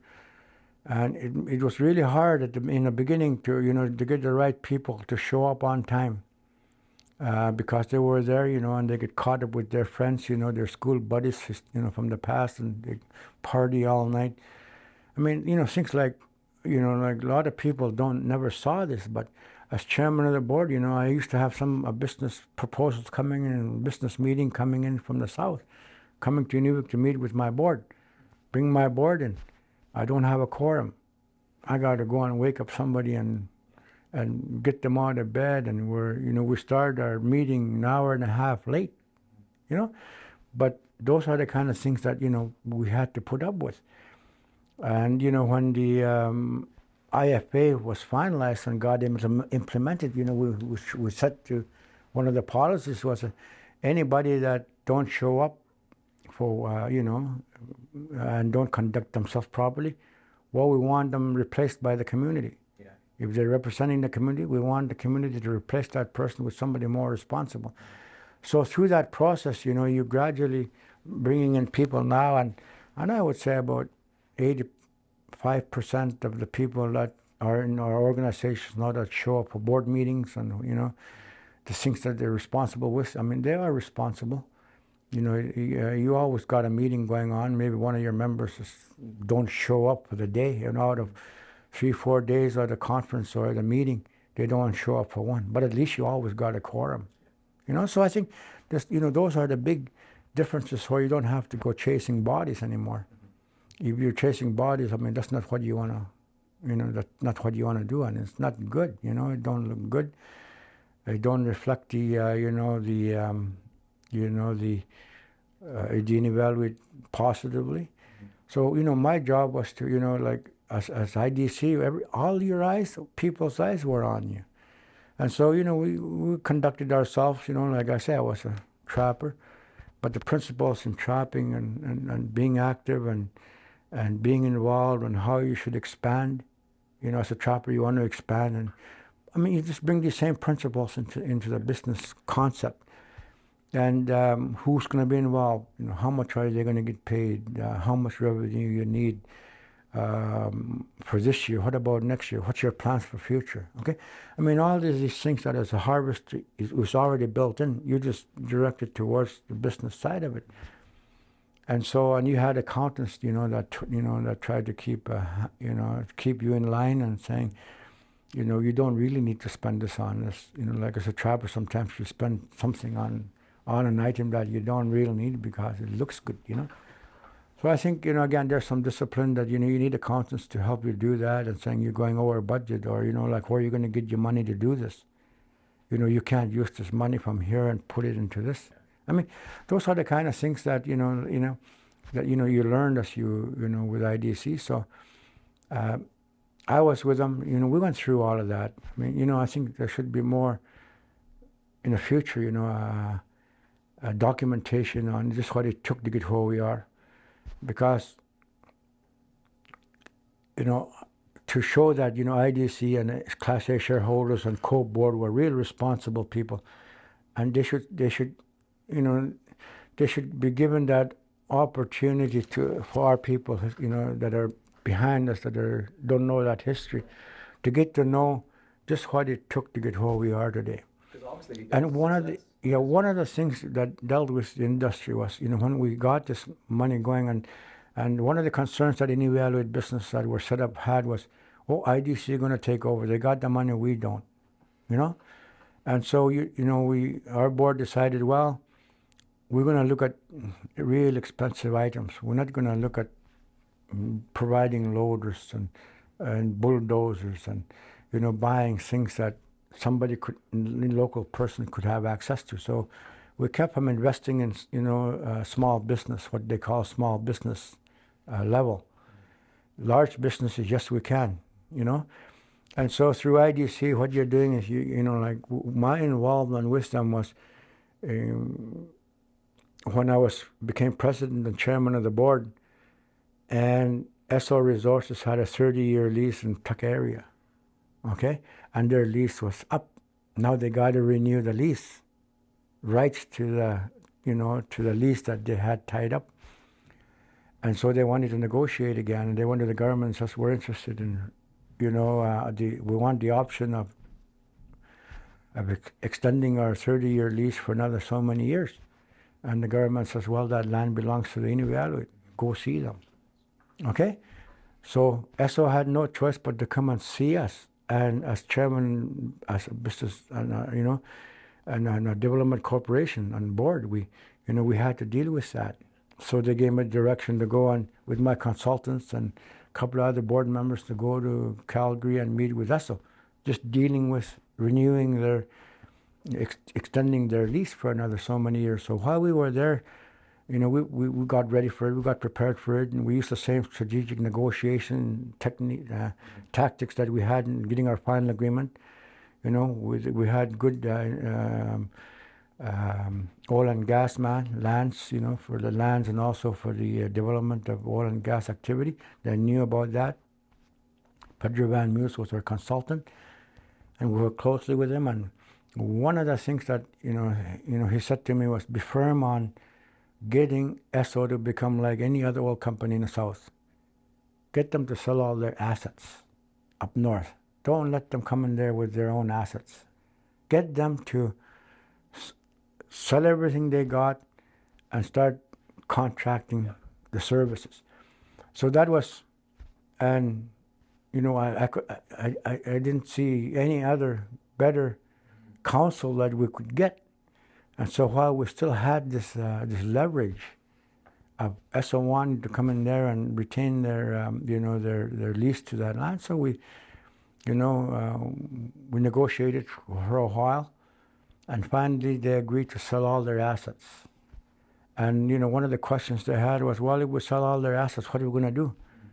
Well, whoever buys those assets that you sold or bid on, they bought out in the field or out at the Tuck base camp, lease it back from the people that got access to them. I mean, the equipment is there. Everything is still the same. All the stuff that you need is still there. But it's just different ownership. So IDC helped them buy stuff like that? Well, no. They went to the banks. They were able to go to the bank just like anybody in business. They were, you if it's out of your financial means, you get the assets. You got a contract for the life of the the money you're borrowing. I mean, it's nothing for the bank to give you the money. So this is how it all started. A lot of in just that short time when they leased that off, Inuvialuit businesses got set up the way that you see them now. You see E-Gubens Transport, Stores and Sons, and other businesses. I mean, those are the two major playing roles at the time. Okay, because they were operating with heavy equipment already. there were other non-native businesses that got, again, access to some of those assets. So all of a sudden it went from just supplying, menial equipment, to the oil companies. Now they got access to all this resource, and this is where a lot of the Inuvialuit businesses and non-natives got their start and, expand. All of a sudden they went from this small, at that level, all of a sudden they're at another level. Okay? So again, this is what the IFA did for the small business people. Not only Inuvialuit, but I think, non-Inuvialuit businesses, and again, that's another animal in itself, okay? Because it is, people want access to business and money and employment. So that's another social and big animal that, you could get into, but I don't want to get into that right now. Okay, one of the biggest challenges, was myself being involved. Like what got me really involved with IDC, even though I didn't want to, because, like there could have been other people that had business background, but a lot of those Inuvialuit were already to have businesses of their own. They didn't have time to, to be involved with something that's just like a pie in the sky type of, how long will it take to get the land claim settlement? And so we had a lot of the people with good business experiences that were already set up to do their own, looking after their own business and trying to get themselves going. And so,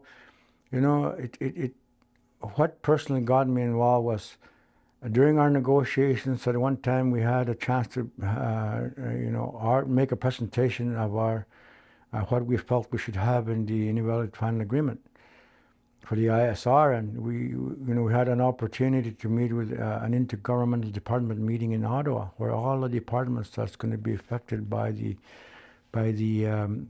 our final agreement, if we get this land rights settlement, how they're going to be affected, and give them a chance to ask questions, and what we thought about how they can handle their role as a public institution up here.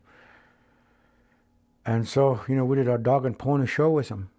Someone did the economic side of it, one did the wildlife side, and one did the land side, and another one did the, the political side, another one did, we all had our presentations, thought out. And so we did our dog and pony show with them, and we asked, we opened it up to questions. And they were reluctant, some of them were reluctant to say anything because, again, this is the first time, these deputy ministers that were running these government departments were there. I mean, these were the movers and shakers of Canada, not the elected members in Parliament, but these guys were the ones that, that were doing the work. And, they get direction, but, they're the ones that counsel a minister.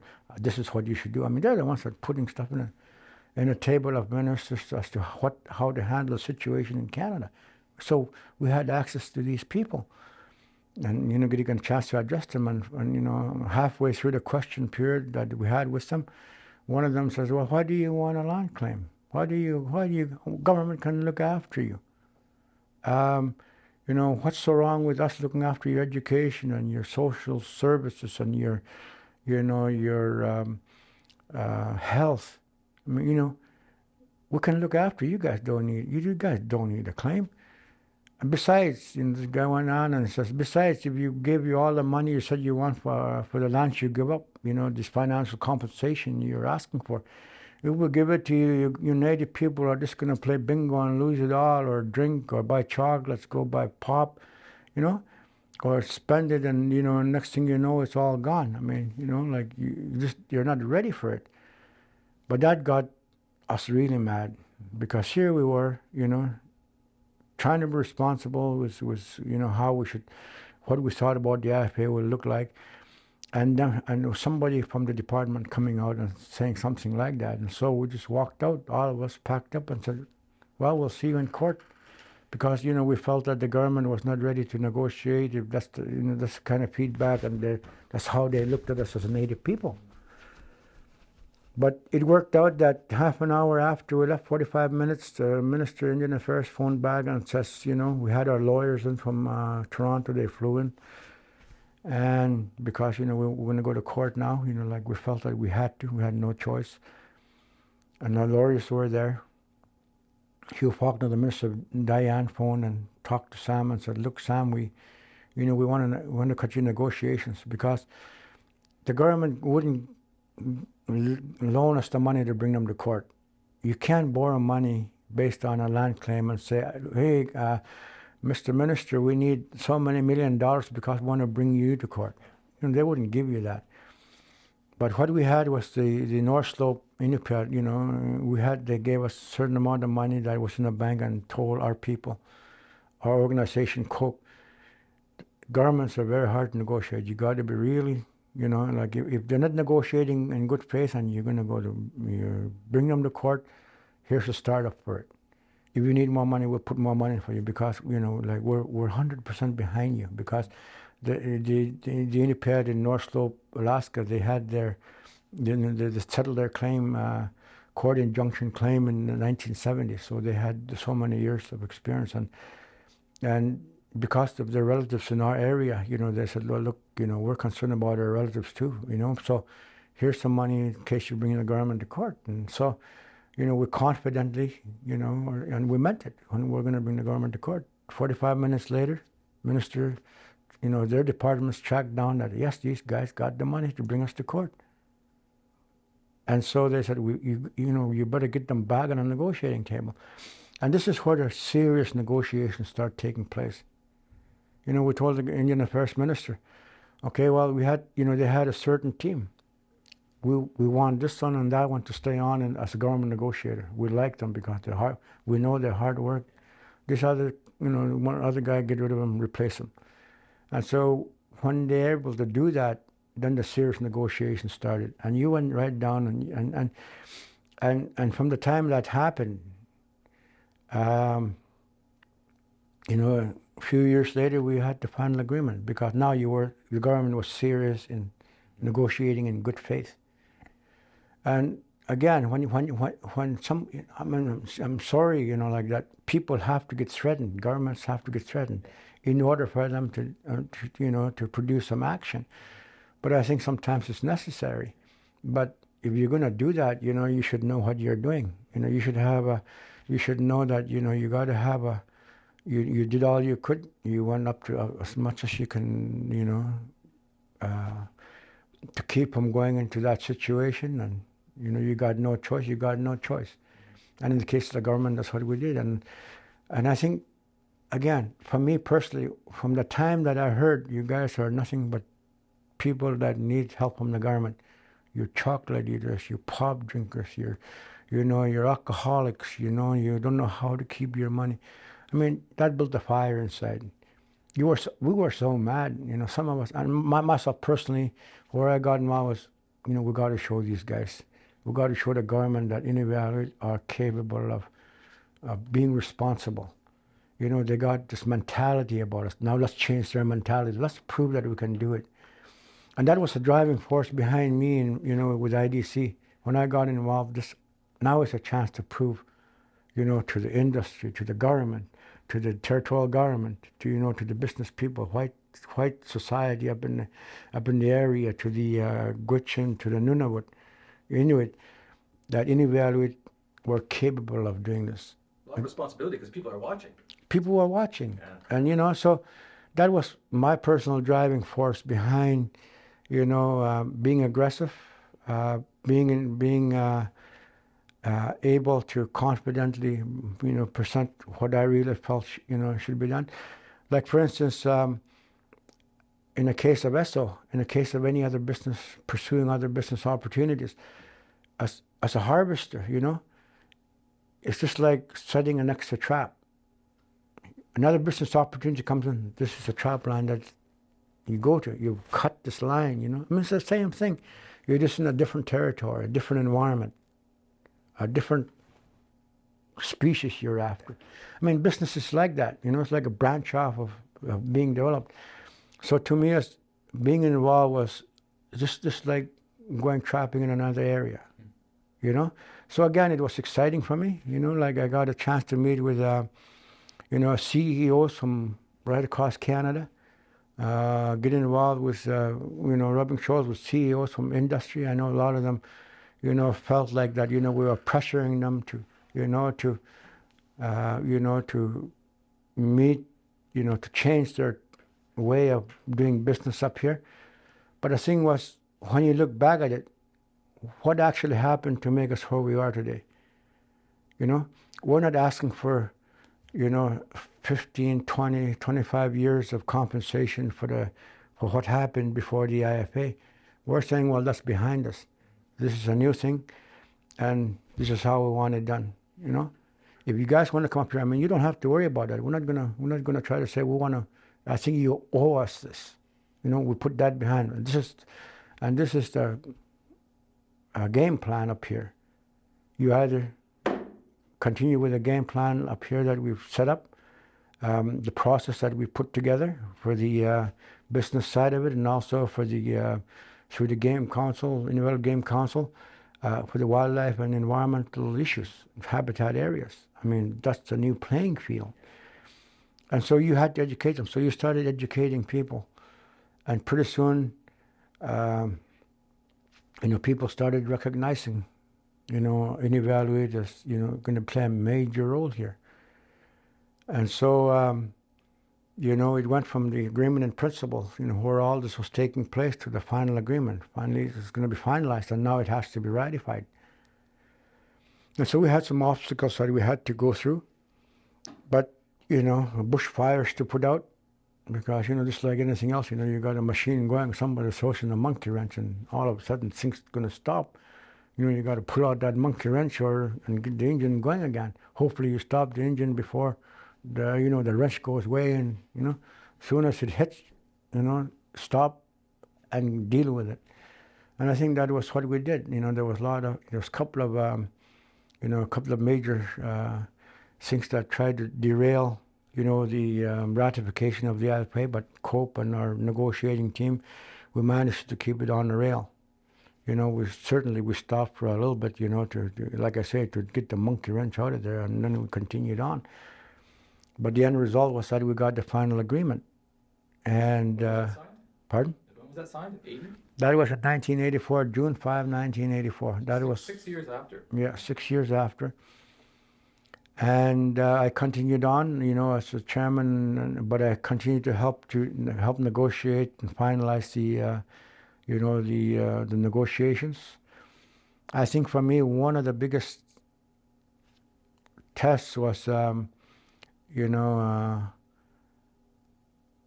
we had a clause in our IFA which says, under the IFA, the Inuvialuit business or Inuvialuit business organization has a right for up to 10%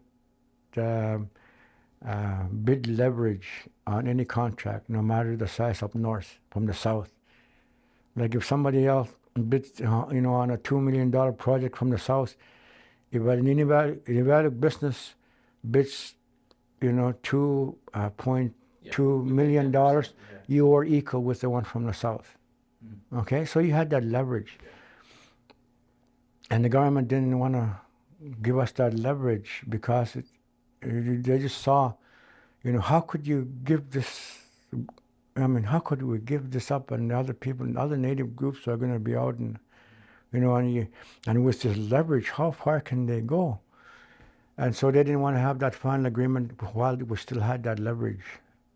Okay, we can have some leverage, but not to that level. Not to that extreme level as an organization like Inuvialuit Corporation.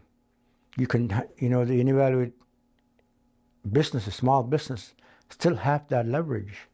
But IDC, we had to do something about giving some of that up, or giving it up, or some of it up, in exchange for something else. So that was the big one.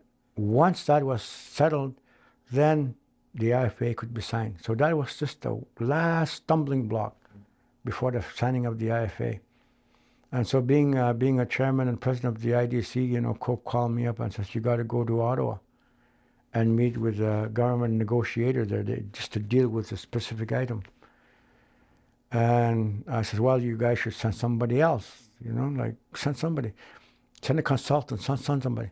No, we want an Inuvialuit there. We want somebody that has a determination, and consultants can, you can get their advice, but you be talking you be the Inuvialuit voice. And so Simon Reisman was the government negotiator. He just finished signing the trade agreement with Canada and Mexico and United States. I mean, he was the head man and negotiator for that, that trade agreement, with these other two countries. And so he's going to be sitting across the table. I mean, and so you get to know some of his background and the reasons why the government hired him in the first place. Because he's a consultant, he gets paid good money, but he knows he's on the government side. And so I'm sitting there, and so we negotiated a deal. I mean, he was.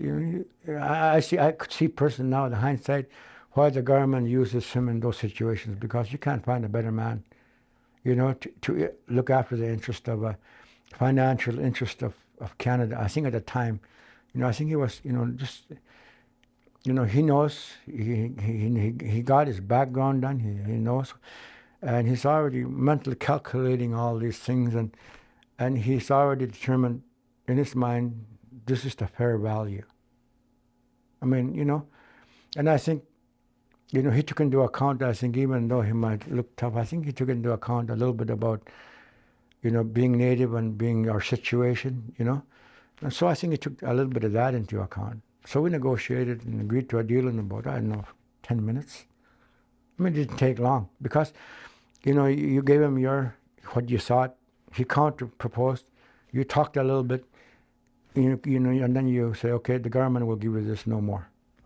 And so, unless you had a better argument, like you just can't go back and continue arguing, because it was, and he explained why he, this number was what he had in his mind, and you say, okay, shake hands, let's sign it, and that's what we did. And then soon after that, the IFA was being ratified and signed in June 5, 1984.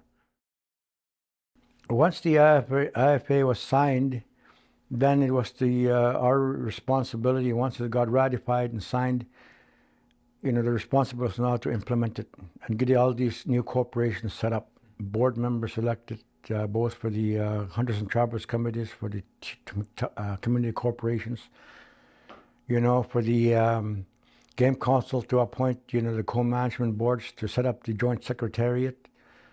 So I think, all of that's implementation plus implementing the regional corporation, Inuvialuit Regional Corporation, and their whole infrastructure.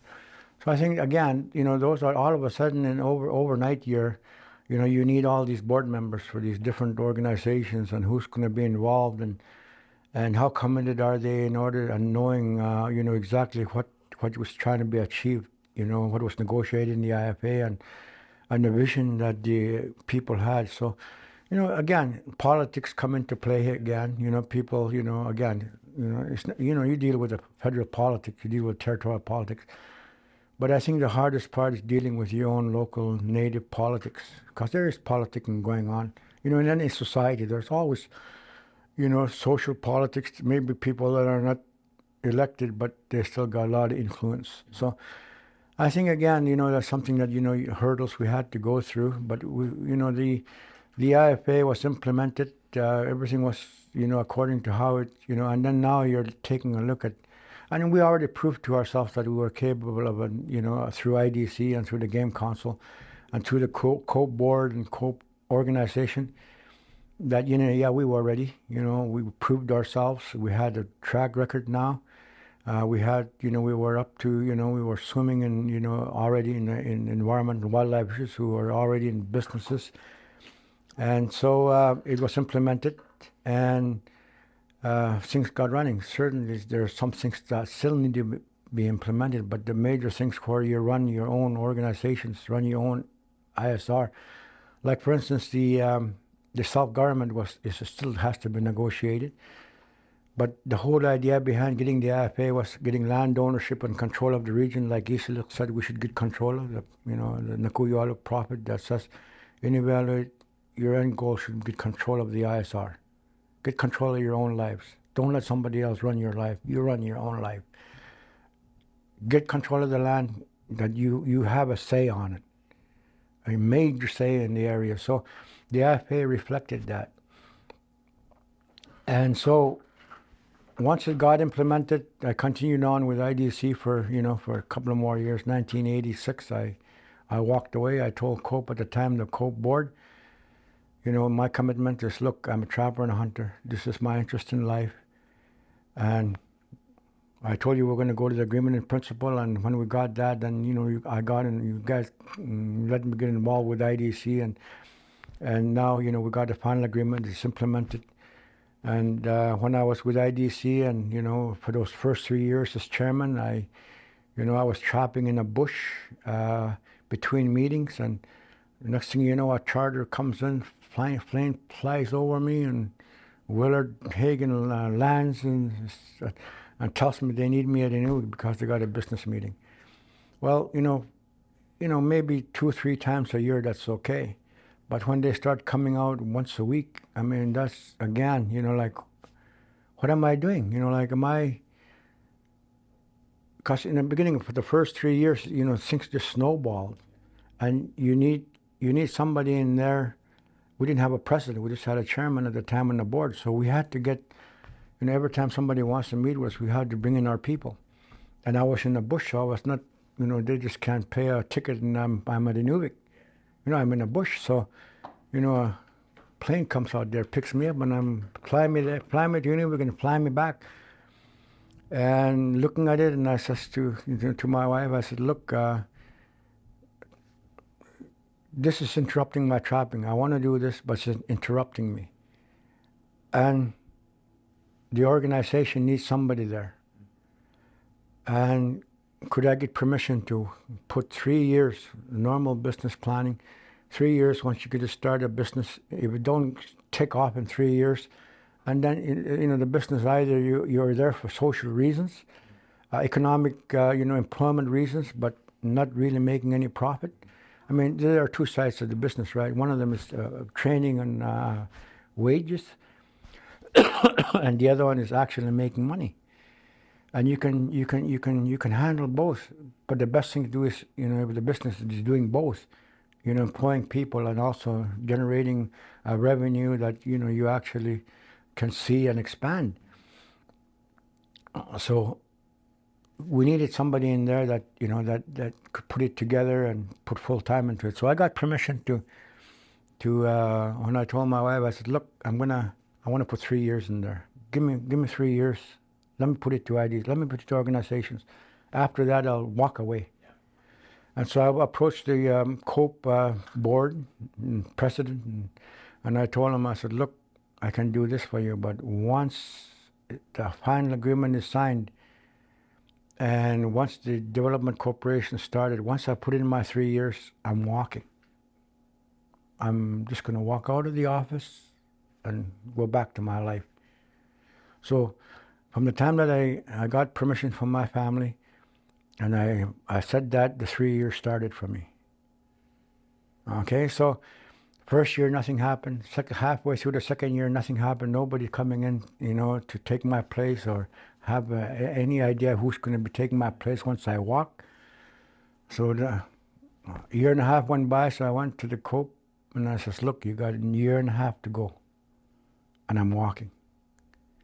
And they knew me enough to know that when I say something that, I actually mean it. So all of a sudden, like, hey, we got to find somebody now. We got to find somebody to be, and we got to start getting more people involved.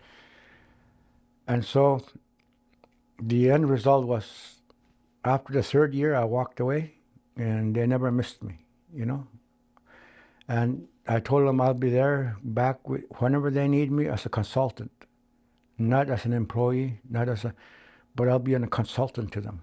Like I have background now. And for a project, to spearhead a project of any kind, whether it's cultural or anything, or business or anything, and they need somebody in there that can, really go for, like cut a new line, Gunda's new trap line, same idea, If you need me, if you can't find anybody else, and you need an Inuvialuit mentality, an Inuvialuit input, I can come in and do it. And so I walked away, and nobody missed me. I do some contracting work as consultant, sometimes for IRC, sometimes for the Joint Secretariat. But otherwise, I don't get involved. The consultant fees are at a rate that like they just won't use you, and keep you busy. Because I've worked with consultants in the past, and you don't use them unless you can make use of them. Right. I mean, they should be able to, with what they're paying you, you should be able to double, triple, quadruple, what they're paying you. So I think again that's important to know, because a lot of these consultants, like with IDC, we had good consultants, they got good money, and some of the things that I had to deal with as chairman and president of the corporation, Inuvialuit come to say, well, how come you're paying all this money to this person? This is how much a day we hear you're paying them. Well, I says, well, like, it's either we pay them that money and they get us businesses and business making money. I'm getting more out of them than they're putting into. Yeah. I mean, we're paying them good money. I mean, that's their job.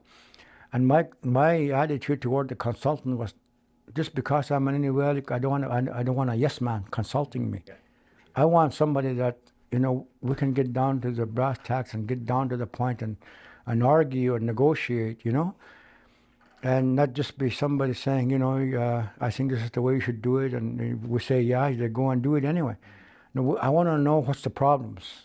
And, like, you're dealing with industry, you're dealing with governments, you're dealing with other organizations, and we got to handle them. And if this situation come up, this is the way we should handle it. So a lot of these things were planned out already, so that when actually something comes, nothing takes you unaware. You're expecting it. If it doesn't happen, it doesn't happen. But the odd time somebody comes up and it happens, like for instance in this case where somebody says to me, how come you're paying all these people? And so, the answer is, like, they're making a lot for us. If we lose them, we're just going to be back to square one. We got to find somebody else. Are going to be just as good? How much contacts do they have? The people have political contacts, business contacts. They know the people that are shakers and movers of Canada. Okay, those are the people. CEOs. I mean, one of the challenging things was dealing with all these CEOs and these different organizations and governments and industry, was you rubbing shoulders with them. And when you're going for a dinner or something, and they ask you about your life, because you just finished negotiating, and you're dealing, just getting to know each other a little bit. How big a family you got? What do you do? What do you do for your holidays? What do you, And they say, well, what kind of training you got? And I says, well, I'm a trapper and a hunter, a fisherman. Mm-hmm. Really? Oh yeah, I'm a trapper and a hunter and a fisherman. Well, how come you're involved in this? Well, my answer is, because same principles that I use for trapping and hunting, I bring it into whatever I'm doing. And so, like, oh, you're not just a trapper. I says, yes, I'm just a trapper. Again, like, it's, again, being a trapper is the principles that you got can bring you anywhere. Because you got the work ethics, you got the knowledge to do. You just bring it to another field, another area. So I think that's something, again, that was challenging. I saw that right from the beginning, and the elders counseled me that, look, you're a trapper, but the same thing that you would do for, for your family, for your people that rely on you, do it for IDC. So I walked away from the Inuvialuit organizations, and I went back trapping and hunting. I walked away from the Inuvialuit organizations. A lot of people, with my being involved in negotiating and setting the business arm up, a lot of people thought that as an Inuvialuit, I was one of the guys building a nest in the organizations. I'll be there for the rest of my life. I'll build a good, position for myself. And a lot of the Inuvialuit, a lot of local, ordinary Inuvialuit were surprised that, like, I actually went back to I took back my life. But by that time, my life really changed, I mean, the trapping lifestyle. Like, for instance, conibear traps, leg hole traps were outlawed. Okay, I mean, I had leg hole traps, and now I'm not able to trap foxes or with the leg holes. I got to switch. I can't trap with leg holes anymore. That's all I've got. And in order to be able to sell your fur, you got to do it legally. You got to use conibears, and there was a trading program. And so we had to, as trappers, some of us that want to follow the law, we had no choice but to, they were making comments like, "Oh, the EN are going to come and check your line out and make sure that you're abiding by the law." And as a trapper, you don't want to break the law, and you don't want to, and so you're expecting these people to come out, which exchange traps. You go out there, set the traps, and nobody shows up. And it didn't enter my mind where I'll just trade some of my traps. They said, "Bring in all your traps and we'll give you this amount of conibear traps." So, this is what we did. This is what I did. How much harder is it with the new trap? Oh, it was a whole new way of trapping with conibears. Different technique, and then you have to try them out and get used to them.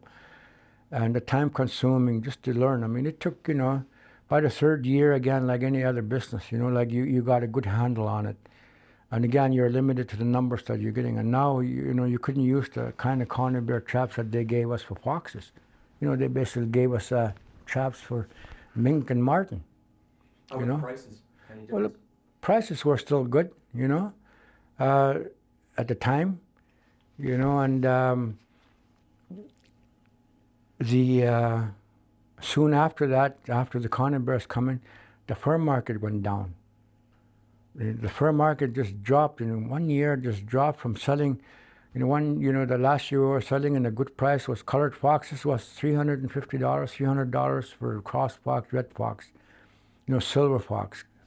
The martens were $130, $140. The white foxes were $90, $110. So it was really high. Then all of a sudden, the market dropped, and you next year you're bringing your fur.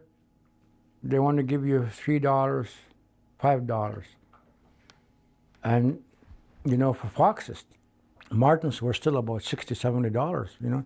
So they were targeted a lot. Martens were really targeted because they brought the most value. And a lot of people basically quit going out in the land. So the government had to try to find ways to get back out there. And it took, again, the political GNWT to come up with a program. It took a number of years before they said, okay, well, a lot of money is going on social assistance because trappers are staying at home because they're just not generating enough revenue to go back out in the land, to maintain their equipment, to upgrade them, to be out there.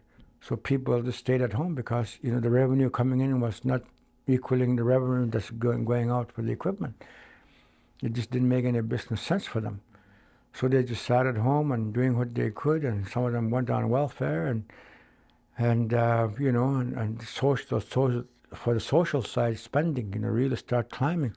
So the government had to do something. So they came up with a program. ENR and the government, through legislation, came up with a program where the bottom line is that anybody goes out in the land, come back, we'll make sure that you get $25 for each pelt. And certain amount from mink, certain amount from marten, certain amount.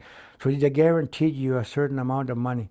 If you sell it for $3, $5, the government will take up the extra cost, but you're guaranteed to get $25 a pelt. Okay, so again, that was enough to go out there. I mean, it was maybe a quarter of what you really wanted, but at least it was enough to get out there and get back, with the environment, with the wildlife, and being able to be active and taking young people along, and and then you're training them. So I think, again, the door opened a little bit, but it was not enough as a trapper to be able to get the new equipment, upgrade them, because every year, you're using skidoos. A lot of people are using skidoos, so there got to be an adjustment made financially. And so the fur itself was not generating enough money. And so the opportunity come where, we had sport hunters interested in coming out and hunt big game like polar bear, muskog, grizzly bear, caribou. And so, we had to free up some local tags, harvesters tags, and earmark them for sport hunting. So when that opportunity came, I went to the Tuck HTC and I said, look, I want to make on our annual meeting, I want to make a motion to open this many tags for sport hunting. Give us an opportunity to generate some kind of revenue, And so they agreed to give us those. I mean, we had big arguments, pros and cons about it all. And then we got a certain amount of tags, and we used those tags, and some of us that were, acted as guides. Yeah. We started off as guides, and got all of our paperwork done. We paid out some money and got our licenses, and we started off. And now, from at that time, the end result up to today is that you went from getting guide wages. Now, through that whole process, I'm an outfitter. I can go out and get tags, because you need to be an outfitter to be able to access tags. So I register as an outfitter. I can go to the board and I say, I need this many tags, and whatever tags that they give me, I'm able to sell it to whoever I want. So you not only become a guide, you become an outfitter, you become a booking agent on your own. You don't have to rely on somebody else. Like, for instance, personally, I went to two trade shows already, big game guiding, Safari Club International in Reno for 2 years. And the first year was a tryout to see what it looked like, because you're going into a new environment and you're meeting with hunters, but you're meeting also your competition around the world, where, one person wanted to spend this many dollars to go hunting. Now he's going to ISR to the conference, big game conference, and they're looking around and they're seeing all these booths and they're saying, well, I wonder which one should I go for this year, and what kind of cost and what's associated with it. So we're there answering their questions, and then you convince them to come out with you. And so that's booking, And so, that first year was a tryout. I enjoyed it, and got to meet some people and the potential, got my tags booked and some interest for next year. So they asked me, well, are you going to come back next year? I said, yes. Well, we'll talk to you about that when we come in, and we'll make payment on the next hunt, depending on how many tags you got. So I was involved with now for a number of years, and I had a son, Enoch. My son started being my helper when he was 16 years old.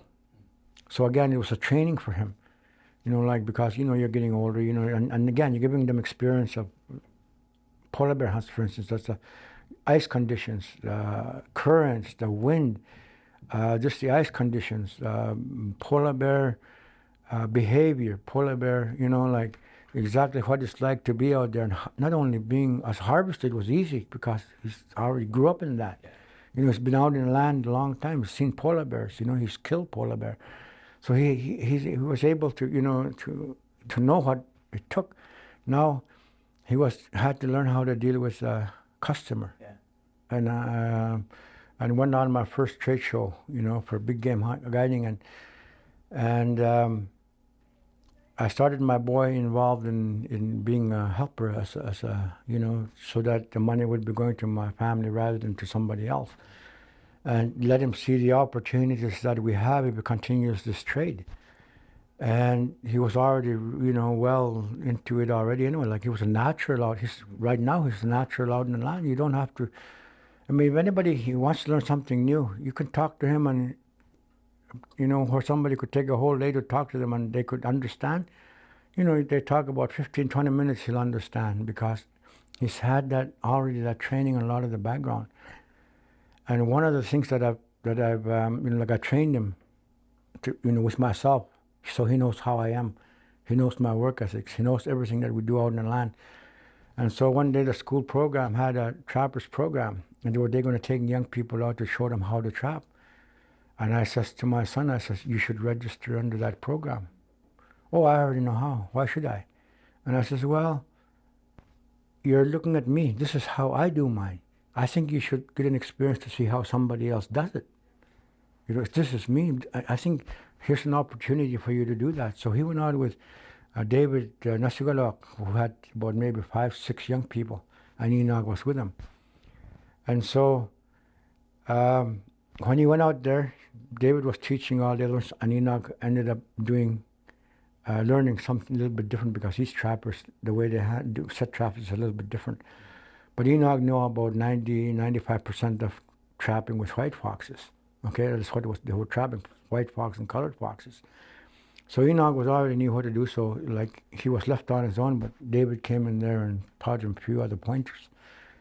And so the end result was when he came back, David says, your boy, I taught him. And I says, David, yes, you taught him.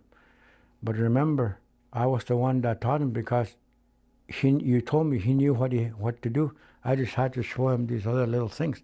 So 95% was already taught, by me, maybe 100% of what I know. But somebody like David, who was a real good trapper, added that other percentage. I mean, you can't beat these people that have trapped all their life.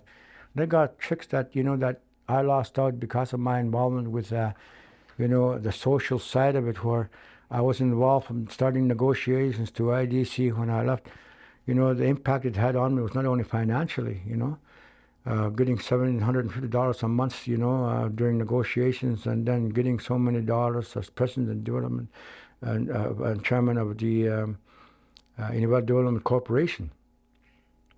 And then all of a sudden, like you have the money is one thing, but where you really lost out is I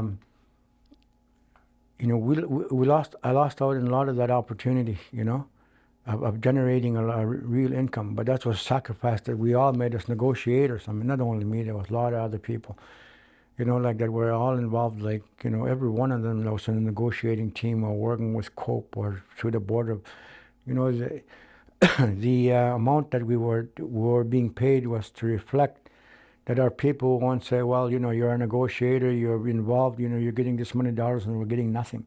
So it was very minimum to reflect that all the money that we were getting paid was based on our negotiations. And so, we had that respect because, we knew it was that people were looking at us, so we made that financial sacrifice. But the other sacrifice that, that you can't put a dollar value on is in the social side. For 3 years, my wife raised my boys alone, And in those 3 years that I was running around for IDC, traveling and getting it established, 3 months in those 3 years was the time I spent in Tuck. Rest of the time was doing, the running the corporation. So socially, that really impacted on, the social side of, your life. And, it's good that, there were people that were hunting, that brought food, native food, home. Well, when I have that opportunity, I go out and get what I need. But what I lacked, some other members, because they knew that I was out there, and I couldn't go out there to, bring caribou meat to my family or fish. They brought that to my family, and they never asked for anything in return. It's because they knew that you were out there doing their thing for them. Okay, so in a way that was, that took a big load off, because that your family won't go hungry because of your traveling.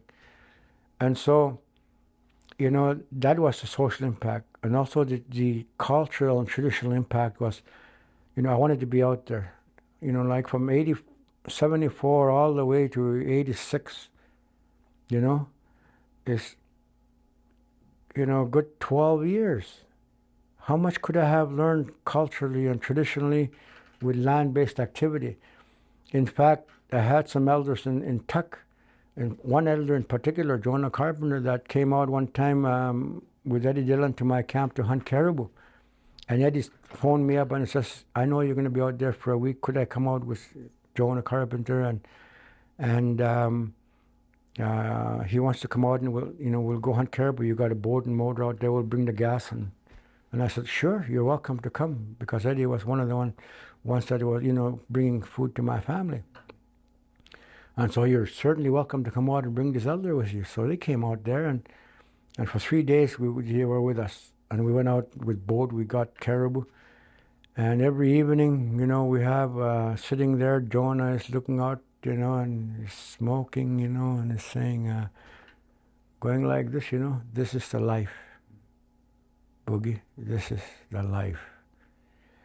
And so from there on, I told him, I says, look, that was in the early 80s. And I says, Jonah, like us, just skinning caribou and the way we cut it up, the way I do it. He was watching and he showed me certain tricks, sometimes while you're skinning, you get blood on your hands, and while you're working on it, this blood cakes in your hand. And if you use water and soap, it takes a while before it rubs off. So you spend a lot of time. So while we were doing the skinning, he goes off to a swamp, pulls out some plants from that water, puts it down, and here we got paper towels here, and so after we finished this, we're going to wash our hands now, and he says to me, use this plant to wash your hands because it's soaked in water already. So you go in there and no kidding, you take that plant and you do this, blood's coming, that dried blood is coming out. You do that for a little while and you go like this, there's no more blood. Not in your fingers, all of that, just that plant itself with the water and the things that's connected with the plant, like it just loosens all this stuff here. You go like this, you take a paper towel, you wipe it. I mean, those are the kind of knowledge that these elders have. And I admired that. Like I said, Jonah, boy, like I wouldn't mind having you out here if I leave the corporations. If I'm back out in the land, I could learn lots from you. And he says, yes, I'm willing to come out and spend months, 2 months. Anytime that you want me out in the land, if you want me, I can be there. And so while he was waiting for me, every year I go back and I talk with him and he says, when are you going to be free? And he says, I've been thinking about what we're going to be teaching you, what I'm going to be showing you. I think this is where we should go on. This is what I want to show you in that location. And so before I left, he died. All this knowledge that he wanted to give to somebody that, that's on the land doing the activity. Well, he passed away. So traditionally, culturally, not only myself, but I think a lot of other people that have lost that opportunity with elders to be taught on-hand experience. Simple things, where you can cut down a 10-hour work to 3 hours out there because of just the technique and what they know. And, the real simple things, like things that you really overlook. I think there's a lot of those cultural, traditional things that we lost. And now we have to learn them the hard way, experimenting. And this is what I lost when I was, like I felt I really lost that. And you can't put a dollar value on it. You can't put not only a dollar value, but you can't bring it back. You can't say, well, like I'm looking for somebody now, and because nobody has the same interest that Elder had in bringing to the table what he knows. Okay, he was willing to share it, willing to, give out the information. So that was impact. So now, and my children are growing up in all of this. Like I'm learning the same as them, right? I mean, they're equal with me as a pupil. Yeah. We're in the same grade level at being taught this. I'm a father and and their children, but we're learning the same thing, and we're seeing the value for it, and we're thankful for that. And then now we're going to sports hunting, and Enoch is being introduced to it. Like this is what he grew up with. So, but he's never been on contact with white hunter coming up and being out in the land. So when we first go out to Bailey Island and we set up a camp and a tent, we got a tent set up, we got a dog line set with the dogs there, the corners of the tent tied down with skidoos because you're using dogs to hunt polar bear now.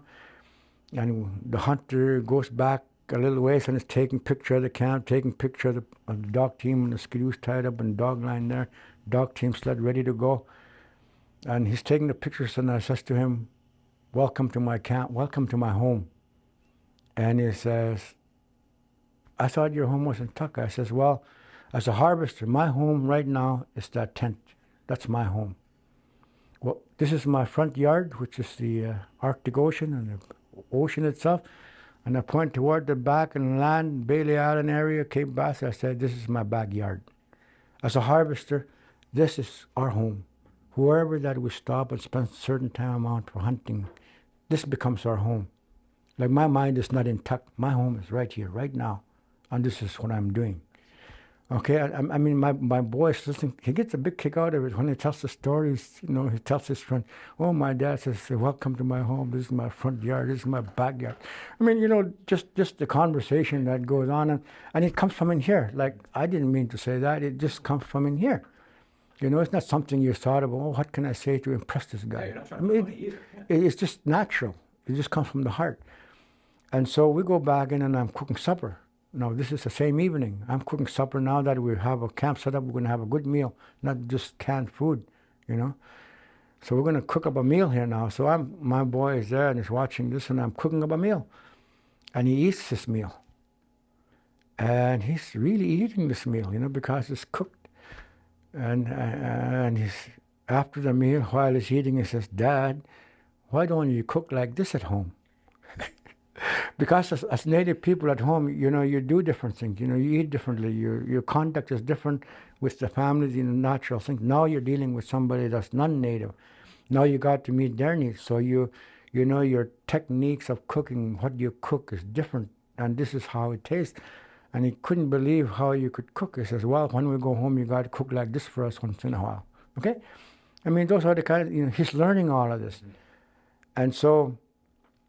Sorry, but get you to wipe your face. Yeah. Dog's threatening to leave the booth. And he says, and the hunter and I are talking now that evening, and we're getting prepared to go out on ice now. And he's asking me questions about, "Boogie, you did this and this and this and this. Like, what happened? Like, what's the reason?" And so he's talking to me about a lot of things that happened with other hunters. And I take it naturally, you know, that, you know, he's asking these questions because he certainly has legitimate questions. And so I'm talking to him and answering him all these questions. "Boogie, you did this, you know, like what happened here?" So we're conversing that evening. So I go out to feed my dogs. My boy comes out with me. And he says, you know, to help me, and he says to me, "Dad, you know this guy?" I says, "No, I don't know him. I only met him when he came off the plane. I've never talked to him before, you know, apart from, you know, getting him booked. Like, I don't know him. I don't know what the business is in. I don't know nothing about him." "Well, how come he knows so much about you?" He says, "How come he knows all of this that you're doing? You know, just like he knows you." And I says, "Well, Enoch, some of these hunters, they do their homework. Because they're spending a lot of money. They want to know who they go out with. They know how good their dogs are. They know about their hunting equipment, outfitting equipment. They want to know what kind of output, you know, as a guide that, you know, they're hiring. What kind of character is he? What kind of life does he live? You know? So he does the background work, checks with other hunters that, you know, that were your references. And so he gets all these stories. So when he comes here, he's already done his homework. And I says, hunters, some of the hunters do that. So you got to be really careful as to how you conduct yourself as a guide. Because this guy is going to go back and talk about it to his friends. Okay?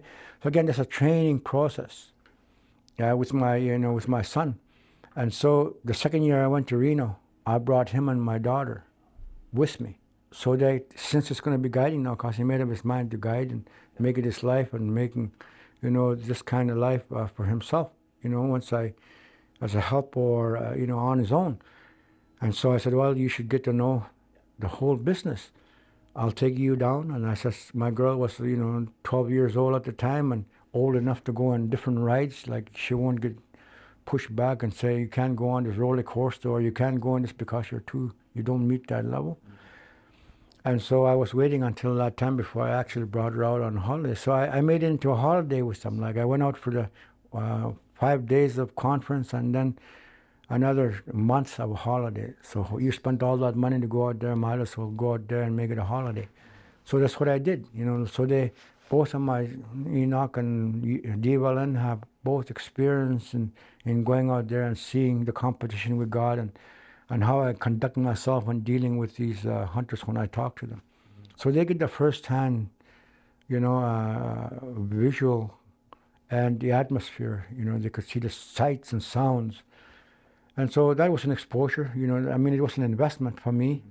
It expanded my girls' thinking of, this is what I think, saw all the possibilities of the things that's going on, down there. And, you're seeing different, like Anaheim, San Francisco, Vegas, Reno, so all these different places that you're seeing. And sometimes you look at a movie and she says, oh, we've been there. I know that background in that movie. This is what. So again, the world started taking shape for her.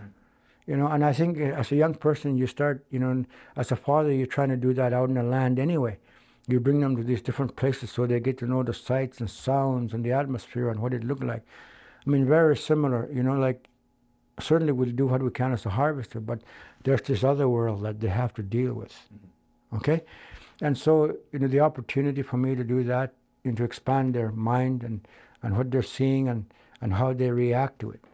That all came into play. And that's an investment that, you make financially in that.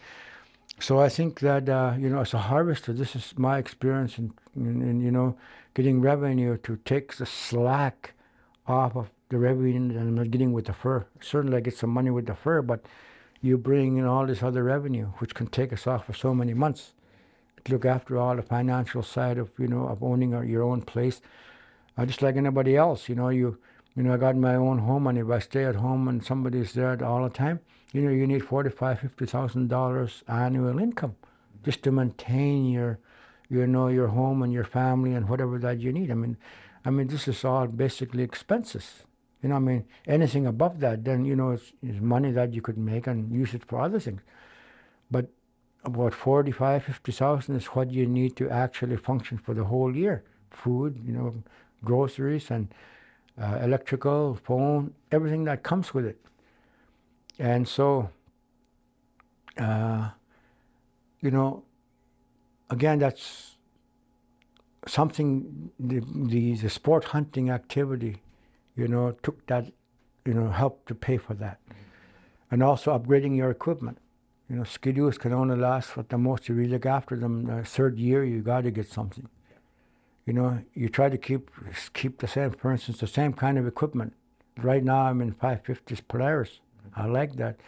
550 motors, and I got, I can keep an engine going. The first year is good. Second year is half a year might be good, but things start falling apart. So you use a part from another engine from another body to, so you're able to keep a machine going for 2 years. Third year, you got to get a new one. So you're upgrading your equipment all the time. And this is not just $1,000 investment you have to make. This is a $7,000, $8,000, $9,000, asset. So, you need that amount of money. And you need, for sports hunting, like for instance in Kentucky, you need at least 2 skidoos of your own. 3 would be good, but at least you need 2 brand new ones, Well, especially for the price people are paying, they expect good equipment. Yeah, hunter, you want to go out there and halfway to Bailey Island, which is about 220 miles, because you got to camp one night going there anyway. Mm-hmm. You don't want the hunter to be waiting while you're fixing a skidoo for 2 days. Okay, one of the other things that I do besides big game guiding, because you've already got the licenses and you've already got the infrastructure, the insurances and all of the licenses. You use the same licenses to extend your season from sports hunting to tourism. And we've got a package at home right now where families, or I've taken a family of 5, family of 3. A couple, 2 couples together, because you can take up to 5 people at one time in a boat. So, or in a skidoo, like you go out, and I had one guy come out that spent a month in the high Arctic, seeing the natural state of Ellesmere Island, being out there with a group, looking at the environment and the wildlife with no human contact. When he got back to Hamilton, Ontario, he was wondering what's going to be the next adventure to almost top this. And one of the things that he wanted to do was he wanted to see what the native people were doing with, environment and the wildlife. And so he booked, he wanted to come out. I told him, what are you doing? I said, well, I'm going to be going out on the trap line in November. Oh, can I go? And I says, well, yes, we can take you. I got a package, tour package for, 7 days or 10 days. Oh, I want to be there for a month because he just don't want to come in and, he wanted to be there. And I says, well, 1 month is a long time because I'm busy doing what, I'm going to be busy, really busy getting ready to travel and also trapping and fishing and hunting at the same time. Oh, I'd really like to see that. And I says, well, so we negotiated a deal for 30 days. And so he was out with us out there, and I had to put an next skidoo aside, and my boy Lucky was his caretaker. Like, I didn't want to be, he was going with me wherever I go, took pictures, and we talked a lot in the evening, knowing about our culture. And so we kept him for a month. And so that's a cultural immersion package that, that he booked because he wanted this education. And so he came out with us for that whole month, and he went out. Next year he wanted to come back when he heard about the whaling that we did, because he wanted to see the whaling. And so we booked him on a whaling package where we take him out on a whaling camp, and he saw all the interactions we have, with the whales, and also, the environment and with how you do and handle all of the whaling activity. So he came out there and took all the pictures, and so there, there's people that are interested in seeing these different seasons that, as a harvester you do, because you can come up and experience one season, you can experience the bird season, you can experience the fishing season, whaling season, and then you're trapping, and winter camping, going out in the winter experiencing a blizzard. Some of them want to see the blizzard and northern lights. So again, you try to book them into coming in, at those times when, hopefully when somebody wants to experience a blizzard, that a blizzard shows up when you're out there. So I think all of these interests are there. Curious about the detail of the helping out with the whaling. Like you allow, if a family comes up, they can help out with the, Yeah. Just want the detail for a bit. A lot of this, like goose hunting. People are bird enthusiasts, and some, like for instance, we had, a couple of couples out there, and they phoned up and they said, "Could you do no killing? Like, we don't want to see any killing." And so, we accommodate that. Like, I could go without hunting for a week, 10 days. That's why you have that period. You can't go for a month without meeting your family needs. But they come up with the idea that, like, they don't want to see any blood and killing. And then when they realize the importance of this native food, like, for instance, I had this couple out, and we saw caribou walk right up to us. And my boy said, "Oh, we're going to eat real good tonight." And I never shot it. So, we had pork chops that night. And while they were eating, they said, "Dad, you should have killed that caribou. Why didn't you kill that caribou?" I mean, these are children, right? And they've got children there with them, and we're eating supper together, pork chops. And they're seeing this, and they're eating pork chops, and they're saying, "Dad, why didn't you kill? We should have killed that caribou. We could have really eat good." And so this couple take a walk in the evening. They come back to the camp, and they says, "Boogie, tomorrow if you see a caribou, shoot it for your children." Again, you're introducing, your culture and the importance of these resources. I mean, it's not just killing it and leaving it. It's utilizing the byproducts. So again, it's an education for people that come with a certain mental attitude towards the environment and wildlife. And then when they see the interaction that Native people have with them, that's educational to them. They see that nothing is wasted. They admire you for that. And when they're gone, they know you're going to be doing it anyway. But they actually see it. And like, again, it's all educational for them. And they also, the ones that come out to help us, like for whaling, there's a lot of work. So they're taking part in working with the muktuk, hanging up dry meat and seeing what we do with it. And they're with us through the whole process of putting the whale away. So they see it right from the start of the hunt, where you put the equipment in the boat, to the time that you store everything away. So I think that, again, that's something, it's all part of a vacation package for them, but it's also, they go back with a better understanding about the environment, about the wildlife that's out there, and the utilization that Native people make with it. I think, again, that's, that's what I do, on the side. I don't book it steady. I don't think I want, tours 55 weeks a year, because that takes your life away. So, you try to keep within, the amount of revenue that you need, and just take what you need, and the amount of people that you feel you could take out. And if you don't want to see anybody at that certain time, you don't book anybody. Okay, so again, those are the kind of things that we do.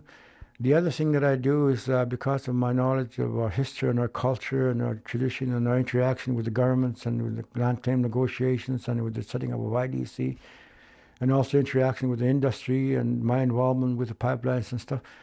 Well, I do cross-cultural training, whatever that they want. Like if somebody want to focus on, the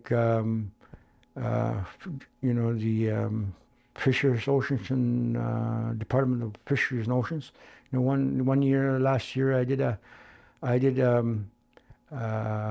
cross-cultural thing in relation to to their interest, which is the wildlife, in relation to the marine mammals and fishing. And also part of our history, our mentality in the ISR towards this their interest that they have with the wildlife that's relation to the oceans and fish, So you introduce all of that. You bring them into part of the history that brings us to the people we are. And this is how it was in the past. This is how it was during the impacts it had with the governments not doing their job and the industry going in there and doing whatever they want.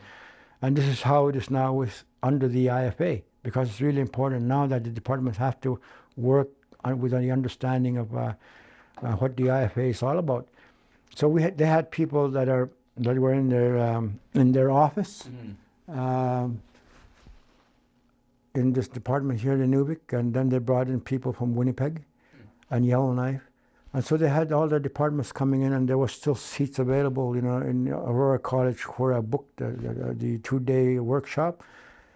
And we went into a lot of detail in that. I brought my son in there to let them know that just not only me, I'm doing this, but my son is, next generation you have the same attitude, same interest as what I'm doing. And let him, have a talk as to his own experience, and people have a chance to ask him questions. And so this is all part of this cultural stuff. And so, we do that, and for the extra seats that were available, I think I see us send a person, the Aurora Research Institute. There was local oil company businesses at the time being set up, Very Ilu was there. And so they booked, and there was a seismic crew in here, so they booked a couple of people to come into the workshop. So the room was filled to capacity. So again, those are the kind of things that you try to do, because they're working up here, they're working with our people, they're rubbing shoulders with people that they hire, but they never have a chance to really talk and understand exactly what the mentality behind our involvement with the region, and how we look at the development and how it's interacting with the harvester. And I think that in my cross-cultural training, this is what I bring out, is to try to get them to understand a little better the ISR, better understand the IFA, because those are the game rules they have to play with. And also the interaction they have to deal with the hunting and the environment, with the wildlife and environment, the habitat area, and the utilizations we make of it. And the different organizations that, the hurdles that they have to go through in order to work up here. The kind of, employment opportunities and training that, our people expect. And also, so it's again, I compete for, cross-cultural training for 1-day workshops down south in Calgary with the oil companies, ConocoPhillips in Canada. And, wherever that, they pick me for their, training program. So, I've done that, gone down there and, brought in, and did a history thing and did some scenarios with them as to how to, the kind of interaction you have when a native person comes in and to work for them. Like for instance, if they're at a camp, and if they see a native person come in there, all they know is this is a wildlife monitor, this is an environmental monitor, or somebody's coming to do this labor work, and that's all they know. But they don't have a chance to, like some of the people don't open up as much. So, there's no interaction between the cultures, even though these two cultures are there. So there's no opportunity. So what you're trying to do with the key people in at that level is, look, we can contribute a lot.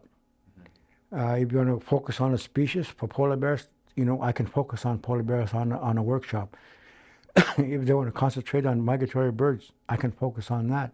If they want to, if there's an economic development workshop going on and they want me to be part of it, I can focus on the the economic side of what it took to get us here and what we expect. The training program, the education program of getting children right out of high school in our area and hopefully they go into college and universities, and also how to help train them to be out and have respect for the land. Okay, I mean these are the kind of things that you try to, for cross-cultural, you try to bring across, because it's important, that our children get to know both sides and make a choice in life. But the last thing you want to do is have, like for instance, Inuvialuit through time, maybe 20 years down the road, become a president of SO Resources, sitting there as the chairman of Imperial Oil. And then as an Inuvialuit, we got to go there, try to explain our region and our culture and our, So I don't expect, I don't expect to go in there and treat him like a white person, come in, don't know anything. I think he should know something about his own culture. Yeah. Being an Inuvialuit, he should know these things. So, and you should get down to, focusing on, how I think the kind of, trying to help them out in, in that position, this is how they should do their operation up here. I think, it'll be a real plus, for instance, if Inuvialuit really did become a president of Imperial Oil Limited, because not because he's an Inuvialuit, but because he knows what he's doing, right. Because he's been in that field before, because he's hired, because he knows he can do the job, and not because he's a native person. Yeah, and I think, that's a challenge we have as Inuvialuit in the education side, is people being there because they know what they're doing. Not having a wage because they're native, but they're earning their income because they know what they're doing, and there's an output. So I think that's something that, again, that's a challenge for us, to be able to say, look, we'll help you get educated, anywhere that we can help, let us know how we can help you so you can further yourself. But don't expect to get a job because you're Inuvialuit. Get a job because you know what you're doing, you're good at what you're doing. So I think that's the end goal for us. I mean, that's what's the purpose behind the IFA is. It's not only, hopefully you're hoping for dividends, but work for your people. If you're not working for an Inuvialuit organization, IRC, Joint Secretariat, or ACLAC Air, or NTCL, if you're not working for them, you're working for the oil companies, you're working for the government, I mean, that's an Inuvialuit there. I mean, because he's there, because he can do a job. And when it comes to our area, and his part of his responsibility to do an activity up here, well, they know that the game rules. They know that what you expect, and you can go a lot further with them, because they know the mentality already behind what we're doing here in our settlement region. I think that's something that we, for the IFA, we have that we can benefit and just wait for a dividend, once a year or once every 2 years, because you don't give out dividends unless your business is making profit, and you got all this infrastructure, and this infrastructure is requiring money, and you got to pay employees, and so you might be generating a lot of money, but a lot of money is going out for expenses, and on the profits, like any other organization in Canada, corporation, you got to pay taxes, not only from your wages, but also from your, the money that you're making for profit, and the corporate taxes we have to pay. And before you actually give out dividends, so that the dividends given out is tax-free, basically, because you already pay taxes on it. So I think those are the things that, a lot of people don't evaluate from the ground level, don't realize that, but when you all part of been involved in developing, and the reasons behind what we're doing, like I've been involved in all of that. So in order for Inuvialuit to benefit, I think the best for them is to work for an Inuvialuit organization, get employed. If they need further training, they can get employment training, and they can get further education. If they're adults, they can go and get their certificates and get a higher wage and take over an organization. Like, for instance, in Tuck before, with industry, our elders, were seeing all the opportunities leaving. Our young people needed jobs, but they didn't have specific job training. And they were young adults already, and they had families to feed. But everybody else, professional people, were coming in from the south, to fill in those professional positions. And our elders were seeing that, and they started the government and industry and COPE, and they spearheaded a Tuck Tech program, working with education, working with industry, and saying these are the occupations you need. Let's have a Tuck Tech going on, and with one of the oil company in Bodril's open their facilities, at a slow time for Tuck Tech programs, and they did welding, carpenter work, plumbing. They did the electrical, whatever that it takes to be out there, cooking, housekeeping, all of this other stuff. So they did all of that program. And some of them came out with a certificate. And next time they came out, they were not laborers. They became cook's assistants. They became mechanic helpers. They got into apprentices program. And they became, they started getting involved. All because of the elders. Inuvialuit elders said, this is what's missing, this is what we need. I mean, it took elders to do that. People that, at one time, the government and industry said, these are primitive people, they're cavemen, they don't know nothing about what's going on, they don't know nothing about our industry. And now, because of them, you got all this training. So when there was a downturn with industry moving out in the mid-'80s, a lot of these people that had this training, and now, we had in municipal levels, like in Tuck, for instance, like I'm from there and I know it well. We had people coming in and running the hamlet. We had people from the south coming in and running this organization. Resource people to run an office, secretaries to run an office. And now because of this training that they had with computers and the Tuck Tech and the secretarial training and all of that, when the industry left, an opportunity was for them to fit into the social social side of their community. And so we have in Tuck, we have all these Inuvialuit, basically a lot of them are Inuvialuit, and in other communities running the organizations. Yeah. They're resource people, they're running for instance in Tuck, they're running the hamlet, the foreman is hamlet. A lot of the workers are, Inuvialuit, and so, again, this training program get them to do that. If they didn't have that training, we'd still have people from the south filling in those positions. Right. Okay, so that's where it all started, and I think, the education with Aurora College really helped, in seeing what Tuck Tech did, and now they're trying to put it into the Aurora College programs. I think that's a plus. Government learning, because it worked here. Why can't it continue working?